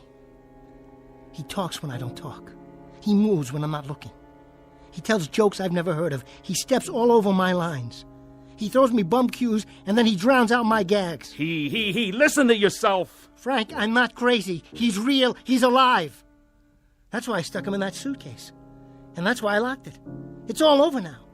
I'm taking Goofy, and I'm going to catch the first plane out of here. I'll go down to Miami, or maybe L.A.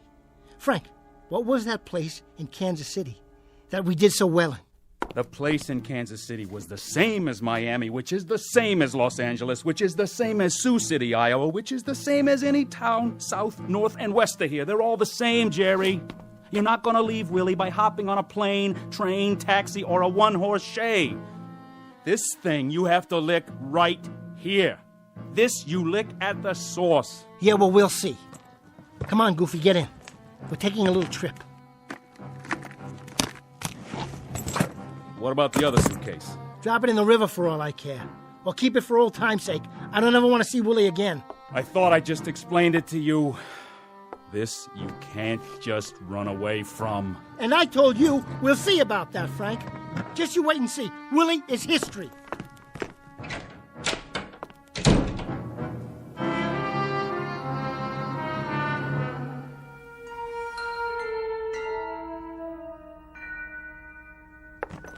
Come on, Goofy.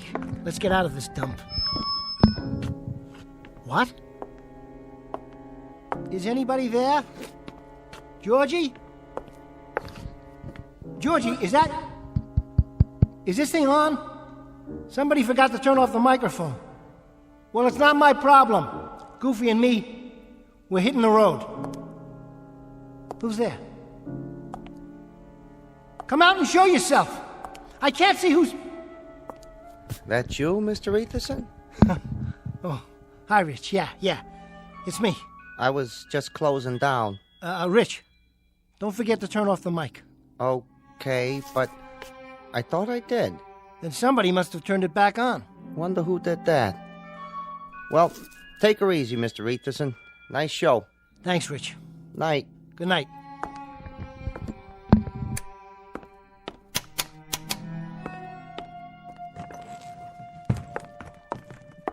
You running out on me, Jerry? What? You're not gonna leave me in a stuffy old suitcase, are you? Something else was there, Mr. Etherson? Did you just say something? I said goodnight, that's all. Sure. Don't work too hard. I'll try not to.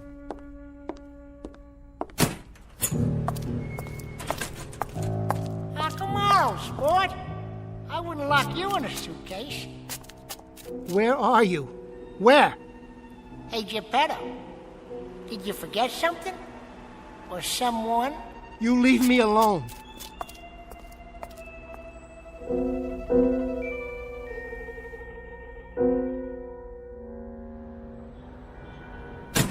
So then he says he doesn't like to be touched. Can you believe that? Well, Jerry's a nice guy and all. Nice looking, that's for sure. But he's got a lot of problems. I don't know what exactly, but Oh. What's the matter? This alley is really dark. So? Are you sure it's safe? I always go this way. It's quicker. Want me to walk with you? Don't be silly. You go up there to the street. There's plenty of cabs at the corner. Yeah, but it's so late. You shouldn't walk home alone. Don't worry about me, Margie. I can take care of myself. Well, if you say so. I say so. See you tomorrow night. Okay, Noreen. Night.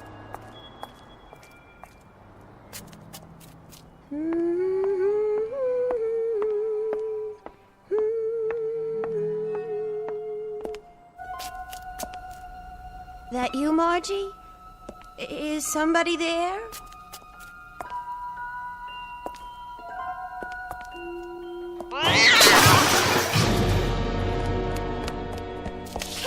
Let go of me! Hey, take it easy, Noreen.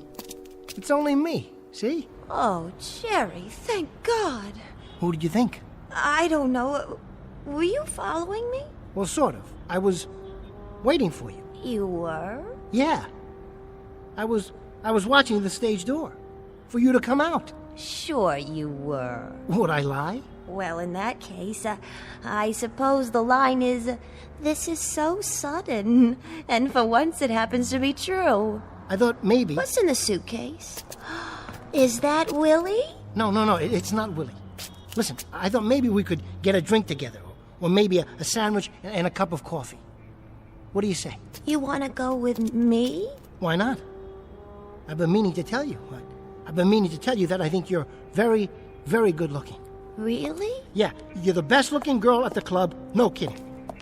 So what do you think? We could get a cup of coffee or something? Seems to me I've heard that line before. Noreen, it's not a line. I mean it. Slow down. Don't get me wrong. Just coffee. That's all. Sit someplace where it's nice and bright and talk, you know. That's original. Come on, Noreen. How does that sound? Sure, I guess. But what's the big hurry? Do we have to walk so fast? What? Oh, no, of course not. What's the matter with you, Jerry?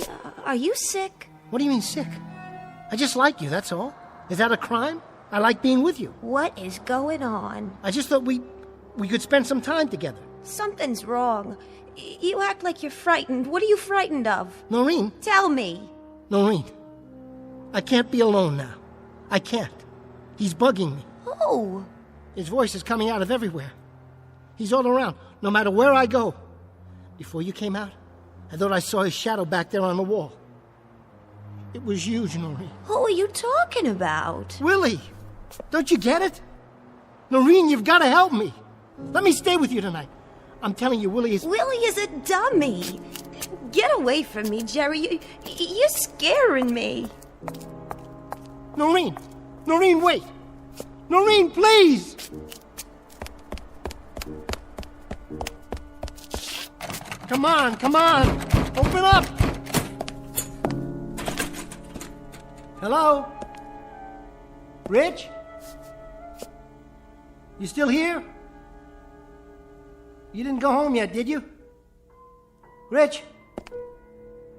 Say, I was wondering, could I stick around for a while? Maybe spend the night right here in the club? You mind? I could sleep in the dressing room. See, I got a little problem. There's this guy, and he's following me. Testing. Is this thing on? No. What do you say, stranger? Long time no see. I thought you were gonna blow this joint. Where? What's the matter, booby? Your plane got grounded? Or couldn't you get past security with that funny-looking suitcase? But how? Funny thing happened to me on the way to the club tonight. I was out in front of the Ritz Savoy Hotel. That's where I live. In front of the Ritz Savoy.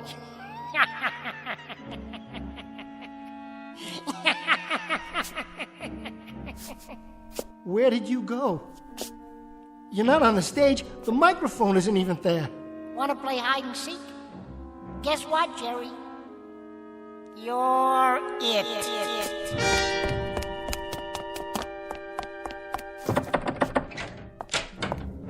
Hide and seek, huh? Where are you hiding, you little... Come out, wherever you are.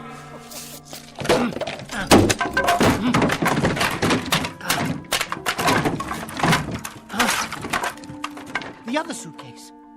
You're still in there, where I left you. You gotta be. There you are. I'll kill you, Willie. There. What do you think of that? Now let me see you try to follow me. Wait a minute. What are these glasses doing here? These are goofies. I know, I backed them myself when I put them in the... Goofy. I didn't mean to hurt you. I took the wrong one. How could I leave the wrong suitcase? Open the other one. Go on, Jerry. Open it. The one you've been carrying around. I was in there a long time. Now I gotta get my pants pressed. Let me give you a tip, Jerky. Don't ever run with a suitcase under your arm. I almost lost my lunch. Then you'd have a real mess to clean up. You get away from me. Just leave me alone. I won't tell a soul. Believe me, I won't tell a soul. Who do you think you're talking to? Maybe you need glasses. Willie, just let me walk out of here. And you'll never see me again, I promise. Well, why don't you take the eye test? What am I holding up? I'll give you a hint. It comes between D and F. No fair peeking. For the love of God, let me go. No can do, partner. Now, what do you say we get down to business? But you're a dummy. You're made of wood. Somebody built you. How could you... You jerk. You made me real. You spanked me to life. You gave me thoughts. You poured words into my head. You moved my mouth. You rolled my eyes and stuck out my tongue. You big lug, don't you get it? You made me what I am today. And I hope you're satisfied, you rascal, you, from the song of the same name. No, no, no, no, no.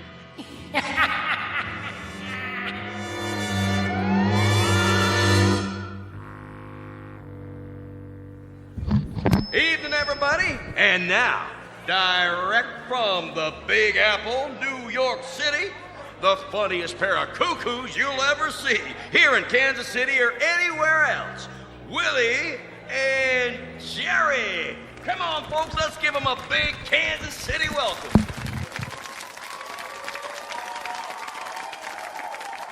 How do you do, folks? How do you do? Funny thing happened to me on the way over to the club tonight. I met this broad. Come on now, Jerry. You don't mean broad, you mean lady. You just make the jokes, I'll deliver them. But seriously, I've heard stories about you. I'm innocent, I tell you. I was framed. I've heard that you're superstitious. Me? You are, aren't you? I mean, you throw salt over your shoulder, cross your fingers. I wish you'd cross your legs so I could get more comfortable. There. How's that? Better, but it ain't exactly the lap of luxury. Now, Jerry, I asked you a question. Remember? Of course I remember. What do you think I am, a blockhead? We're talking about superstitions. All right, wise guy. What do you do? I knock wood. Ow!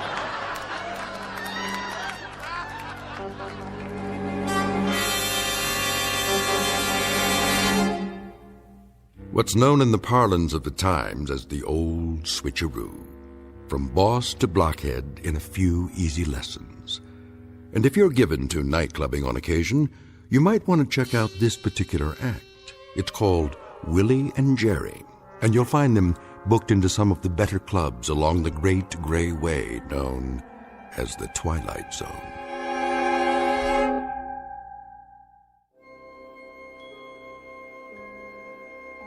Hi, this is Carl Amari, producer of the Twilight Zone radio dramas. I'd like to take a moment to tell you about our official website at twilightzoneradio.com, where you'll get the latest news and information on these Twilight Zone radio dramas. Plus, at twilightzoneradio.com, you can digitally download 3 free episodes or any of our episodes for only $1.95 each. In this age of ever-changing technology, we've decided to make these episodes instantly available to you by making the Twilight Zone radio dramas a digital download-only series. This means that this series will no longer be offered on CD. The CD collections at our website are now being offered while supplies last at buy one, get one free. So be sure to get your favorites before they're sold out. Be sure to visit us often, and I'll see you in the zone.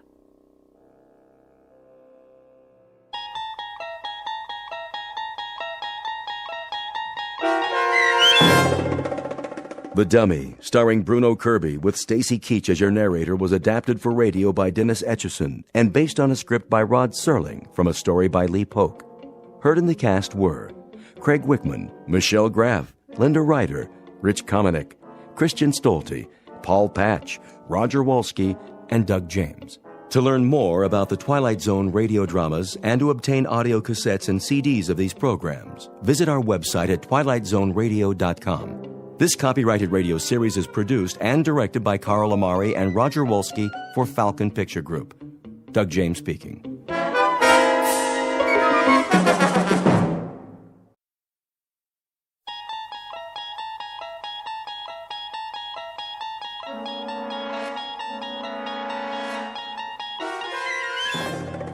You unlock this door with the key of imagination. Beyond it is another dimension. A dimension of sound, a dimension of sight, a dimension of mind. You're moving into a land of both shadow and substance, of things and ideas. You've just crossed over into the Twilight Zone.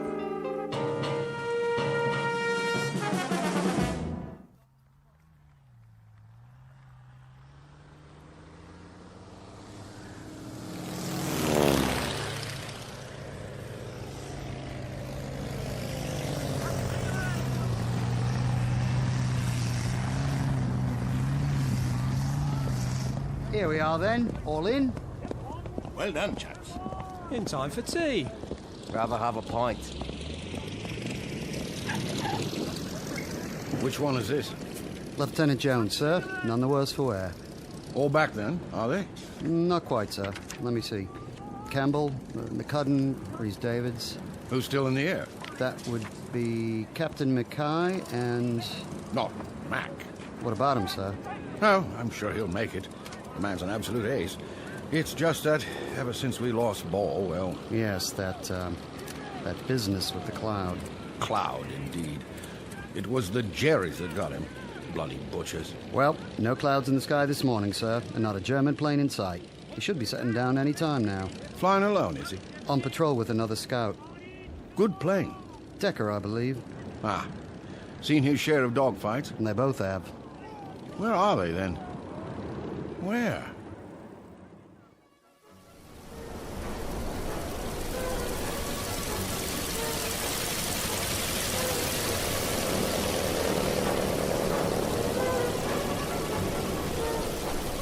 Where's he going now? Mac! This way! Back to base, man! Take it down! Cherries! Where did they come from? Look up, Mac! They're above us! No, reduce altitude! Oh, he doesn't see them, Paul. I've got to get out of here before they spot us. Watch it, Mac! Watch it!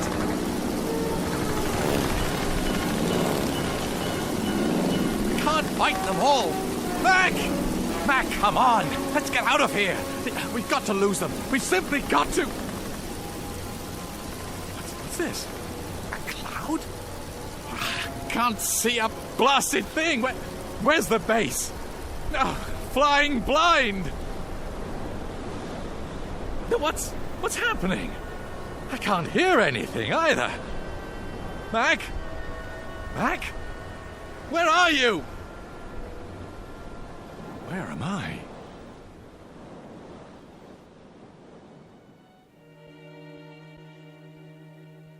Witness an aerial view of Lieutenant William Smith Decker, Royal Flying Corps, returning from patrol somewhere over France. The year is 1917, and at this given moment, Lieutenant Decker has just discovered that he is lost. But less than 1 minute from now, the lieutenant will discover that there are degrees to being lost. Degrees not only to be measured in miles, but perhaps in eternities. That is, if one has flown into the Twilight Zone. And now, The Twilight Zone and our story, The Last Flight, starring Charles Shaughnessy, with Stacy Keach as your narrator.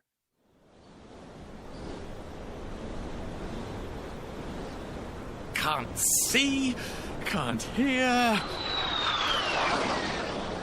Oh, good Lord, what was that?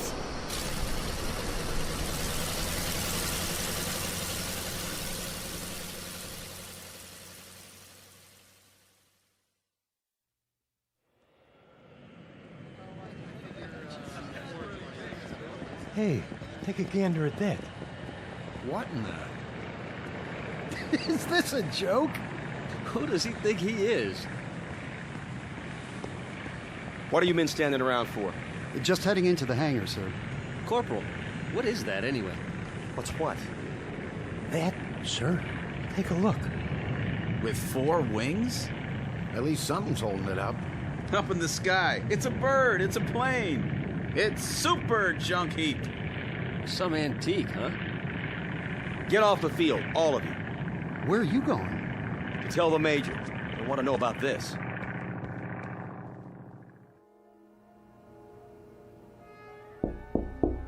Major Wilson? Yeah? Major, have you? Have I what, Corporal? If you don't mind, sir, I think you should take a look outside. Something wrong? I'm not sure, but I thought you should know. That sounds like it.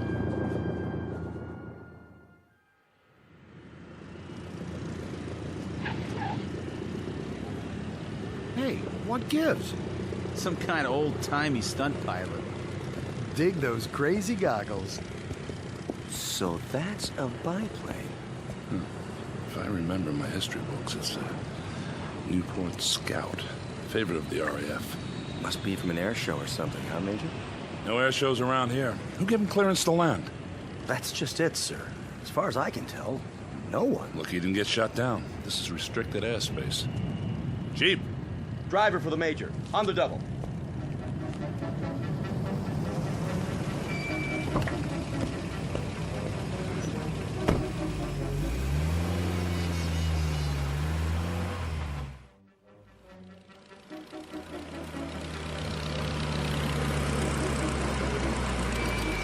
Shut it off! Now! We can't hear you, sir. What's he think he's doing? Just sitting there. Looks scared. He's trying to take off again. Block the runway, man. Move! Can't roll over us. That's it. Shut him off. My best, sir. All right. I surrender. Shut off your engine and climb down. Now. Look at those boots. Leather jacket, silk scarf. Didn't I see this in some old movie? If you didn't, I did. Hands up! Stand clear of that thing. What do you mean running an antique into the path of approaching aircraft? What's the matter with you? Speak up, man! Are you French? Don't you understand what I'm saying? Parlez-vous français? Are you American? What's that supposed to mean? What do you think you are? Why, I honestly don't know. Can't you see this is an American base? But all these... All these what? Experimental aircraft. We had no idea you chaps were so advanced. Are you British? Yes. How long have you been in it? In what?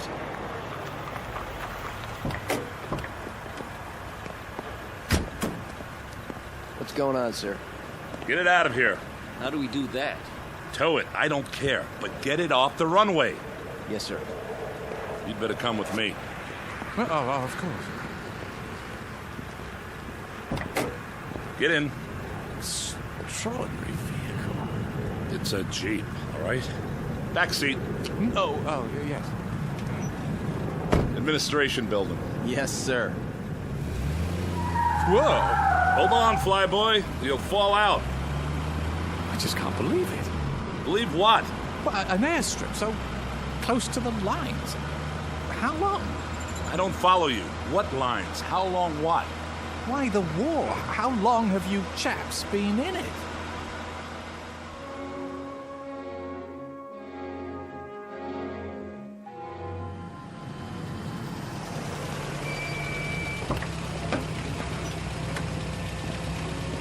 This way. Quite impressive. I have to hand it to you, Yanks. Major. Lieutenant. I say, what's she doing in uniform? She's a WAF. How's that? Women's Air Force. I see.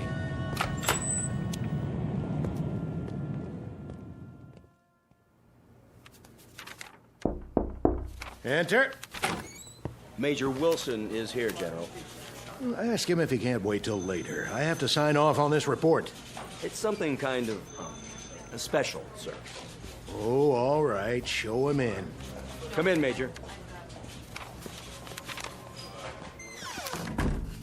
What is it, Wilson? I thought everything was under control. Someone to see you, sir. Who's this? Well, sir, this man, he's British apparently, landed on our airstrip a few minutes ago, delaying Captain Bradford's takeoff, I might add. The aircraft, such as it is... Who are you? William Smith Decker, sir. First Lieutenant, Royal Flying Corps.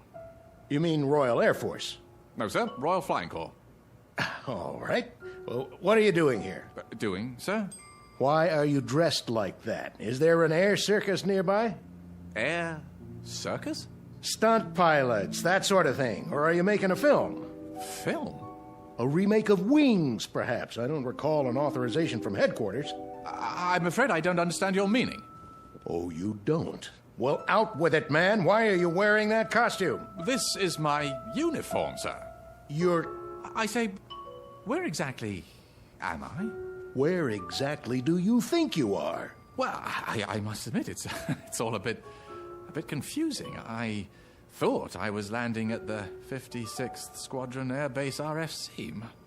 Must have gone considerably off course. He's disoriented. He certainly is. Either that or he's pulling an elaborate joke, something I have an extremely low tolerance for. If you'd like me to take him to the infirmary... I'll handle this. If you'll allow me to explain... 56th Squadron RFC, you say? That was once an official installation, as I recall. Was, sir? What's today's date? June the 5th. What year? I'm afraid I'm missing the point. Just answer the question. Why? 1917.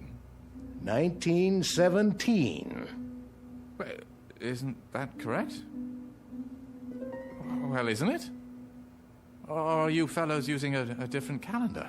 It's June 5th, all right. 1959, Lieutenant. Oh, good Lord. Oh, careful. You don't look so good. You sure you're not having me on? Sit down. Some water. May I, General? Yes, of course. Did you say 1959? Drink this. You don't have anything stronger? Lieutenant... Decker, sir. You don't seriously expect us to believe... But it's true. When I took off this morning, it was 1917. Then... the cloud. Cloud? It was suddenly there, in a clear sky. And while I was passing through it, I couldn't hear my engine. It was like being swallowed up. Oh, come now, man. Yeah, yes, the same sort of thing happened to Geinmeyer. Who? Geinmeyer. Wasn't he a French fighter pilot? Yeah, he simply disappeared one day while flying. At the memorial service, a cardinal said he belonged to the skies, and the skies have taken him. And in my own outfit, Captain Ball disappeared the same way. He was last seen flying into a dense white cloud. I should have known. Say, just who the devil do you think you're fooling, Decker? Or whatever your name Sir, is? I swear to you, when I left base this morning, it was June 5th, 1917. Mac and I were going on our usual patrol and... Who? Mac, Captain Mackay. Mackay? Yes, we... Alexander Mackay? How did you know? What have you to do with him? How did you know? I suppose you're going to tell us that you didn't know that Alexander Mackay, Air Vice Marshal Alexander Mackay, is at this very moment en route to this base for a tour of inspection, that your arrival here is purely a coincidence. Well, that's impossible. And why is it impossible, Lieutenant Decker? Because he's dead.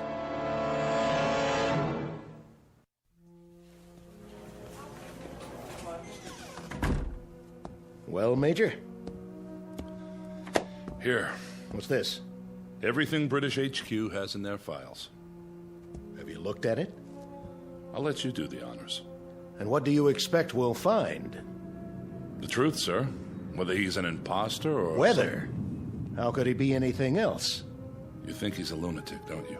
Oh, no, nothing like that. He's been frozen on ice for more than 40 years, hasn't aged a bit. Standard procedure. I don't know what to make of it, but if he's an actor, he's the best I've ever seen.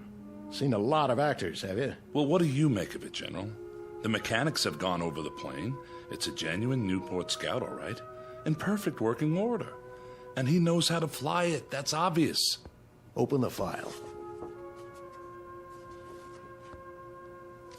An old newspaper clipping from the London Times. William Smith Decker, commissioned by RFC, son of Mr. and Mrs. Harold Smith Decker of 17B Hightower Street, today received his... Seems authentic. Complete with photograph. Quite the dashing young officer. Swagger stick and all. And the face? See for yourself. Hard to tell. The paper's yellowed. But it does look like him. And a copy of his military records. Everything seems to be genuine. Are these his personal effects on the desk? Yes. Corporal Wintner brought them in. Holster and pistol, pocket watch, cigarette case. You looked in the billfold? ID cards, the works. All perfectly done. He's ingenious, I'll give him that. The question is, for what purpose? The paperwork can be checked. If we wanted to waste the time, yes. Well, if it's a hoax, it certainly is an elaborate one. If it's a hoax, Major. It's just that it's hard to believe. Why would anyone go to such incredible lengths merely to play a joke?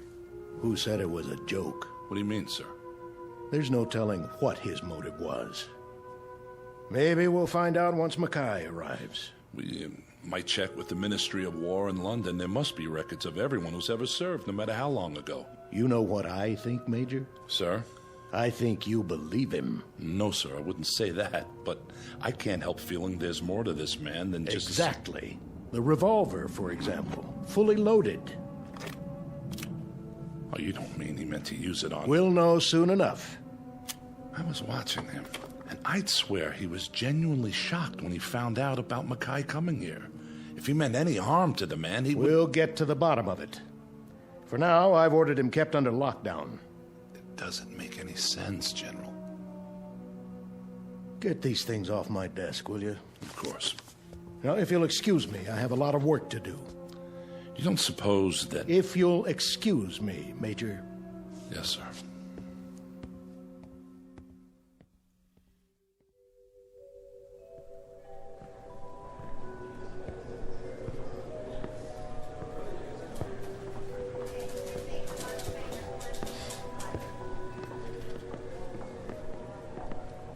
Major? Corporal Wintner? Sir? Yes? I was just wondering, what are you going to do? Do? With the airman. Decker, is that his name? So it would appear. We're checking him out. Oh. Is he a prisoner? Not officially. He's being detained. Until we question him further. What do you make of him, sir? I don't know yet. The General thinks he's out of his head. Some plane, though, huh? A regular museum piece. I saw what they took out of it. What? Well, the World War I flight map. I mean, it looks real. I wonder where he got it. That's the question. But we'll get to the bottom of it. Yes, sir. Oh, and Corporal? Sir? Don't talk to the men about this. Not till we have the whole story. I understand, sir.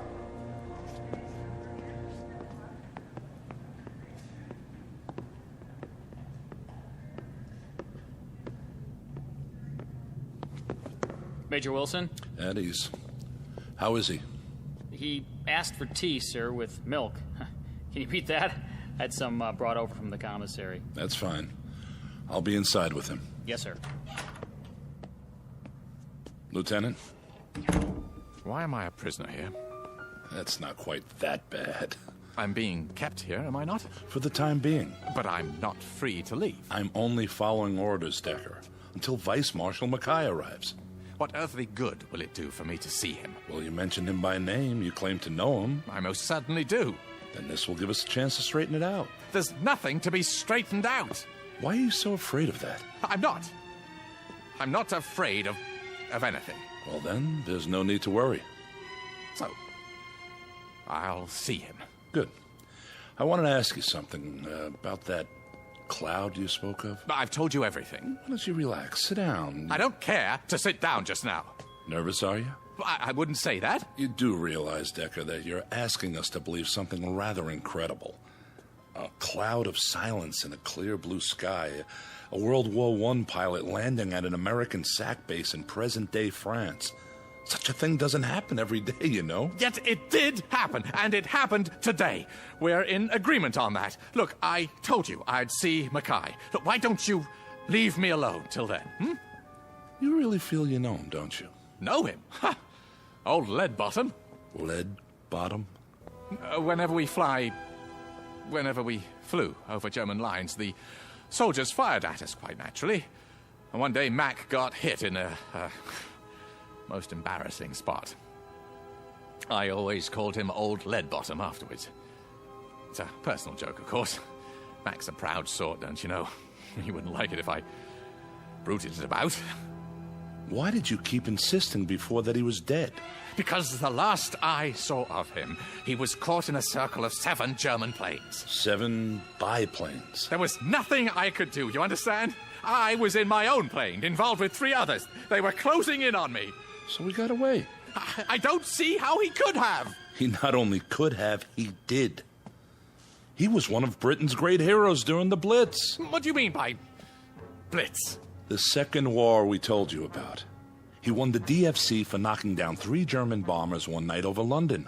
Undoubtedly saved hundreds of lives. Oh. Decker! I have to get out of here! Oh, you don't. I've got him. Sit down, Decker, now! Can you manage, sir? Yes. Stay outside. For the love of God! Sit down. Now you tell me, what is wrong? I must leave. I'm afraid that's impossible. When Mackay arrives, we'll get to the bottom of I everything. tell you, I can't see him. Why? Look, it wouldn't make sense to you. Try me. Because he'll know me for what I am. And what is that? A coward. A coward. I'm sorry. I've always been a coward. All my life, running away, pretending to be something I never was, never could be. That's why I'm here now, because I ran away, because I wanted so desperately to escape that I did. The chaps in the 56th are such bloody heroes, don't you know? Men like Ball, McCudden, Rice David, so brilliant pilots, magnificent fighters. I always feel like such a rotten sham among them. I keep talking about it as if it were the present, don't I? Yet it isn't. If I can believe my own senses, it's the past now. 42 years in the past. Decker. Oh, I got by with pretending well enough.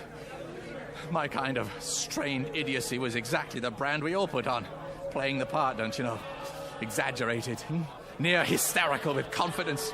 Boys on a crazy lark, drinking, joking, laughing, far too much, all of it. Then turning into deadly, ice-cold killers in the sky. Not me, of course, no, not me. Up there, I was just as terrified as I was on the ground. Even more so.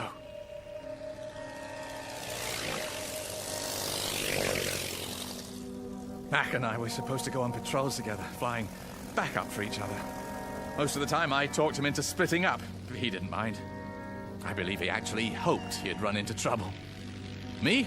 I'd just linger in the clouds, if there were any, flying back and forth around in circles, dreading the possibility that I'd see an enemy ship. Waiting for enough time to pass so I could go back and pretend I'd flown the course. Sometimes I even thought I'll land behind the German lines, let myself be captured. Their pilots always get the best of treatment as prisoners of war. Except I've been afraid of doing even that. Afraid that somehow the truth would come out and I'd be discovered. Discredited. I couldn't bear that. I'm such a dreadful coward that I'm even afraid to admit my own cowardice. I had to carry on the self-delusion, don't you know? I've actually fired revolver bullets through the cockpit walls just so, later on, the chaps would see them and be impressed. I told them I took enemy gunfire. God help me.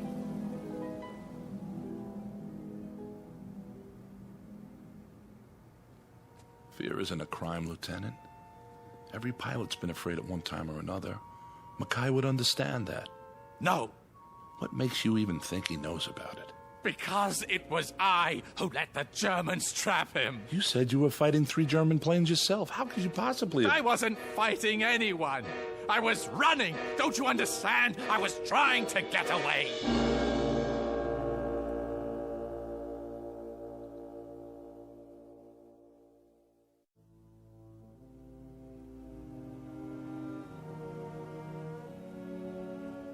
Easy, Lieutenant. It's true. When the Germans came at us, I flew away. I just deserted him, left him up there to die. But he didn't die. Listen to me. I don't understand what you're saying. I mean, it's not possible. Perhaps he got help. What? How's that? What is it? What you just said. I only meant that... That he got help. Well, could it be? Well, it's certainly in the realm of possibility. Then don't you see? See what? Maybe I'm the one who helped him. Maybe... Decker, when I said he got help, I was referring to other pilots in the area, other fighter planes. But there wasn't anyone within 50 kilometers who could have helped him. Decker, what do you... Well, maybe it wasn't just an accident that made me land here. Maybe I was brought here for a purpose. To find out that Max survived. To find out that The time has given me a second chance. I'm not sure You've got to let me go. I can't do that. You must. Don't you see? It's the only chance I have. The only chance he has. But he's alive, Decker. He's on his way here now. How can you be sure? How do you know that if I don't get back, he may not be here? How do you know that he won't have been killed 42 years ago? There's no reason to think that this man's I'm the reason, standing right in front of you. This is insanity. It isn't. Look, I tell you, history may be changed if I don't do something. Mac will have died because he had to die. Unless I help him. Stop it. I beg of you, in the name of pity, let me go back. I deal in human lives here, Decker.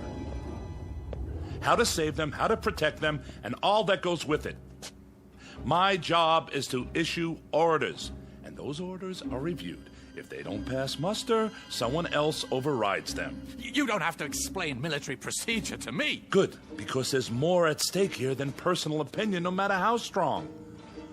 What goes down under my command is subject to scrutiny, very close, rational scrutiny. I follow your logic. The problem is it doesn't jibe with reality, military or otherwise. I'm talking about something much more important. Are you? Take a look out the window, Lieutenant. Those are jets out there, fueled and ready to go at a moment's notice. We're the DEW line for security in this part of the world. You won't know what I'm talking about, but there are bombs now that can destroy entire countries. Enemy forces held in check only by our presence. Not by feelings or emotions, but by the threat of mutual annihilation. Say I wanted to help you. Say I believed your story, no matter how outlandish it sounds. Even so, there's nothing, absolutely nothing I can... Well, maybe you can't, but I still can. Where's Major Wilson? Out of my way. What are you... I said, get out of my way. Here now, you can't... Stop it! Someone, please! Where are the hangars? Help! The prisoner's escaping! For the love of God, woman, I only want to see my plane. Where? The South Field, but... Thanks. You've just changed the course of history. Cheers! Hey, stop him!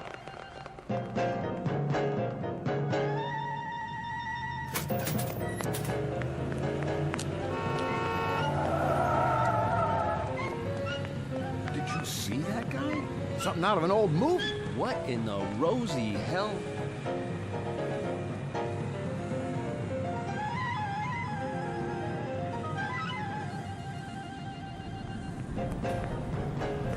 Hey, fella, where do you think you're going? The Scout. You can't come in the hangars. This is off limits. No, the plane, the Scout. Where is it? Not in here. And for God's sake, why are you dressed like that? Ah, I see it. Where'd he go, Sarge? There! Running out the other end! Stop him! Will you get a load of that? Chasing some guy in a white scarf and breeches. What is this, the Dawn Patrol?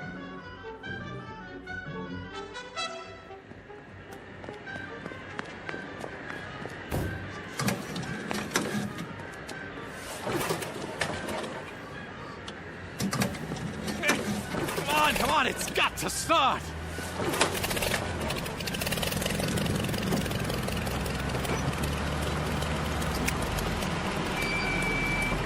Turn it off, Decker! No! Right now! Get your hand off the switch! Out of the plane! Can't you understand? It isn't just for me! You said it yourself. What about the hundreds of lives he saved? Are they all to be lost as well? If you're right. Are you willing to take the risk? Turn off the engine or I'll fire this pistol into your head. Fire, then. I'd rather die. Shoot him, Major. He's getting away. Shoot!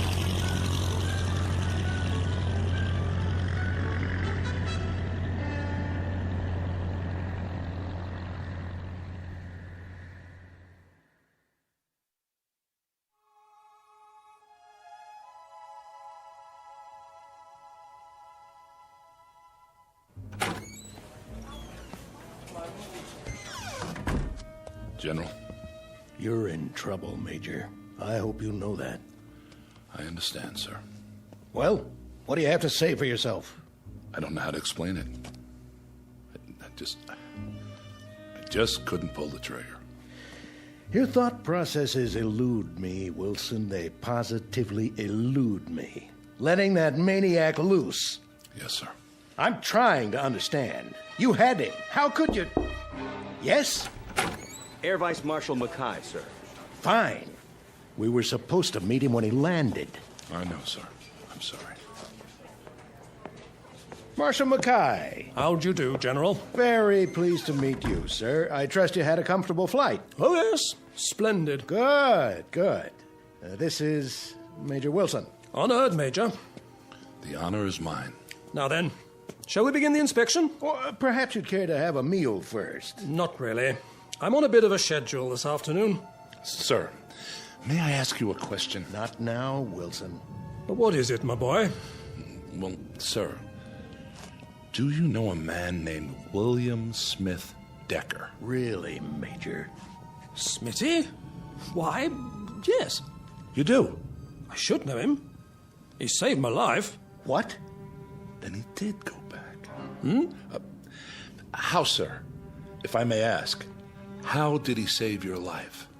Well, we were out on patrol together. This was back in the Great War, of course. Usually we split up, covered different sectors. But that day, our planes were side by side, for a while at least, when a formation of Germans dropped down on us. You fought them off, both of you? Not at first. What do you mean? Well, for a time, I thought old Smitty was lighting out on me. Can you imagine? He flew away? So it seemed. He climbed up high, disappeared. Into a cloud? How did you know? A white cloud from nowhere. Couldn't say. I suppose it was white. And then? Well, then, from out of the cloud, it seemed, Smitty came diving down, machine gun chattering away. Guess he'd been waiting for his chance. Knocked out 3 of the bandits before they got him. Saved my life, rest his soul. I say, what's all this about? How did you know? The Germans. Didn't they usually bring back the personal belongings of pilots who were shot down? Quite often. Did they bring back his? Why, now that you mention it, no. Are you sure?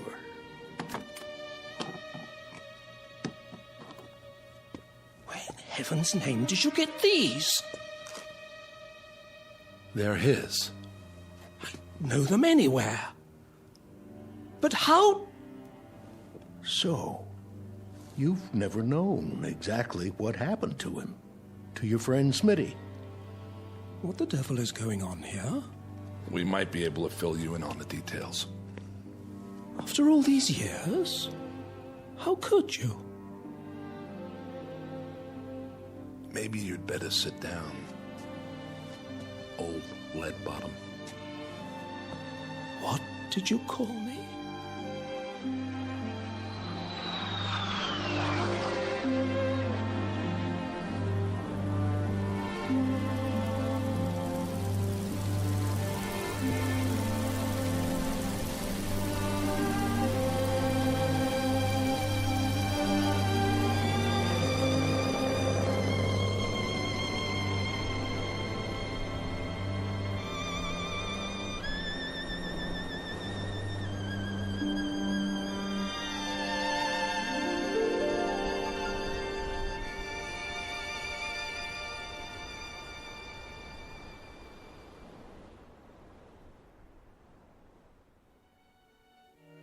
Dialogue from a play, Hamlet to Horatio.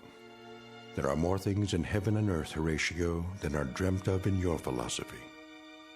A play written long before men took to the sky in flying machines, before they added yet another dimension to knowledge and to mystery. Perhaps there are more things in heaven and earth and in the sky that can be dreamt of. And somewhere between heaven, the sky, and the earth lies an even vaster dimension, known throughout history by various names. For now, we'll call it the Twilight Zone. We'll return to the Twilight Zone in just a moment.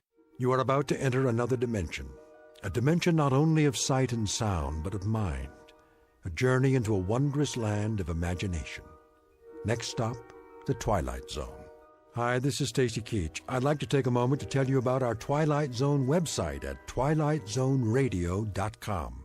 At twilightzoneradio.com, you'll find the latest information on these Twilight Zone radio dramas, including behind-the-scenes photographs, plus the newest product releases, trivia contests, ways to contact us, other Twilight Zone-related info and merchandise, plus links to other fascinating websites. So make your next stop twilightzoneradio.com. Visit twilightzoneradio.com to purchase these Twilight Zone radio dramas on cassette and CD, or call toll-free 1-866-989-ZONE. That's 1-866-989-9663.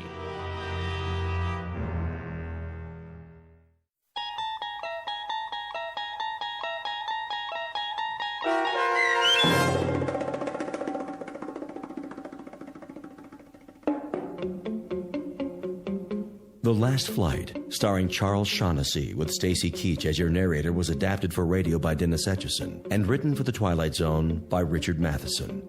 Heard in the cast were Mike Starr, Roderick Peoples, Nigel Patterson, Doug James, Jeff Lupetin, Kurt Napig, Steve Kay, Carl Amari, Richard Hensel, Jamie Barron, and Linda Reiter. The producers of The Twilight Zone wish to thank CBS Enterprises and the Rod Serling Estate for making this series possible. This copyrighted radio series is produced and directed by Carl Amari for Falcon Picture Group. Sound design and custom Foley effects for The Twilight Zone by Cerny American creatives Bob Benson, Craig Lee, Michael Slaybach, and Matt Sorrow. To learn more about the Twilight Zone radio dramas and to contact us, visit our official website at twilightzoneradio.com. Doug James speaking.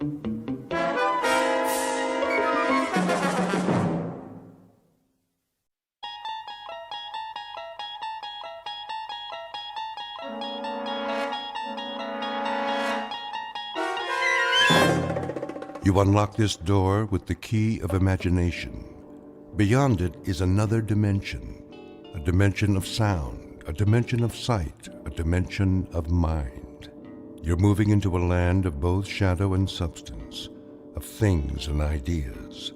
You've just crossed over into the Twilight Zone.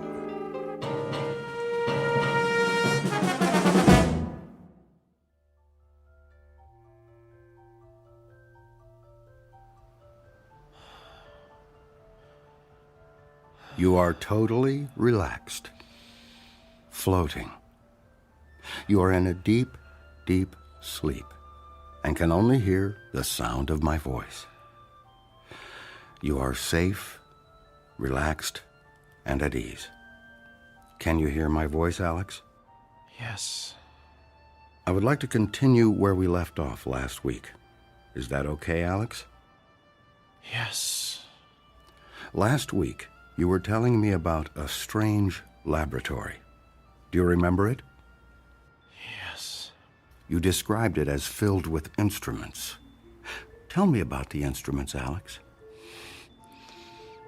They're metal and shiny. There are lots of lights. Tell me about the lights, Alex. Are they bright? Yes. The lights are bright. Are there people in the room, Alex? Aliens? Yes. There are aliens. Come on. Sir, please. I'm allowing you to sit in, but please do not interrupt. Fine. Sorry.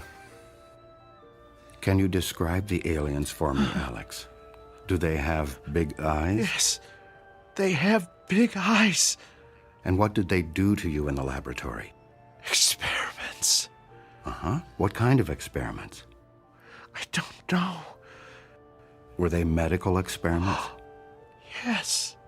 Medical experiments. Oh, enough already. Sir, please. Okay, Alex. I think we're going to have to end our session now. I want you to wake up now. You are slowly awakening, feeling better than before. I will count to 3, and you will wake up. 1, 2, 3.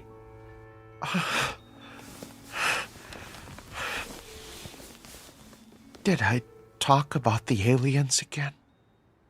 Yes, Alex, but I must say I think we are making progress. Yeah, right. Alex, let me introduce Tom. Tom is an author researching a book on alien abductions, and he is very interested in your case. Have you ever been abducted? Can't say that I have. You should have Dr. Heisenberg hypnotize you. You never know. I think I'll take a pass on that one. Okay, then. Alex, I think we still have much work to do. Can I count on seeing you next week for our next session? Yeah, sure. I really appreciate all your help. That's fine, Alex. That's really fine. Now, remember to give a check to the receptionist on your way out and schedule your next week's appointment. Sure. Okay, I'll see you next week, Dr. Heisenberg. Yes, next week, same time. Make an appointment with the receptionist and give her your check. Bye. Oh, it was nice to meet you, Tom. Yeah, good luck out there and in here. Sir, I must ask you to never disturb a session like that again. Session? You call that a session? You essentially told him what to think and say. This is not the first time I've met with Alex. He and all of my other patients have been seeing me for years, and I have their experiences with abduction memories well documented. You can't expect me to start over with a patient just because you are here. Look, I appreciate the time, but I need hard evidence. All you seem to have are stories from people extracted with a methodology that looks to be anything but scientific. If you have nothing better to do than question my integrity, you do not need to return to this office. I don't even know you, and I thought you had a serious interest in this subject. Dr. Heisenberg, I'm sorry. Thank you for letting me sit in the comfortable chair and study your methods. And yes, I can guarantee you that I will never return to this office. I just hope that someday you tell that poor sap he's cured. Goodbye, Dr. Heisenberg. Hello, friend. Here is your invoice for today's session. And should I schedule you for the same time next week? Whoa, slow down. I'm not a patient. I'm researching a book. There's no reason for a bill here. You can pay with a credit card or debit card if you wish. $500? Is that what he charges for that scam he's got going in there? This is a racket. We could send the bill to your home if you prefer. With the proper diagnosis, your insurance may cover part of the treatment. I'm not a patient. I'm not paying $500. I'm not coming back. Goodbye. Goodbye, friend. We'll see you next week, and I'll mail your invoice.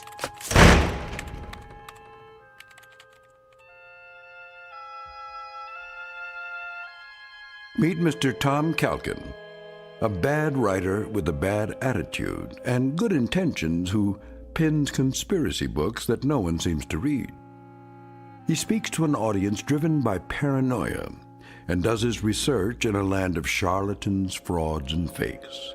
A man without money, without fame, searching for the story that will make his name and his fortune. His biography is as boring as his work, and his next contract may be his last. Desperation drives him, and lies define his truth.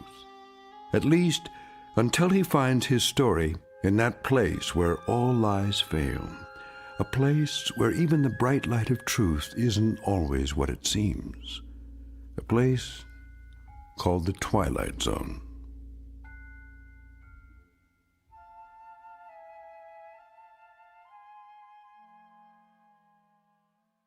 And now, The Twilight Zone and our story, The Walkabouts, starring Mike Starr, with Stacy Keach as your narrator.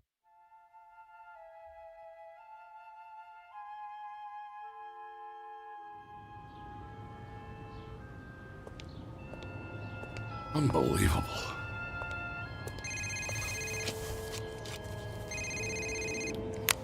Hello.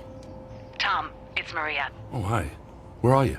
I'm sitting in your restaurant. We were supposed to meet today for lunch. Oh, sorry. It's been a stupid day. I'll tell you about it when I get there. Please, don't leave. I'll be here. Bye. Bye. How do I get into these things?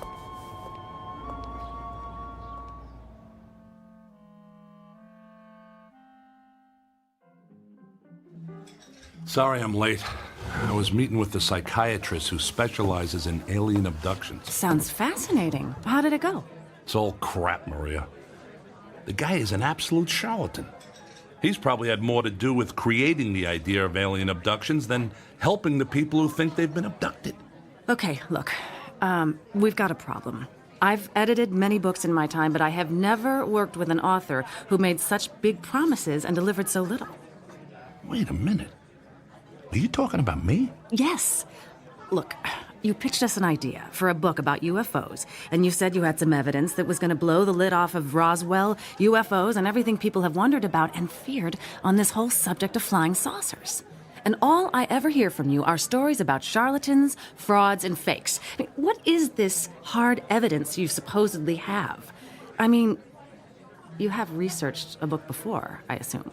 Maria, I really do have something. But it has to stay secret. If anyone but you and I even know I have something in my possession, I'll have the government, the military, the CIA, and God knows who else after me. That's a great story, Tom, but my publisher is starting to give me a hard time. We've given you a significant advance. We've covered lots of expenses and heard nothing but promises. I don't care if you're an established author. It is time to deliver a manuscript. Speaking of expenses, I think I owe that psychiatrist $500. What? His receptionist said they were going to mail me a bill for $500. Okay, this is what I mean. All I ever get from you are excuses, apologies, and bills. Where's the manuscript and where's the evidence? Look, you're the one pushing me for this whole alien abduction angle. What do we need it for? That's the hot topic right now. I have to have that component. You're the one making this difficult, not me. I knew you'd say that. It's always about someone else with you, so I'm going to help you out. I found a guy you need to meet. I mean, if you can't find good sources, I'll find him for you. Who? He's a UFO researcher. Great. Just what the world needs, another UFO researcher. I'm only going to say this once. You are going to meet with this guy, and you will present your manuscript and evidence to me in 1 month. Fine. I'll meet with him. What's he do? He's a hypnotist. Oh, you gotta be kidding me. Have you listened to anything I've said? This guy is different. He goes out with small groups of UFO abductees, and they revisit the site of the abduction. He engages in hypnosis on site, in the field, and he has supposedly uncovered some hard evidence. He calls them walkabouts. Huh. Is he Australian? No. Oh, and let me guess. You're gonna publish his book instead of mine. He's not writing a book, but if you don't come up with something soon, I might ask him. That's good. That's a good one, because the last thing anyone wants to see is another boilerplate book about UFOs and alien abductions from your publisher. You're getting a little cocky, and quite frankly, I don't appreciate it. Besides, my publisher sells what people want to read, and people read what we sell. Why do you think we're having this conversation? Look, you told me you had it all the evidence the world would ever need to know the truth about UFOs. Of course, you can't show it to anybody because it's so secret. But Tom, I'm telling you, if you didn't have so many books under your belt, I never would have bought into this. Is this how you've done all your books? Fine. I get it. I'll shut up. Who is this guy and where do I find him? His name is Tammuz. To what? Tammuz. It's pronounced Tammuz. Maybe if you show him your evidence, he'll show you his, and we'll all be happy. Okay. I'll get a hold of him. Do it soon, Tom, and show him what you've got. I'll call him today. Good. And I'll see you in a month with the manuscript. Deal. Is it possible for you to pick up the tab?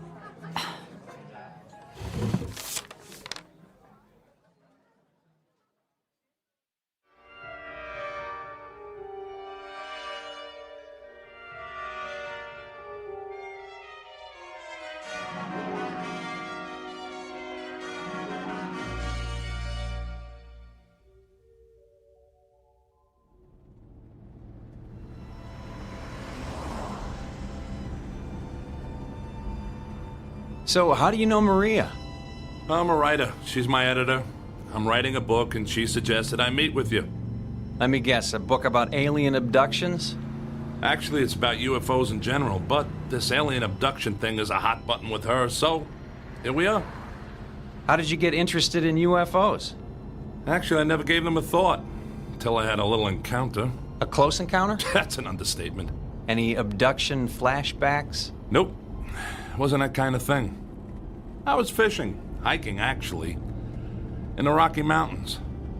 That's when a meteorite flashed across the tops of the trees and hit the side of a mountain. Let me guess, it wasn't a meteorite. It sure wasn't.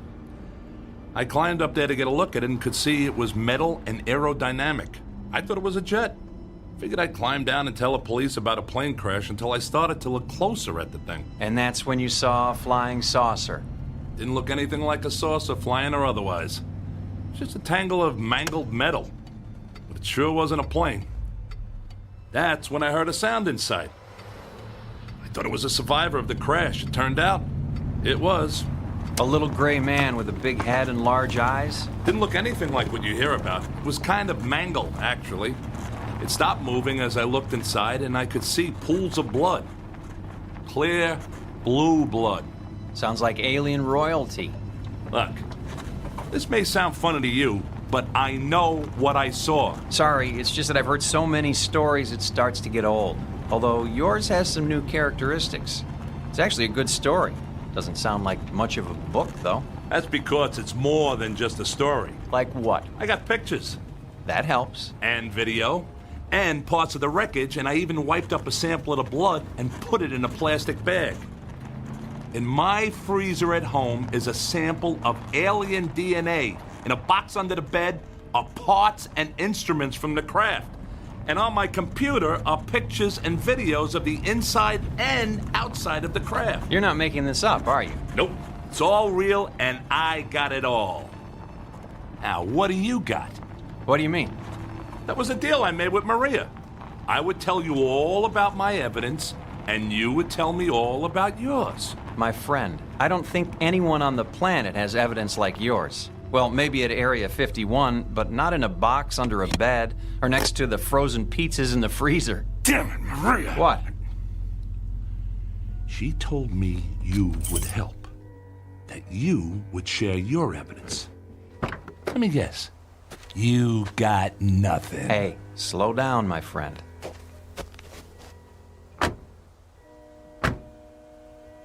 I'll show you what I got, but when it comes to pictures, videos, wreckage, instruments, and alien DNA, well, I gotta tell you, that's tough to beat. But give me a chance. We're almost there. Where exactly are we going? We're meeting with my group. We work together on various UFO projects. On this trip, we've brought along 12 people who claim to have been abducted by aliens. The site we're going to is where 3 of them say they were abducted. What's the point of that? Evidence. The evidence that both you and I are looking for. We've found that if we return to the site of the reported abduction, some people can actually recall where UFOs supposedly landed, hovered, or demonstrated some phenomena or activity. We then go to that particular spot and look for evidence. Now we're talking. What kind of evidence? Pretty boring stuff compared to what you got. Usually we do soil samples, take readings for radioactivity, magnetic fields, pass metal detectors over the ground. We've managed to find some interesting stuff, assuming you're a soil chemist. That's it? You got dirt? I didn't say that. It's just a question of how you look at it. A UFO site can tell you a lot if you know what to look for. Speaking of that, is your crashed vehicle still sitting up there on that mountain? Nah, it's gone. I went back a week later and there was no sign of it. I hate when that happens. Are you sure you saw something up there? I saw it, I have pictures, and there is still some evidence up there. The kind of evidence you look for. The rocks on the side of the mountain. You can still see where they're scratched and gouged by the crash. But that's all you can see. I looked everywhere and there's no sign of anything else. I'd like to go there with you someday. The craft, or whatever it was, may have left some metallic particles on the rocks as a result of the collision. Do you remember where it is? I have it marked on a map. Back at home. In the box under the bed, no doubt. Where else would I keep it? You're a funny guy, and obviously a man with a lot on his mind. I think you'll like this group of people we're about to meet. They've got a lot on their minds, too.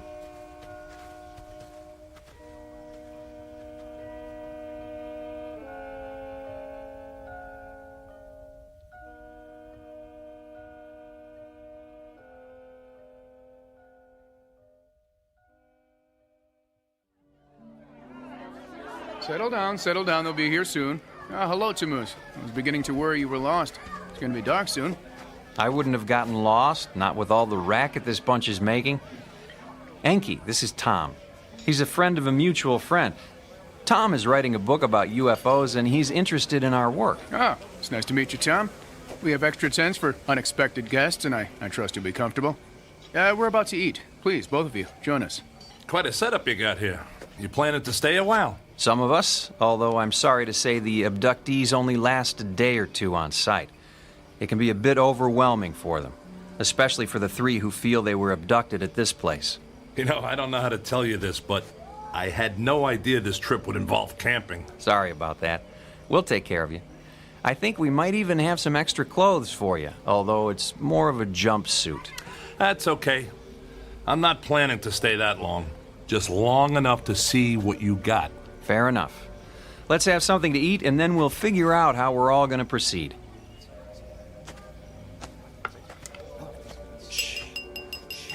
If I could have your attention, please.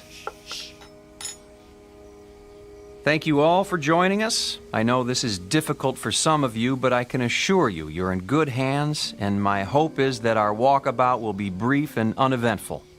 I'd like to introduce a special guest. Our friend Tom here is an author preparing a book on the subject of UFOs. If you'd like, I'm sure he would be fascinated by some of the stories you have to tell. Welcome, Tom. Tom, hello again. Hello there. Did you remember to make your appointment for next week? Yes. And I'm really looking forward to it. I'll bet you are. Friend of yours? Starting to look that way. His name is Alex. I seem to keep running into him. Welcome, Alex. Hello. And to all of you, a warm welcome. Once we finish our dinner, we'll change into some gear for our adventure.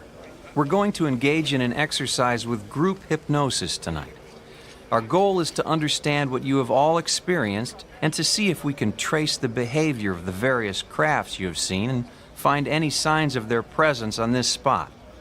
My good friend Enki and some of my other associates will be using instruments to determine if our visitors have left anything behind for us to collect. Let me reassure you once again, these walkabouts tend to be quiet and gentle affairs, and I trust this evening will be no different. Now, let's enjoy our meal and then begin. That's it? Group hypnosis and you guys run around with instruments in the dark? Is this gonna be another waste of time? My friend, it is not a waste of time. I'm sorry you're in such a hurry and I can't help you with your deadline or your editor. Let's just hope we find some good evidence for you tonight, and then you can get to work. Tom, I've laid out some clothing on a cot in your tent. You can change when it's convenient for you. Right now sounds like a good time.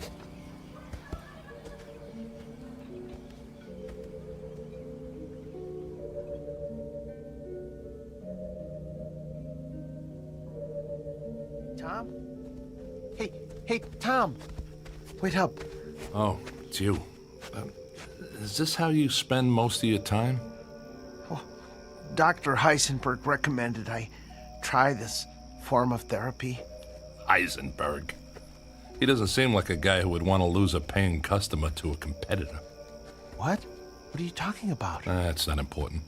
So, are you one of the people abducted from this place? No, I don't remember where my abduction happened. Dr. Heisenberg is trying to help me remember. I'll bet he is. Wonder how much that's gonna cost you. Oh, it's not about the money. It's about finding the answer. Well, that's one thing we both agree on. Well, this looks like my tent. You doing the camping thing too? Oh, we all are. I don't think we have a choice. We walked here and I have no idea how to walk out. Yeah, I know what you mean. Some reason I don't like the way this is set up. Do you know anything about these people? No, Dr. Heisenberg set it all up. He's a really good person, you know. He's always looking out for me. Whatever you say, Alex. Oh, man. He said jumpsuit. He meant it. Looks like something you'd wear in jail. I think it's to protect us from dangerous chemical residue in the soil. You're starting to sound like Tammuz. Oh, actually, Enki told us that, and I'm not taking any chances. I'm going to put mine on now. I'll see you again, okay? Yes, I'm sure you will see me again.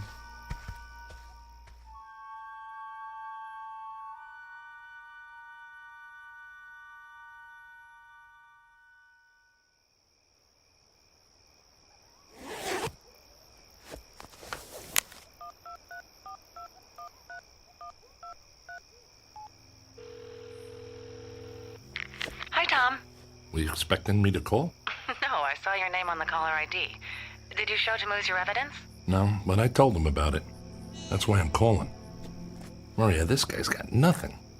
He's as big a fraud as that quack psychiatrist I saw yesterday. And hey, you know what?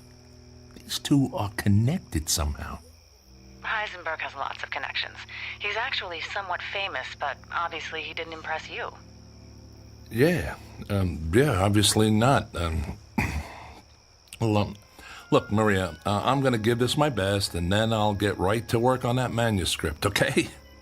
Are you all right, Tom? I mean, is everything okay? Yeah, everything's fine. I'll see you in a month, okay? Tom? Okay, that's our deal. Tom? Oh, sorry, Tom. I didn't know you were on the phone. Yeah, I'll talk to you later, Maria. Goodbye, Tom. I'm very sorry. Was that your wife? No, I'm not married. Someone I'm working with, maybe you've seen her. Her name is Maria. Maria? Oh, sorry. I don't know anyone named Maria. Yeah, but somehow she knows Heisenberg. Lots of people see psychiatrists. Yeah, the only thing is, I never told her the name of the psychiatrist I was meeting with, yet she knows his name. You sure you never saw a woman named Maria around the office? I don't know. You sure you don't know some way out of here? Oh, gosh, no, especially now. I mean, it's pitch dark out here. Yeah, it sure is. I feel like an idiot in this jumpsuit. Alex, I'll tell you what. What? I like you. You're a nice guy. It's a relief to hear someone say, I don't know, every now and then. Well, thank you. I don't have many friends. Yeah, sorry about that. It must be tough. Look, tomorrow morning you and I are walking out of here. What? Going to be able to do that? Shouldn't we tell someone? I don't think so. Now let's go get this over with. Who knows, maybe you'll figure out where your abduction took place. Oh, that would be great.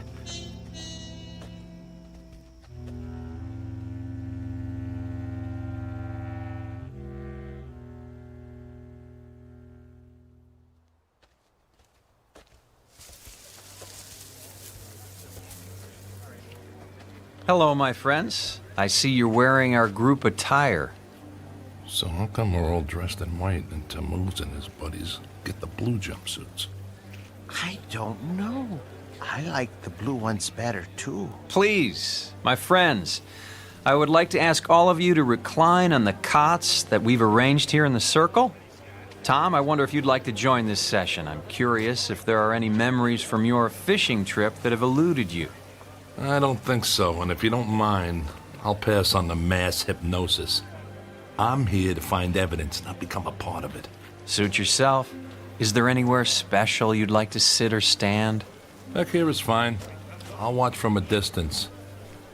Good luck there, Alex. Have a nice nap. Thanks. I'll see you later, Tom. Right. My friends, please, if you'll take your positions and simply lie down. Get comfortable, please, and be at ease. I want to begin by asking you to close your eyes and relax. Relax the muscles in your face and feel the tension go out of you. Relax. Feel your shoulders and arms slowly relax and allow your body to relax down your back, to your legs, to your feet. Relax.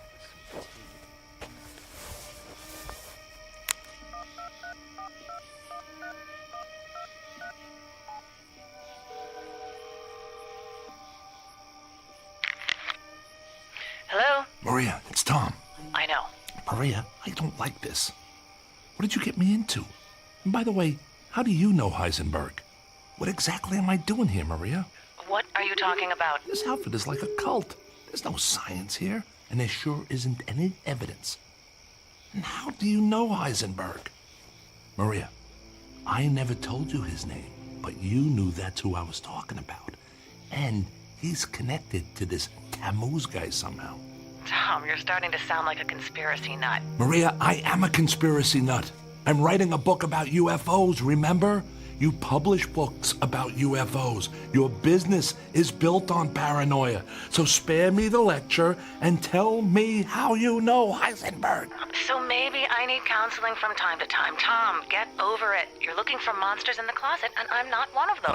I'm starting to wonder if any money is worth all this. Hey, if you want to bail on the contract, be my guest. We'll total all the money from your advance and all of your expenses and subtract it from the royalties of your other books. But get this in your head right now. This is the last book you will never write. Hey, I'm sorry. I don't know why I called. I guess I just don't know what to believe anymore or who to believe. Look, when I get out of here, I'll finish the book. If I learn anything tonight, I'll add that as well. Tom, do me a favor. Don't call me again until you have the evidence and the manuscript in hand. I don't need the aggravation. I need the story you threatened to tell and the evidence you found to support it. Got it? Got it. Bye. Come on, babe. It was just a book proposal.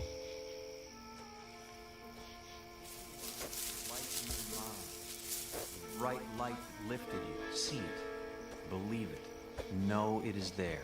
The light approaches and will take you up to where all is well. Tom! Tom! Alex? Is that you? Where are you?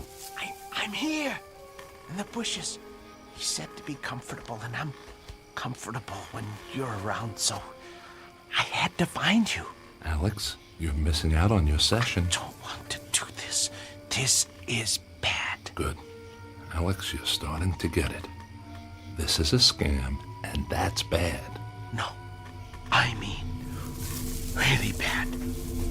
Look. Oh my God! What is that?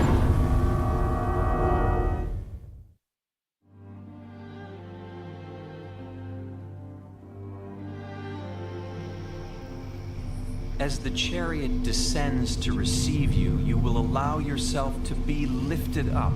Feel yourself rising into the light.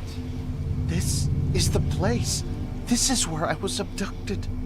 This is where it happened to me. I was lifted up into that circle of light. Alex, they're faking this. No. It's a spotlight and a hot air balloon and a lot of reverb through a speaker. What? It's all cheap theater and just another way to get money out of people. How much did they charge you for this camping trip? They didn't charge us anything. Oh, I was afraid you'd say that. So why are they doing this? Maybe it helps to sell books. Good God, that's it. That explains it. Alex, these people are just perpetuating the myth of UFOs to make money on fear. We have got to get out of here. Did anyone see you come over here? I don't know. It's dark. That's why I couldn't find you. That's good. That gives us a chance. They're not gonna want to write us saying all this. Come on. Go slow, go quiet, and follow me. I'm afraid. Don't worry about the light. It's just a spotlight. What we have to worry about is what your friends will do to us. They're not gonna want people to know about their little ruse. It would put them out of business. including you, Dr. Heisenberg. I don't think they're ready to go out of business yet. Not because of us, at least. You okay? I fell. It's okay. Go slow. Stay with me. Tom, look. All right, their balloon and their lights coming our way. I don't remember this part. This isn't about aliens, Alex. I don't want to go up there again. I don't want to go up there again. You won't. Follow me. Go slow. Don't talk. Alex, we have to run. They're coming our way. We won't get away. We will if they don't find us. Look. What's that? Looks like a cliff. If we find an overhang, that'll block the light. Get down on the ground. I think I found an opening. Good man. Scoot in there. The light is right over us. Yeah, just enough to help us see. Keep moving back. See a light. Don't worry about it, Alex. They can't see us. No. I see a light in the cave. What? We should go back out. Come on. That's not an option right now. Let's go see what's in here. Might be a mine or something. This part of the area is loaded with them. We'll hide in here overnight and then hightail it out of here in the morning. I see a light bulb. Yeah, we're in a mine. I just can't figure out why they're still running power to it. There might be someone working in here, so just be cool. I remember a cave. When I was abducted, I think I was in a cave. Dr. Heisenberg helped me to uncover it. Alex, you're done with Heisenberg. Heisenberg is a fraud.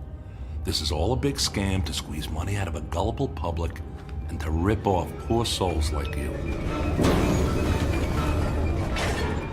You are correct, my friend. Heisenberg, you soulless bastard. What are you doing here? You are part of this. You're destroying people with this charade. Can't you find another way to make money? On that count, you are right and wrong. Yes, this is a charade, but not the kind you think. Ah, hello, Tammuz. Hello, Enki. I seem to have found your missing friends. I am sorry. With such a large number of subjects, it was difficult to herd them all effectively. Herd them? What are we, cattle? No, if that were the case, you would probably have been mutilated. Maria, this is impossible. What are you doing here? This is like a law school prank. Am I on some kind of TV show? It's not a prank, and you're most definitely not on television. For that matter, you will never be on television. Especially your videotape. It looks like a treasure chest. That's the box I had under my bed. You've been to my home.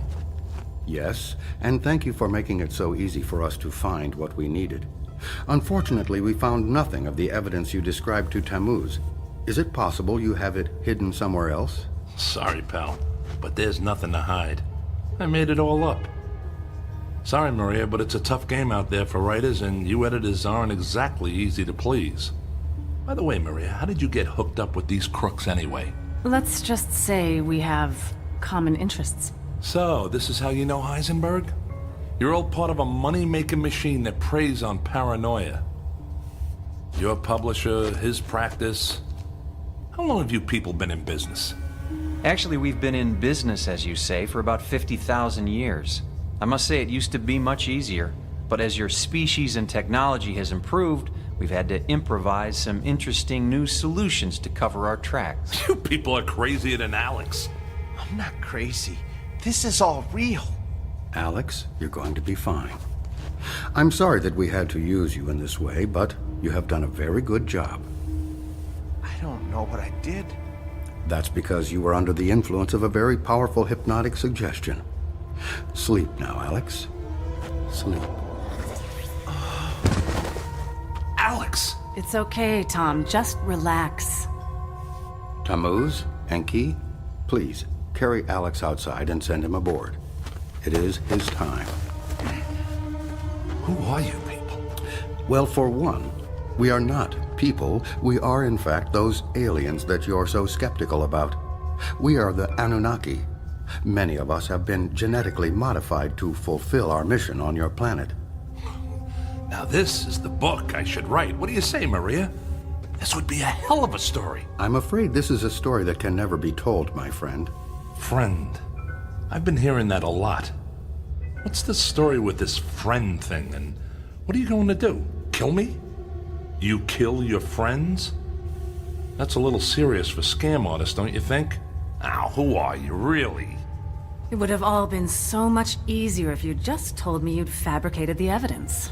Tom, we believed you. Are you kidding? You actually thought I had evidence of UFOs and aliens? Come on.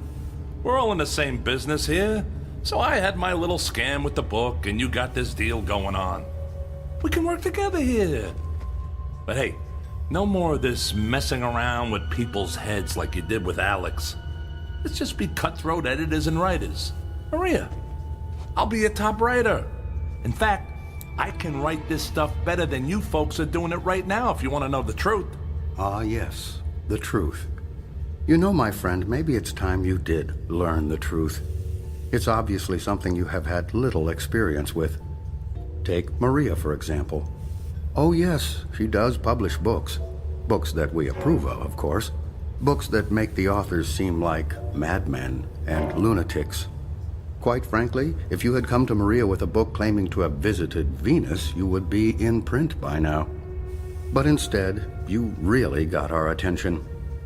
Every now and again, someone like you shows up with some real evidence that we missed. That's when we have to take action. You see, that's one of our secondary missions, making sure that our experiments are not discovered. That's why we assume the role of UFO researchers and experts on abduction. You see, Tom, we found that the best way to obscure the truth is to pretend to seek it.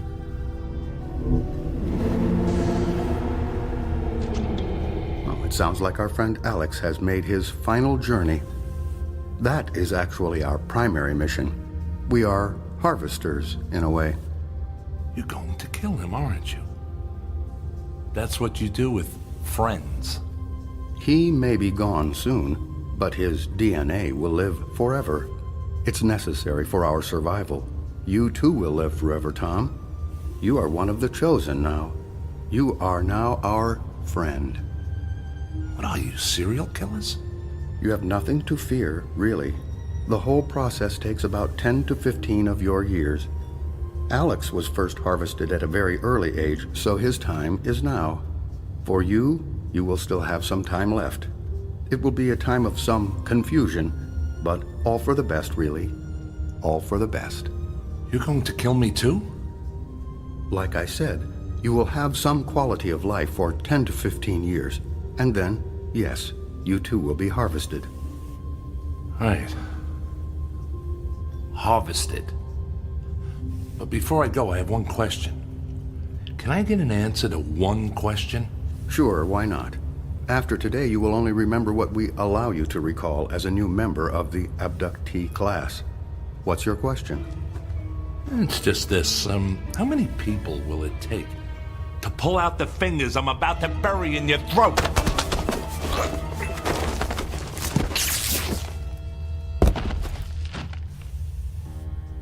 It's all clear. He is unconscious. This was a difficult one. They are proving to be a greater and greater challenge. The growing sophistication of their technology, their increased awareness of our presence. We may need to initiate another world war or create a new pandemic. We can't allow them to have too much time to think. Does that mean we should terminate the terrorism initiative? It's quite possible. In the meantime, let's increase the number of stories about supervolcanoes, asteroids striking the Earth, and global warming. Keep the fear alive. And Maria, you seem to have developed some affection for this one. That can't be allowed. I know, I will do better. Sometimes they're like pets to me, and I just seem to become attached. Ha. Spoken like a true editor. But you may have to have additional contact with this one, so keep your perspective. Okay. Now, back to work. We are staging a UFO convention in Mexico City, and I am recommending additional investment in the Alien Museum in Roswell. Enki, we will need your banking network to provide some additional funding for a documentary on a coming ice age. Let's really mix it up out there and keep these animals off balance. Tammuz, if you could clean up the campsite and sanitize any evidence, we can all get back to work. Do we have a site for the next harvest? Chicago, Illinois. Make the necessary arrangements.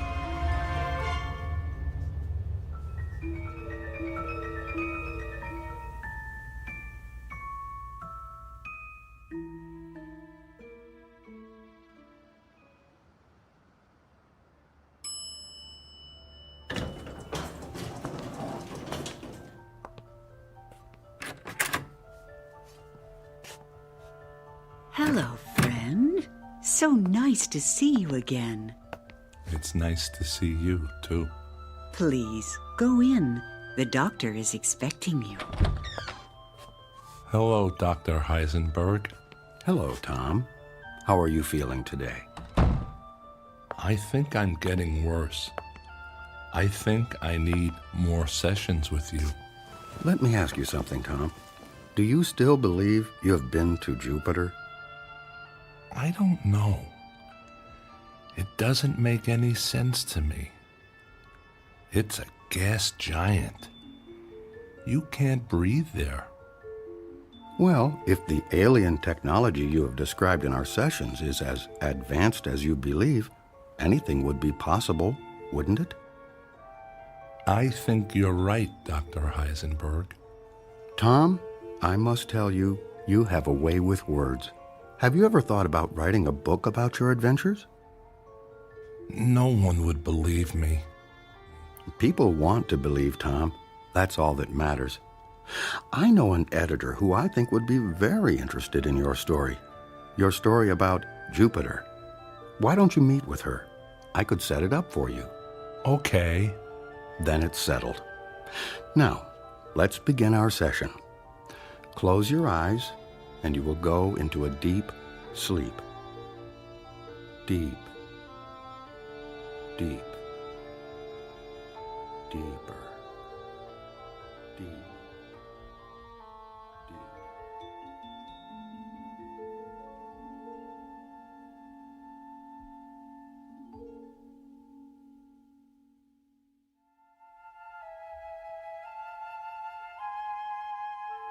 The evidence is in. The facts are fiction, and the truth has become a footnote to a lie.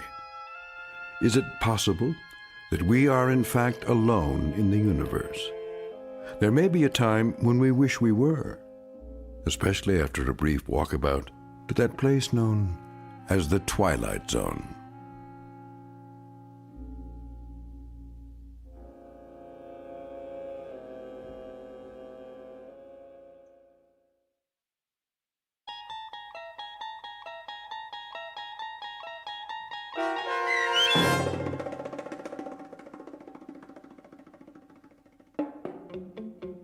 The Walkabouts, starring Mike Starr with Stacy Keach as your narrator, was especially written for The Twilight Zone by Steve Newby. Heard in the cast were David Pasquesi, Joby Cerny, Leah Mortensen, Richard Hensel, Linda Kimbrough, and Tim Dadabo. The producers of The Twilight Zone wish to thank CBS Enterprises and the Rod Serling Estate for making this series possible. This copyrighted radio series is produced and directed by Carl Amari and Joby Cerny for Falcon Picture Group. Sound design, custom Foley effects, recording, and editing are done in the Cerny American Sound to Picture Theater by sound designers Todd Beyer, Craig Lee, and Tim Cerny. To learn more about the Twilight Zone radio dramas and to contact us, visit our official website at twilightzoneradio.com. Doug James speaking.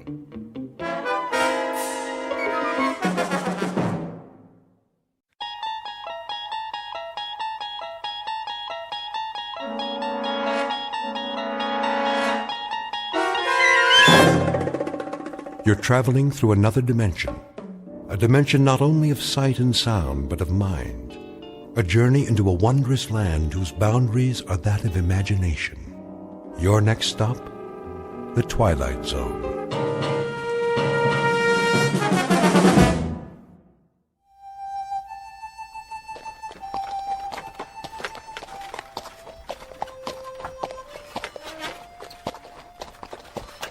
How much longer, Chris? Not long.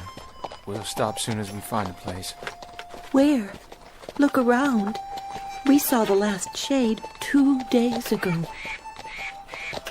That's a buzzard up there circling the wagons, and it's been following us since dawn. It's waiting for the next one to die. How's the boy? Still burning up with fever. He can't take any more. All right, honey. Hold up! Whoa! Oh! Hold! We'll stop here for a few minutes.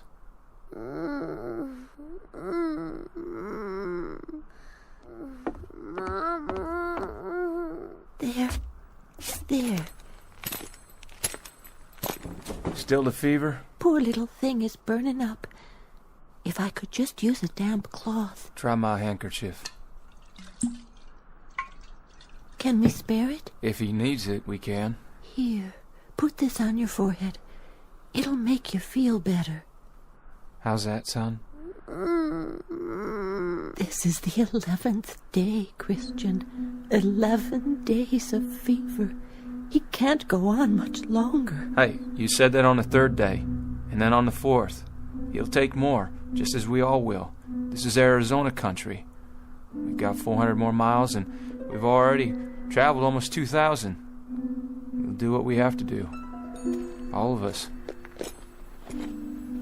How's the boy, Mrs. Horn? About the same. Thank you, Charlie. Figure that Apache country is just due south. That's what you said we were looking out for, ain't it? That's what we've been looking out for. We travel due west, close together and button up tight at night. No fires if we can help it.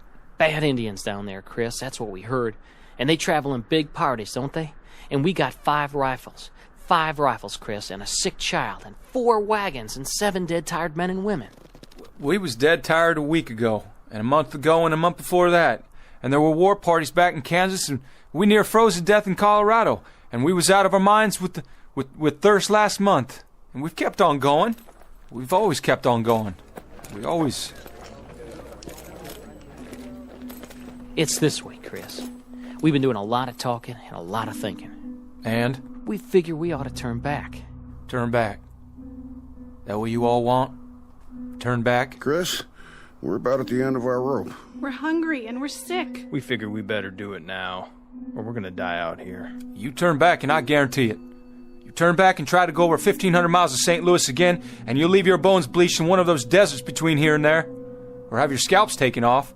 Or you'll freeze to death in a mountain pass. And if you go on, what's going to happen to that beautiful child of yours? Listen, those 1,500 miles are behind us. They're all gone. The heat and the cold and the misery. You can look back at them as things that have happened, not agonies you're going to have to live with. How do you know there's not going to be more days and weeks and months like it? How can you be so blamed sure? I figure there's only about 400 to 600 miles more to go. 400 to 600 more miles, friends. And then we made it. We can't stop now. Listen, if we stop, we're dead. That's gospel. We're dead. Could be we're dead anyway. Okay, just give me one more week. 1 week. I'll get us through. I promise you. I'll get us through. What about water? We're almost out of water. I'll get water. I'll find some. How, Chris? With a divining rod? I don't know how, but I will. I swear. The year is 1847. The place is the territory of New Mexico. The people are a tiny handful of men and women with a dream. 11 months ago, they started out from Ohio and headed west. Someone told them about a place called California, about a warm sun and a blue sky, about rich land and fresh air. And at this moment, almost a year later, they have seen nothing but cold, heat exhaustion, hunger, and sickness. The men and their families are now one with the animals and the wagons and the landscape, and they stare straight ahead, numb and glassy-eyed. They are dust blobs whose lives have been reduced to a single function, forward motion. The man in the lead wagon is named Christian Horn. He has a dying 8-year-old son and a heartsick wife, once beautiful but now gaunt and drawn in the merciless desert air. Her husband is the only one who has even a fragment of the dream left, Mr. Chris Horn, who's about to go over the rim of a sand dune in search of water, sustenance, and survival, and who, in just a moment, will find himself heading into an uncharted territory known as the Twilight Zone.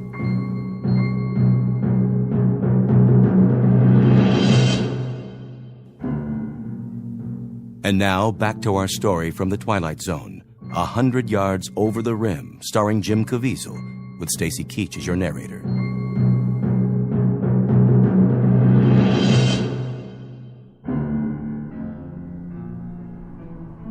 A man had best not make promises he can't keep. I give you my word. And food and medicine for your child? We'll have those things. We'll have food and medicine and everything else. If you can just keep going. Just keep going and don't look back. Look out there instead. Look west. We don't even know where that is anymore. Don't make any decisions yet. We can't stay here anyway. Once we're past the trail, we'll be able to rest a couple of days. I'm almost out of water, Chris, and food. I'll go up ahead, over that sand hill. I'll do some checking around. Stay here now, all of you. Martha, give me my rifle. Chris, you might look for a shady spot, a pretty spot where we can. I won't talk about burying our son. Not now. Not while there's life in him. How far you plan on going? Just over the rim there, 100 yards or so. Might find a stream or something, maybe some game, a rabbit or two. Never can tell. I guess that's true enough, friend. You never can tell. Stay close to wagons and keep them bunched up. Hold on, Charlie, all of you. Just hold on. I'll be right back.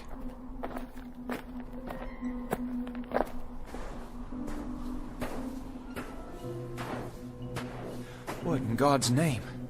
Hey, everybody, look what's over here! There's a road! Down on the other side, a road! Look! Martha? Charlie? Hey! Hey!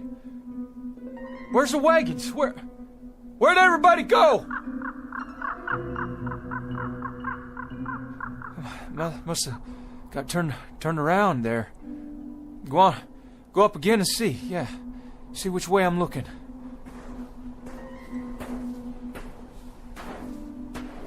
What's going on? What in devil's name is going on here? Road's hard. And black. What the?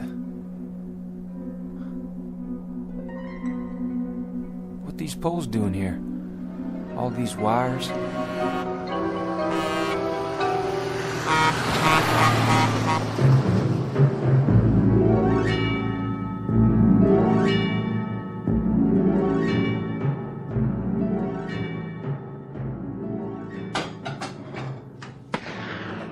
Joe? Yeah? What was that?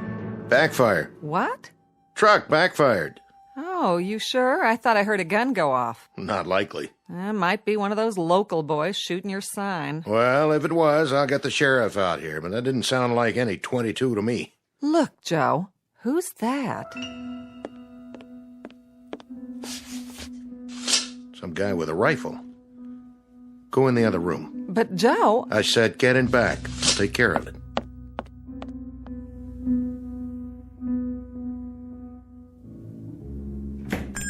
Howdy. Did you see it? Did you see that thing? What thing? That monster. That big animal or monster, whatever it was. It almost hit me. Monster? No, I didn't see anything like that. If there was anything, it never got to here. It must have. It went by me just a mile or so back. You mean... You don't mean the truck? What's a truck? Hey, are you all right? You wouldn't have any water to spare, would you, mister? Any extra, I mean. Water? Sure. Come over here and sit down before you fall down.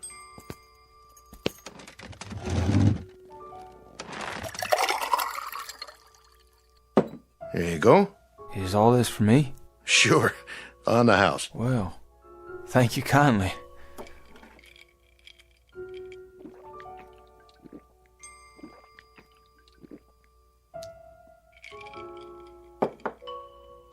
You want some more? You got more?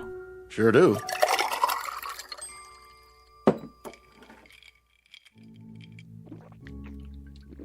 Whoa, now. You don't want to drink it too fast.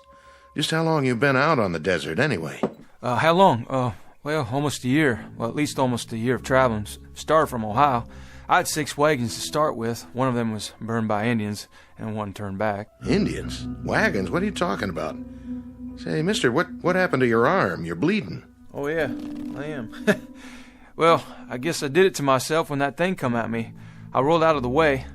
Thought it was a mirage, then the gun went off. Just a flesh wound, though. Not too deep. I'll have Mary Lou look at it. She's my wife. She used to be a nurse's aide. Mary Lou? Everything okay, Joe? The fella here, he shot himself in the arm. He did? By accident, he says. You want to take a look at it? Why, sure. I'll get some bandages out. Hand me a clean towel, will you, Joe? Sure thing. Got the first aid kit right here under the counter. I'll just set your gun over here. Oh, well, thank you kindly. Well, careful with it now. That's a real old-timer. Antique piece, isn't it? No, bought it new before we started out, but she's been used a lot, I guess. We're running low on bullets. I don't suppose you've got any ammunition around here? Oh, no. We don't carry anything like that. This isn't a hunting area. What about Indians?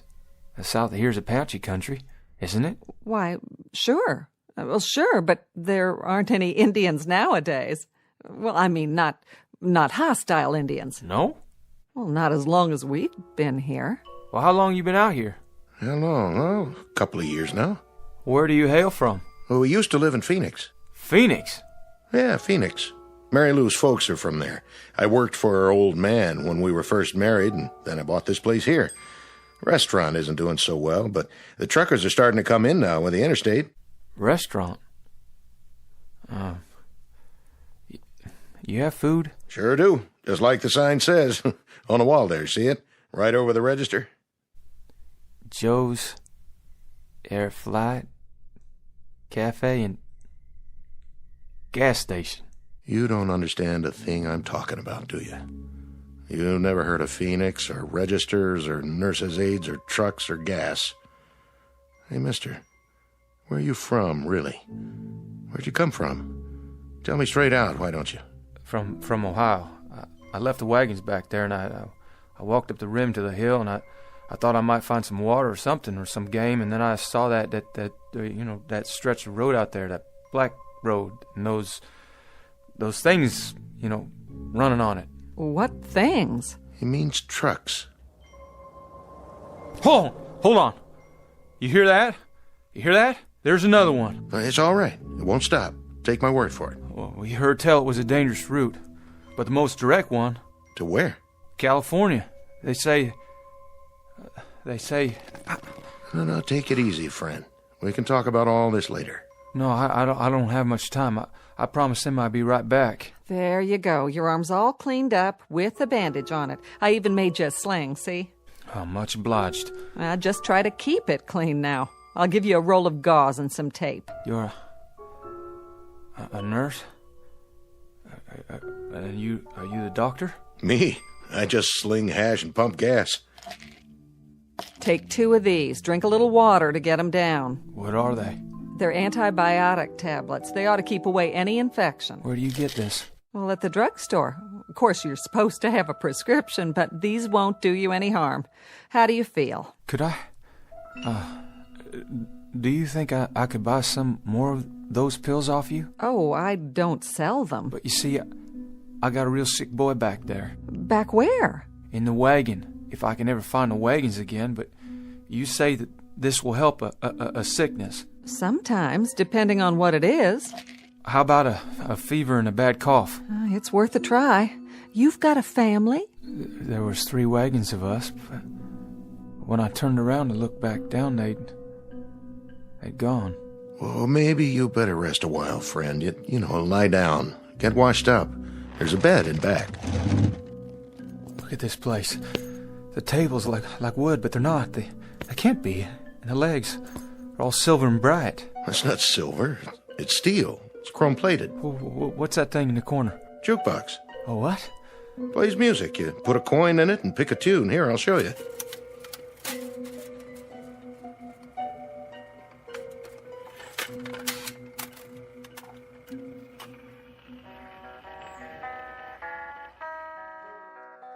Hey, where's that coming from? From inside. Didn't you ever see one of these before? You got a man inside? Playing his guitar on my account? You let him out of there right now. Turn it off, Joe. There, that's better. It was a bad idea. All these things. Where am I? What is this place? Come with me. I'll show you where to wash up. Wait a minute. That picture. Where'd you get it? The calendar? Pioneer West Insurance Company. That's a picture of my covered wagon. Look just like my wagon. Oh, well, that's just an old lithograph. The date. That can't be right. It says April. But the year's all wrong. This is the year of our Lord, 1847. But this calendar says it's not even the same century. Oh, my dear God. How could that be? Easy now. What's going on here? Who are you people? Where am I?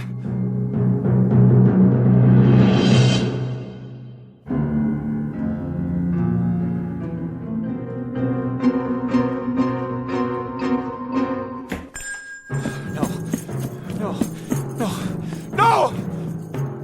You better stop him, Joe. He'll get himself killed.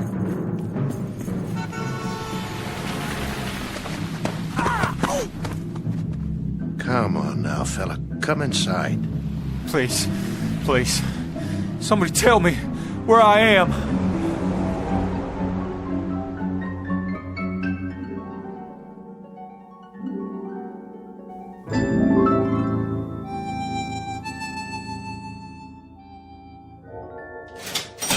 $1.84 your change. You keep it, dollface. I thank you. Say, pretty lady, if you don't mind my asking, what time you get off work here? Oh, not till late. But you better not let that man in the kitchen hear you say that. He's my husband. Oh, no offense, ma'am. None taken. You come back now. I'll do that.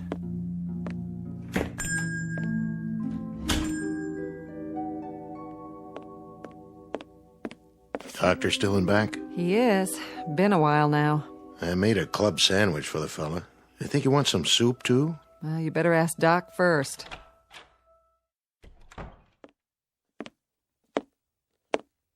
How's he doing back there? You have a fresh pot of coffee? Sure do. Shall I bring it to him? Not for your visitor. For me. I believe I'd like a nice, strong cup. Sit down, Doc. You look like you just seen a ghost.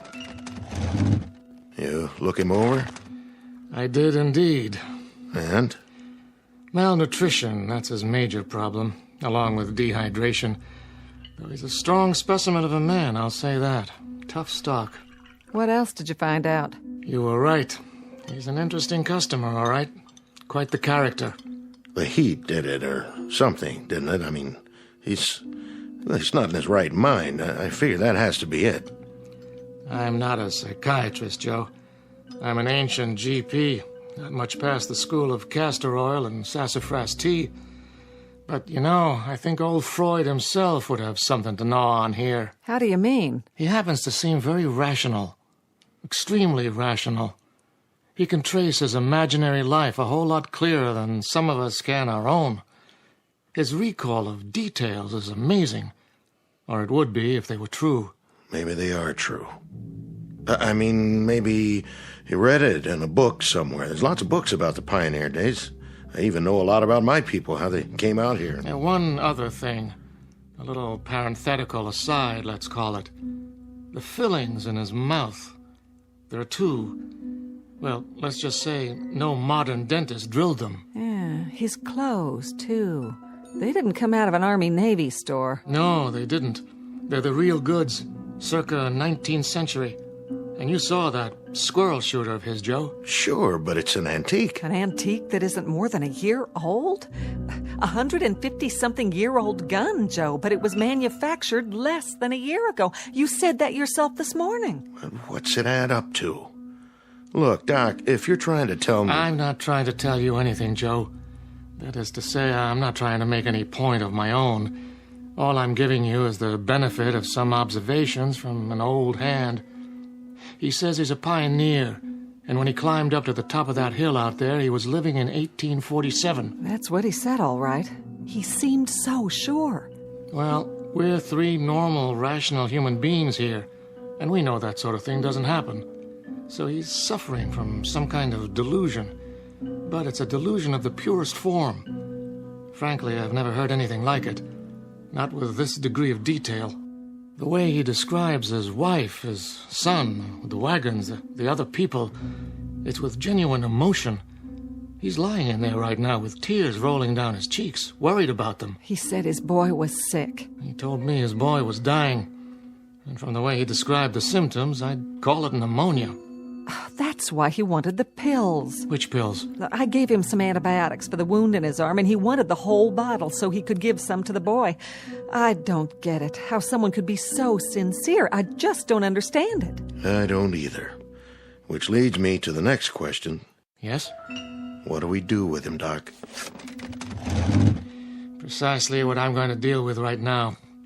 Where's your phone? Behind the counter. But wait, who are you calling? The authorities, so they can get him help. Oh, that won't do him any good, will it? They'll lock him up in a rubber room and throw away the key. Once he's turned over to the state, he'll get a thorough examination. They'll know what kind of help he really needs. Yeah, the funny farm. Oh, Doc, I've heard about those places. They're bad news. Nobody even knows you're in there. They can do anything they want. What are you suggesting? That we pack him a box lunch and send him on his way? You think he'll survive out there? He doesn't know where he is.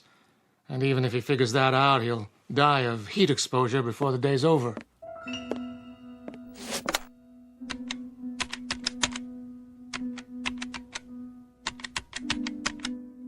I want the sheriff's office, please. Oh, it just doesn't seem right. Yes, is the sheriff there?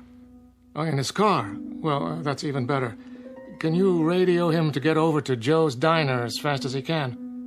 We've got a man here who needs looking after. No, not violent, but he should get here real fast anyway. Yeah. Thanks. Oh, Joe, I hope we're doing the right thing. So do I.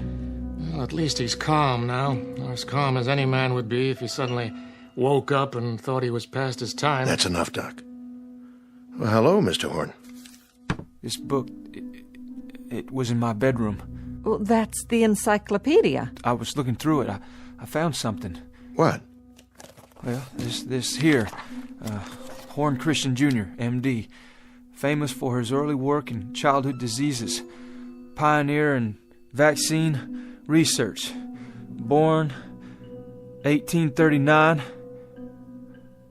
died 1914. That was my son. That's Chris Jr. So I guess I'm either crazy or the world is turned upside down. But I think I got put here for a reason. Oh, you did. I just know it. For an important reason. What are you doing? You've been gracious and kind, and I appreciate it.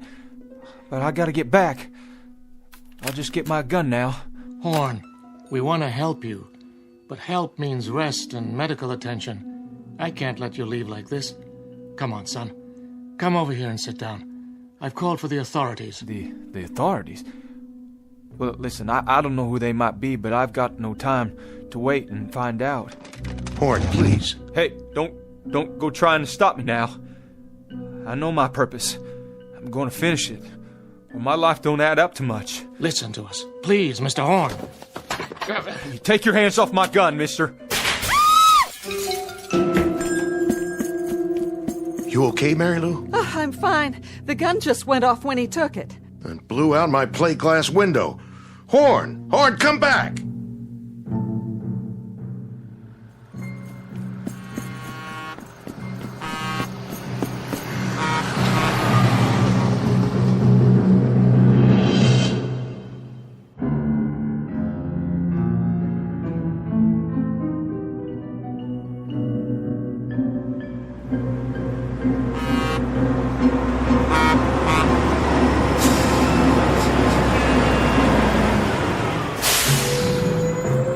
Hey, get out of the road! Oh, I'm sorry, mister. What's the matter with you? Horn, wait up! Are you all right? Those people were trying to stop me. Yeah? Where are you going? I have to get back to the Arizona territory. You do? Well, that's an easy one. Don't just stand there. Get in.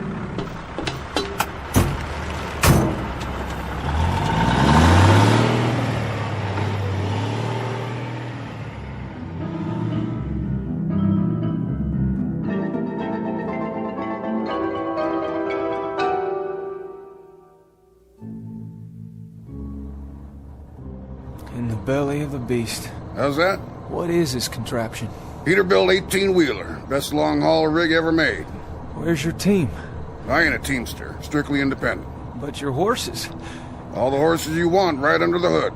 Sweet, huh? Where you say you're headed? California. We were headed for California. That's where I'm going. Good country out there, is it? Easy living, if you ask me. Everything a man could want. And land of work? Any seed you plant, it grows tall. That's what I heard tell. Suppose I could give you a ride all the way in, so I'd have somebody to talk to. I'm going to California, but I can't get there this way. What are you talking about? It has to be the same ridge, right around here. It was. Mister, you have to let me out. Say, look at that. Sheriff's car, moving like a bat out of hell. Please, I made a mistake. You've got to stop this machine.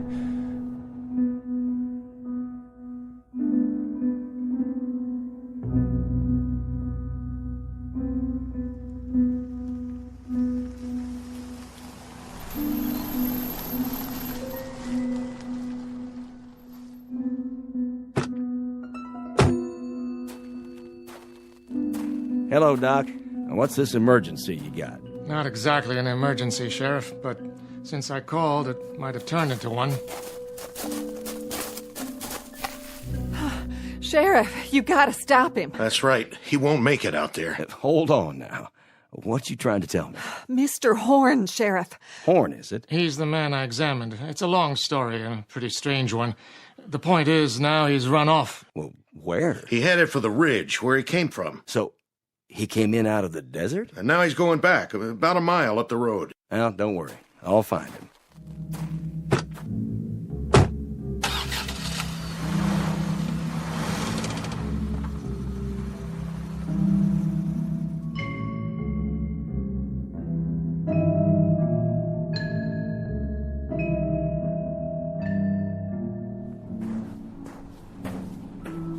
Gotta make it. Just a little ways more.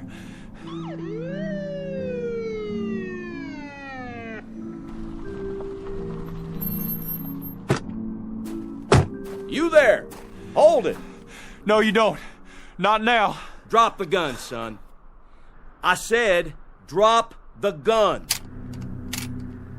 All right, now come on down real slow. The pills.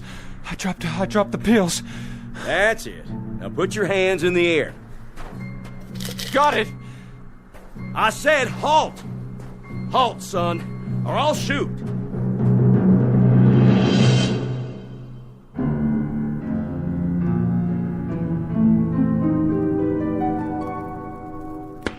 What was that? Sounded like a shot. Maybe Chris got himself a rabbit. But he ain't even had time to get up the ridge yet. Martha! Forget something, Christian? Martha, what happened? Where'd you go? Where did we go? What do you mean, Chris? Where could we have gone? When I looked down, I couldn't see you.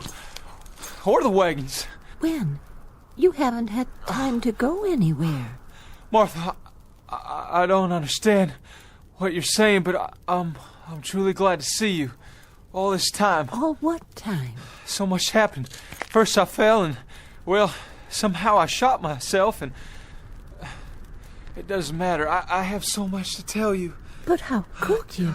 Chris, honey, you just left a second ago. What did you forget? Forget? And what's that in your hand? Oh, that's a medicine. Medicine? Where did you get it? Never mind. Oh, Lord.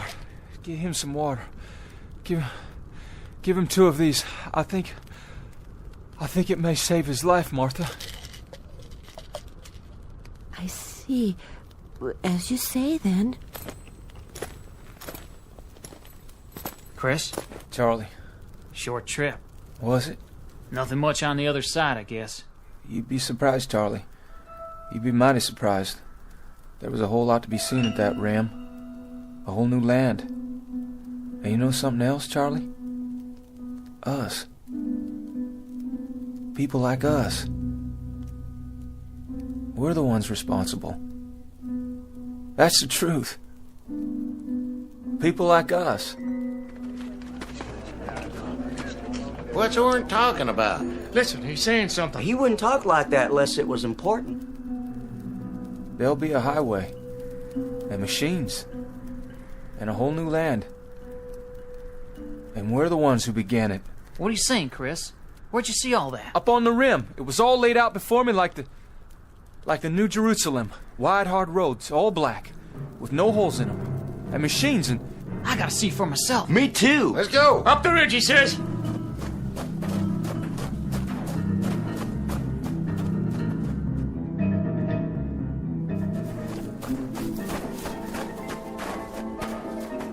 Chris, there's nothing down there. It's just like this side. Sand and desert and miles of nothing.